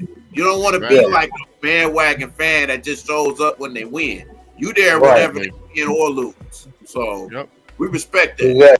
Exactly. And I see now, because I see how you feel about Jared Goff, at least from what I'm hearing here. So I get it, because that's how I feel about our team. Like, you know, but here's the thing, real quick. I think we're both happy that our teams are 3-1. I think the Ravens are 4-0.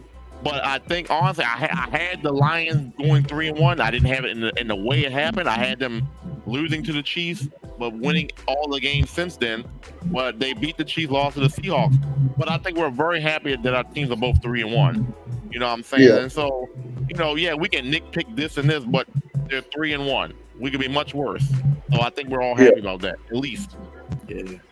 Because I think we the same way, because we feel like we should be 4-0 too. What for that Seattle game? So we kind of the same. Seattle just got our number, man. No matter what.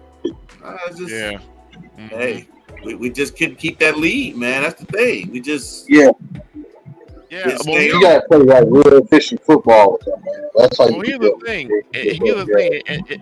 And I know we don't take moral losses or anything, but that loss don't look as bad because Seattle was also 3-1. So at least if you're gonna lose, at least you can say you lost to a team that's actually playing good, and not lose to a team that's garbage like the Bears. You lost to the Bears, then we have a different discussion. But you lost to a team that has the same record as y'all. So and it was a close game. You know, y'all blew the lead, but it was a close game for the most. You know, so we're we're nitpicking. Yeah, we could be 4-0. We shouldn't have lost to the Colts against Gardner Minshew, but we lost. You know, but we came back and rebounded. So it's sports. Nobody's gonna go undefeated nowadays. So you learn from the loss, you get better. But when I get on my podcast and start ranting about why you lost, I'm just speaking, like you said, from the passionate fan point of view. We shouldn't lose to a team with a backup quarterback. You know what I'm saying? I'm passionate because we should have won that game. So people gotta understand, like we're all fans. We get on here and podcast and talk, but we're all fans at the end of the day. Like I'm not gonna get on here and sugarcoat my true feelings. I'm not gonna get on here and be all the Ravens and make excuses. Damn it, they should have won the game, and that's what it is. Like I'm not gonna get on here and say what you want to hear. They should have won the game. It's like I'm not they got injuries and that's why they lost. No, even with the injuries, we are a better team than them, and we should have won. And then that's what it is. You know, I'm not gonna sugarcoat it. So that's how I get down. I don't like to sit here and make excuses. Yeah, we got injuries, but I still think we should be able to beat certain teams even with the injuries, and we didn't. It is what it is. So yeah, I just get here and talk the truth, you know. So that's why I enjoy being on here, because you guys were just putting it all out there, and that fits how I get down too. So yeah. Hey, I feel that, bro. You already know. I can sing. I can sing the notes of that. I'm not about to sing because I already got a bad history of doing that. But no, please don't. Please don't. No. I'm not. So you ain't gotta worry about that. You ain't gotta worry about that. You ain't gotta worry about that. I'm just messing with you. With you go ahead, man. Give your final thoughts. Hey man, just a great all around show, man. I just want to thank Retro for coming on and blessing us with his presence. That's appreciate that, man. And just all the topics was on point. Hopefully the Lions and the Ravens can win over the weekend, and your Orioles too. Wait, who the Lions play this week? The Carolina. Oh yeah. Y'all good. Y'all should be good. Yeah, it should be good. Yeah, we should. I don't see the Panthers winning that game. Okay. Yeah. But definitely, I appreciate that though, man. Thank you. It was really great to get on here and talk sports. I'm not, like I said, I don't watch the Lions thoroughly. I know a little bit about the Lions. I know a little bit about the Tigers. Enough to get on here and talk with y'all. But it's great that even with the knowledge that I know, I was able to fit in. I know Miguel Cabrera because I watched him. I watched a little bit of Lions. I watched a little bit of Tigers. I even watched a little bit of hockey, a little bit of Red Wings. So I know a little bit about everything. So it was great that I could fit in with y'all, even without knowing every single thing about Detroit sports. What I'm saying? So that was great. Hey, I'm the same. I'm the same way with Baltimore, man. I follow them too. So I know about the Ryan Mountcastles, the Cedric Mullins, and everything. Yes, I'm hip to it. I'm hip to it. Yes, sir. And see that puts a smile on my face that an outsider is keeping track with this team. That's great because they got some young talent. So we'll see. Yeah, I've been watching the Orioles since the Brooke Robinson days and the Cal Ripken. Oh yeah, I took it that far. Okay. you know what I do because I wasn't even watching them then. I wasn't even following them then. That's good stuff. I love that because I expect people from Baltimore to know that. So it's great that somebody from outside of Baltimore knows a lot about. That's great. I love that. I love that. So we'll see what they do. We'll see. Texas is going to be a matchup, but we'll see. Yeah, we pull it for them. Yeah, we'll see. Sure. We'll see. But all right. Thank you. All right. Good show, though. All around good show. Yes. No! Oh, okay. Wait. So I want to say thank you to everybody that was on the panel with us today. From Daryl, Dante as well. We have Jim Out, you, of course, Reed, and of course, screw it, my content creating idol, Retro Recap, man. My content, my idol doing this thing, man. At the end of the day, like I said, I remember when I first watched this guy's content that I wouldn't even subscribe yet. I didn't even know how to work YouTube barely that much. Outside of searching for stuff I wanted to watch. And, I didn't know how to subscribe at the time with that man or nothing like that. I thought it was something I had to pay. So a couple years later, once I figured it all out, I subbed to his channel. That was like 2013 or 2014 going into 2015. Around that time. It was 2013, 2012. 2012 or something like that. It was around that time. Right. Almost I've been overall watching him since at least 011. And to see where he's at now, in his content creating, to me, he's just getting started. You know what I'm saying? And it inspired me to want to do the same thing. I always wanted to be a gamer. I always wanted to do it, but I didn't have nothing to work with. And then the Lions came, and I met Everything King and all these guys. And that's how I got into it. So I owe it all to him, man, because, this is a big deal for me to have him on this channel. I never thought 10 years ago when I was watching him, when I became, a real big supporter of him, and I just love his content. I never thought I would have a channel and have him on it. Or I'll be on or in his groups and stuff like that. I never thought. That's just so real. So here's the thing, we had a conversation a while ago about. I was telling you you got to go. So you're great at talking. You're great. You know sports. You need to get on camera and start talking and let people know what you can do. I've seen you grow this platform, and it's great. And the thing about it is, the one thing I learned over the years is you gotta enjoy the journey. Everybody wants to get to the end result of being all these followers and all this and having all these eyes on the product, but you also gotta remember you gotta enjoy the times like this when you're at 7-8 viewers a stream, and and appreciate that, because when you get to where you want to get to, you're gonna go back and remember nights like this, the building blocks. And so even with me, when you're talking about 10-11 years ago, I wasn't no big thing. It took some time to grow into even where I'm at now, but damn it, I enjoyed the journey and I enjoy helping people. So when I see you so enthused about your product, it gets me enthused. So when you asked me to get on here, I was like, this is a no-brainer. This is an absolute no-brainer, because you're putting in the work. I've seen you with the YouTube shorts. I've seen you with the podcast. You got great people on here to talk sports, and you actually go to the games and you watch the games. There's a lot of people that don't watch the game thoroughly. You go to the games, you watch the games. So if there's anybody with credibility, it's you. You know what I'm saying? And then you got people that have the same credibility as you that do the show with you. That's what you need. You need people that know and enthused about what you do. And so I don't see why this channel can't blow up. You know what I'm saying? And then your niche is Detroit sports. So you can be one of the best Detroit sports shows on the network if you keep building the way you're doing. So yeah, this is a matter of time. Like I said, I've been doing this for 11, 12 years. It takes time. So if you keep doing this, it will ultimately get to where you want to go to. So yeah, just keep producing good shows, getting good guests, and you always want something to talk about, because every you're talking about sports. So sports, always got something to talk about. Week by week, you're talking about hockey, basketball. Detroit's a major sports town. You got 4 teams there. There's always something to talk about. There's always some team playing at all points of the year. So you always will have content. So all you gotta do is just be consistent with the content, and you will get there.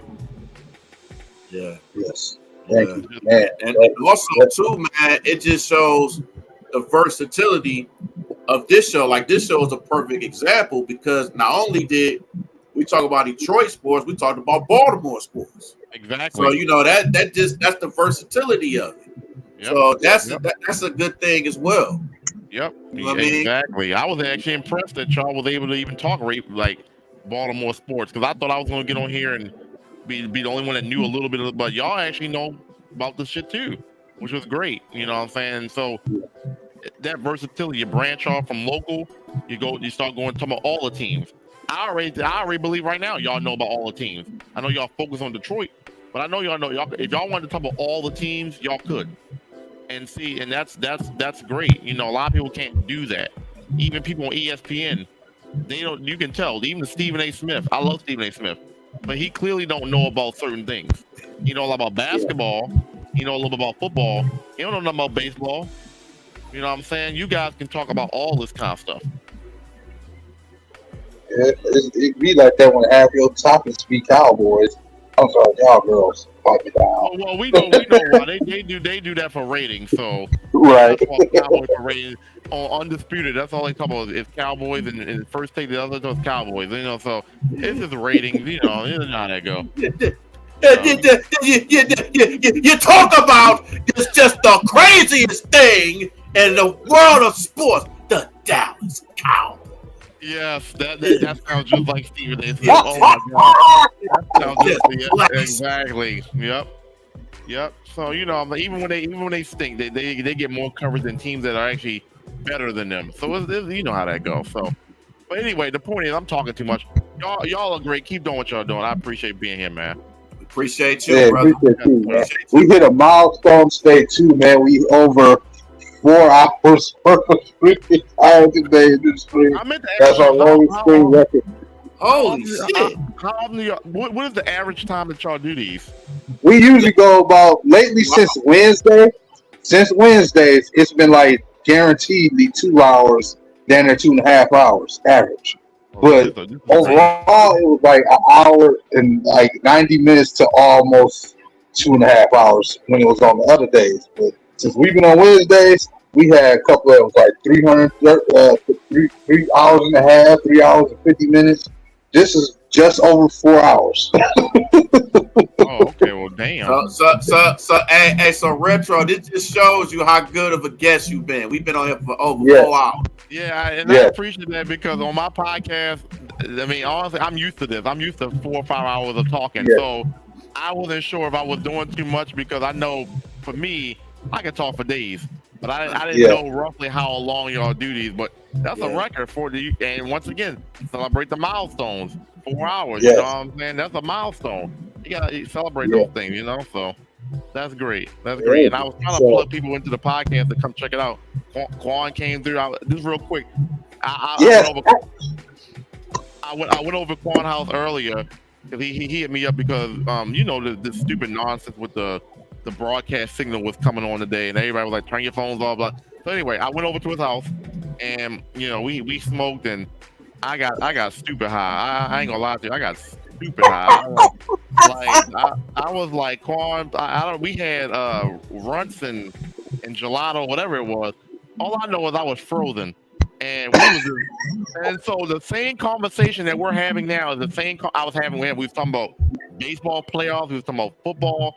So it was funny how that happened, and it was easy for me to get on here because we had just had the same conversation literally hours before I got on here, and it was perfect because I had already had like thoughts in my mind about what to talk about because we had already talked about it. So it was great. It was just a great overall day, man. I really, this was one of those days I just sat back, vibed out, relaxed, got on here, had a great time. This was a great overall day. And to know that y'all broke a milestone with 4 hours is even better. I had a great time, man. Yes, sir. Yes. Sir. And again, if y'all haven't had a chance to subscribe and follow to my guy Retro Recap, it's literally that for twitch.tv, or speaking Chinese. And that's something for YouTube and all those other social media platforms. He got some great content, man. A lot of good work put into that, man. Y'all gotta check him out.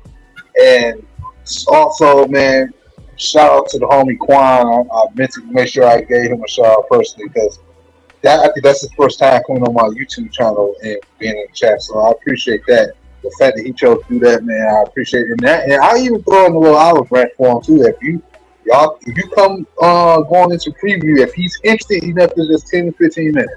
If he's interested, he can come on the panel.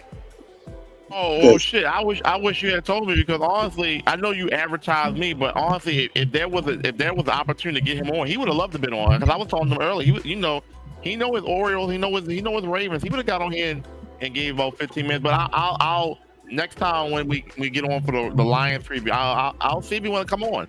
He would love to get on. Yeah, he can stay on as long as he wants. I'm just saying that his time was short. I know he's a busy guy now, so he got a baby now. But he wants to, man.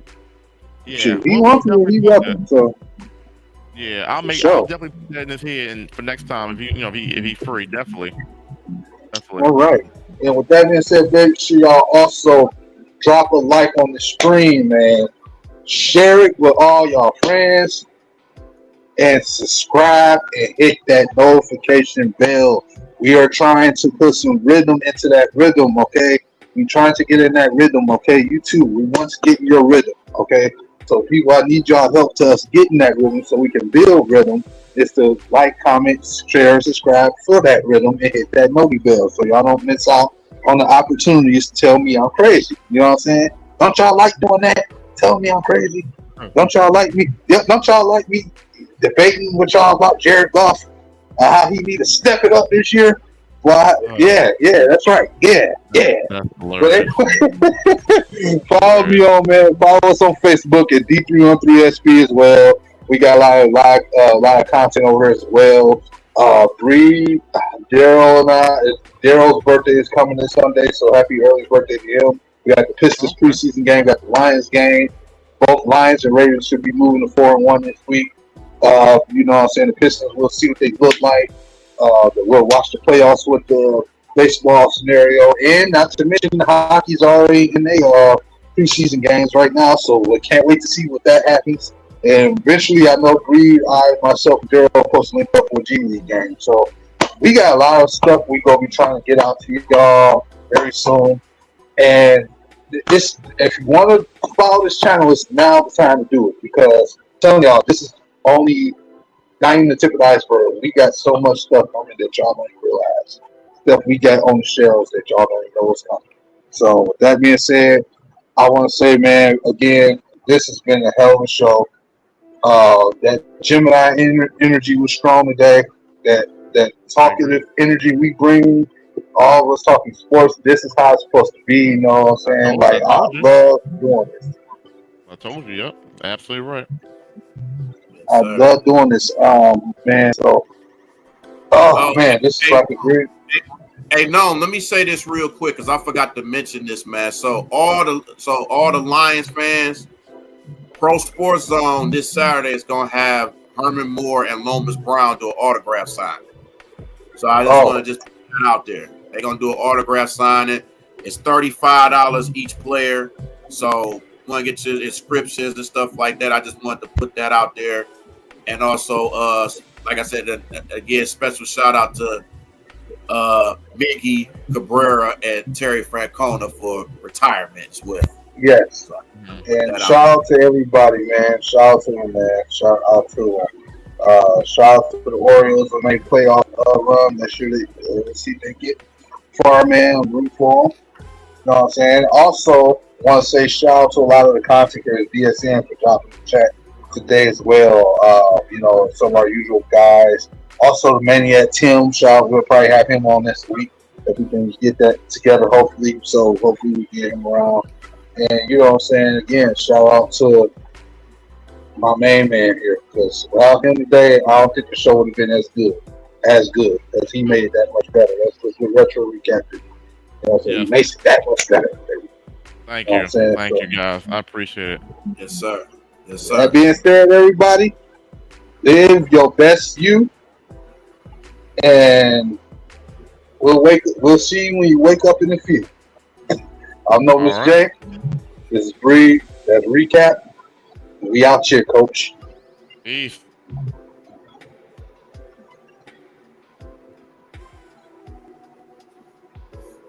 Now, Retro actually do got OnlyFans. I don't.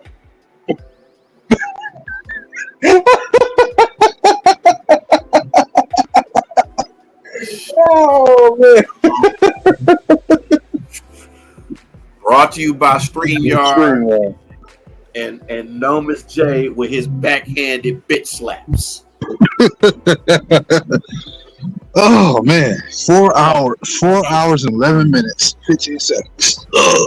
Yeah, that was a good show, man. That was a good show. That was a damn good show. Yes. You got to do that.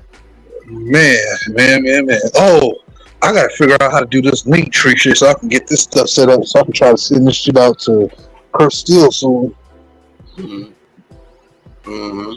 Yeah. So we can get our channel monitored. Yeah. So I'm trying to figure out what all the channels I'm putting on there. I know I'm put our main D313XP channel on there, the Facebook. I want to say that, you know, Instagram don't pay people no more. I hear they just anyway. So they just basically they got to subscribe to you. I'll put the Instagram on there.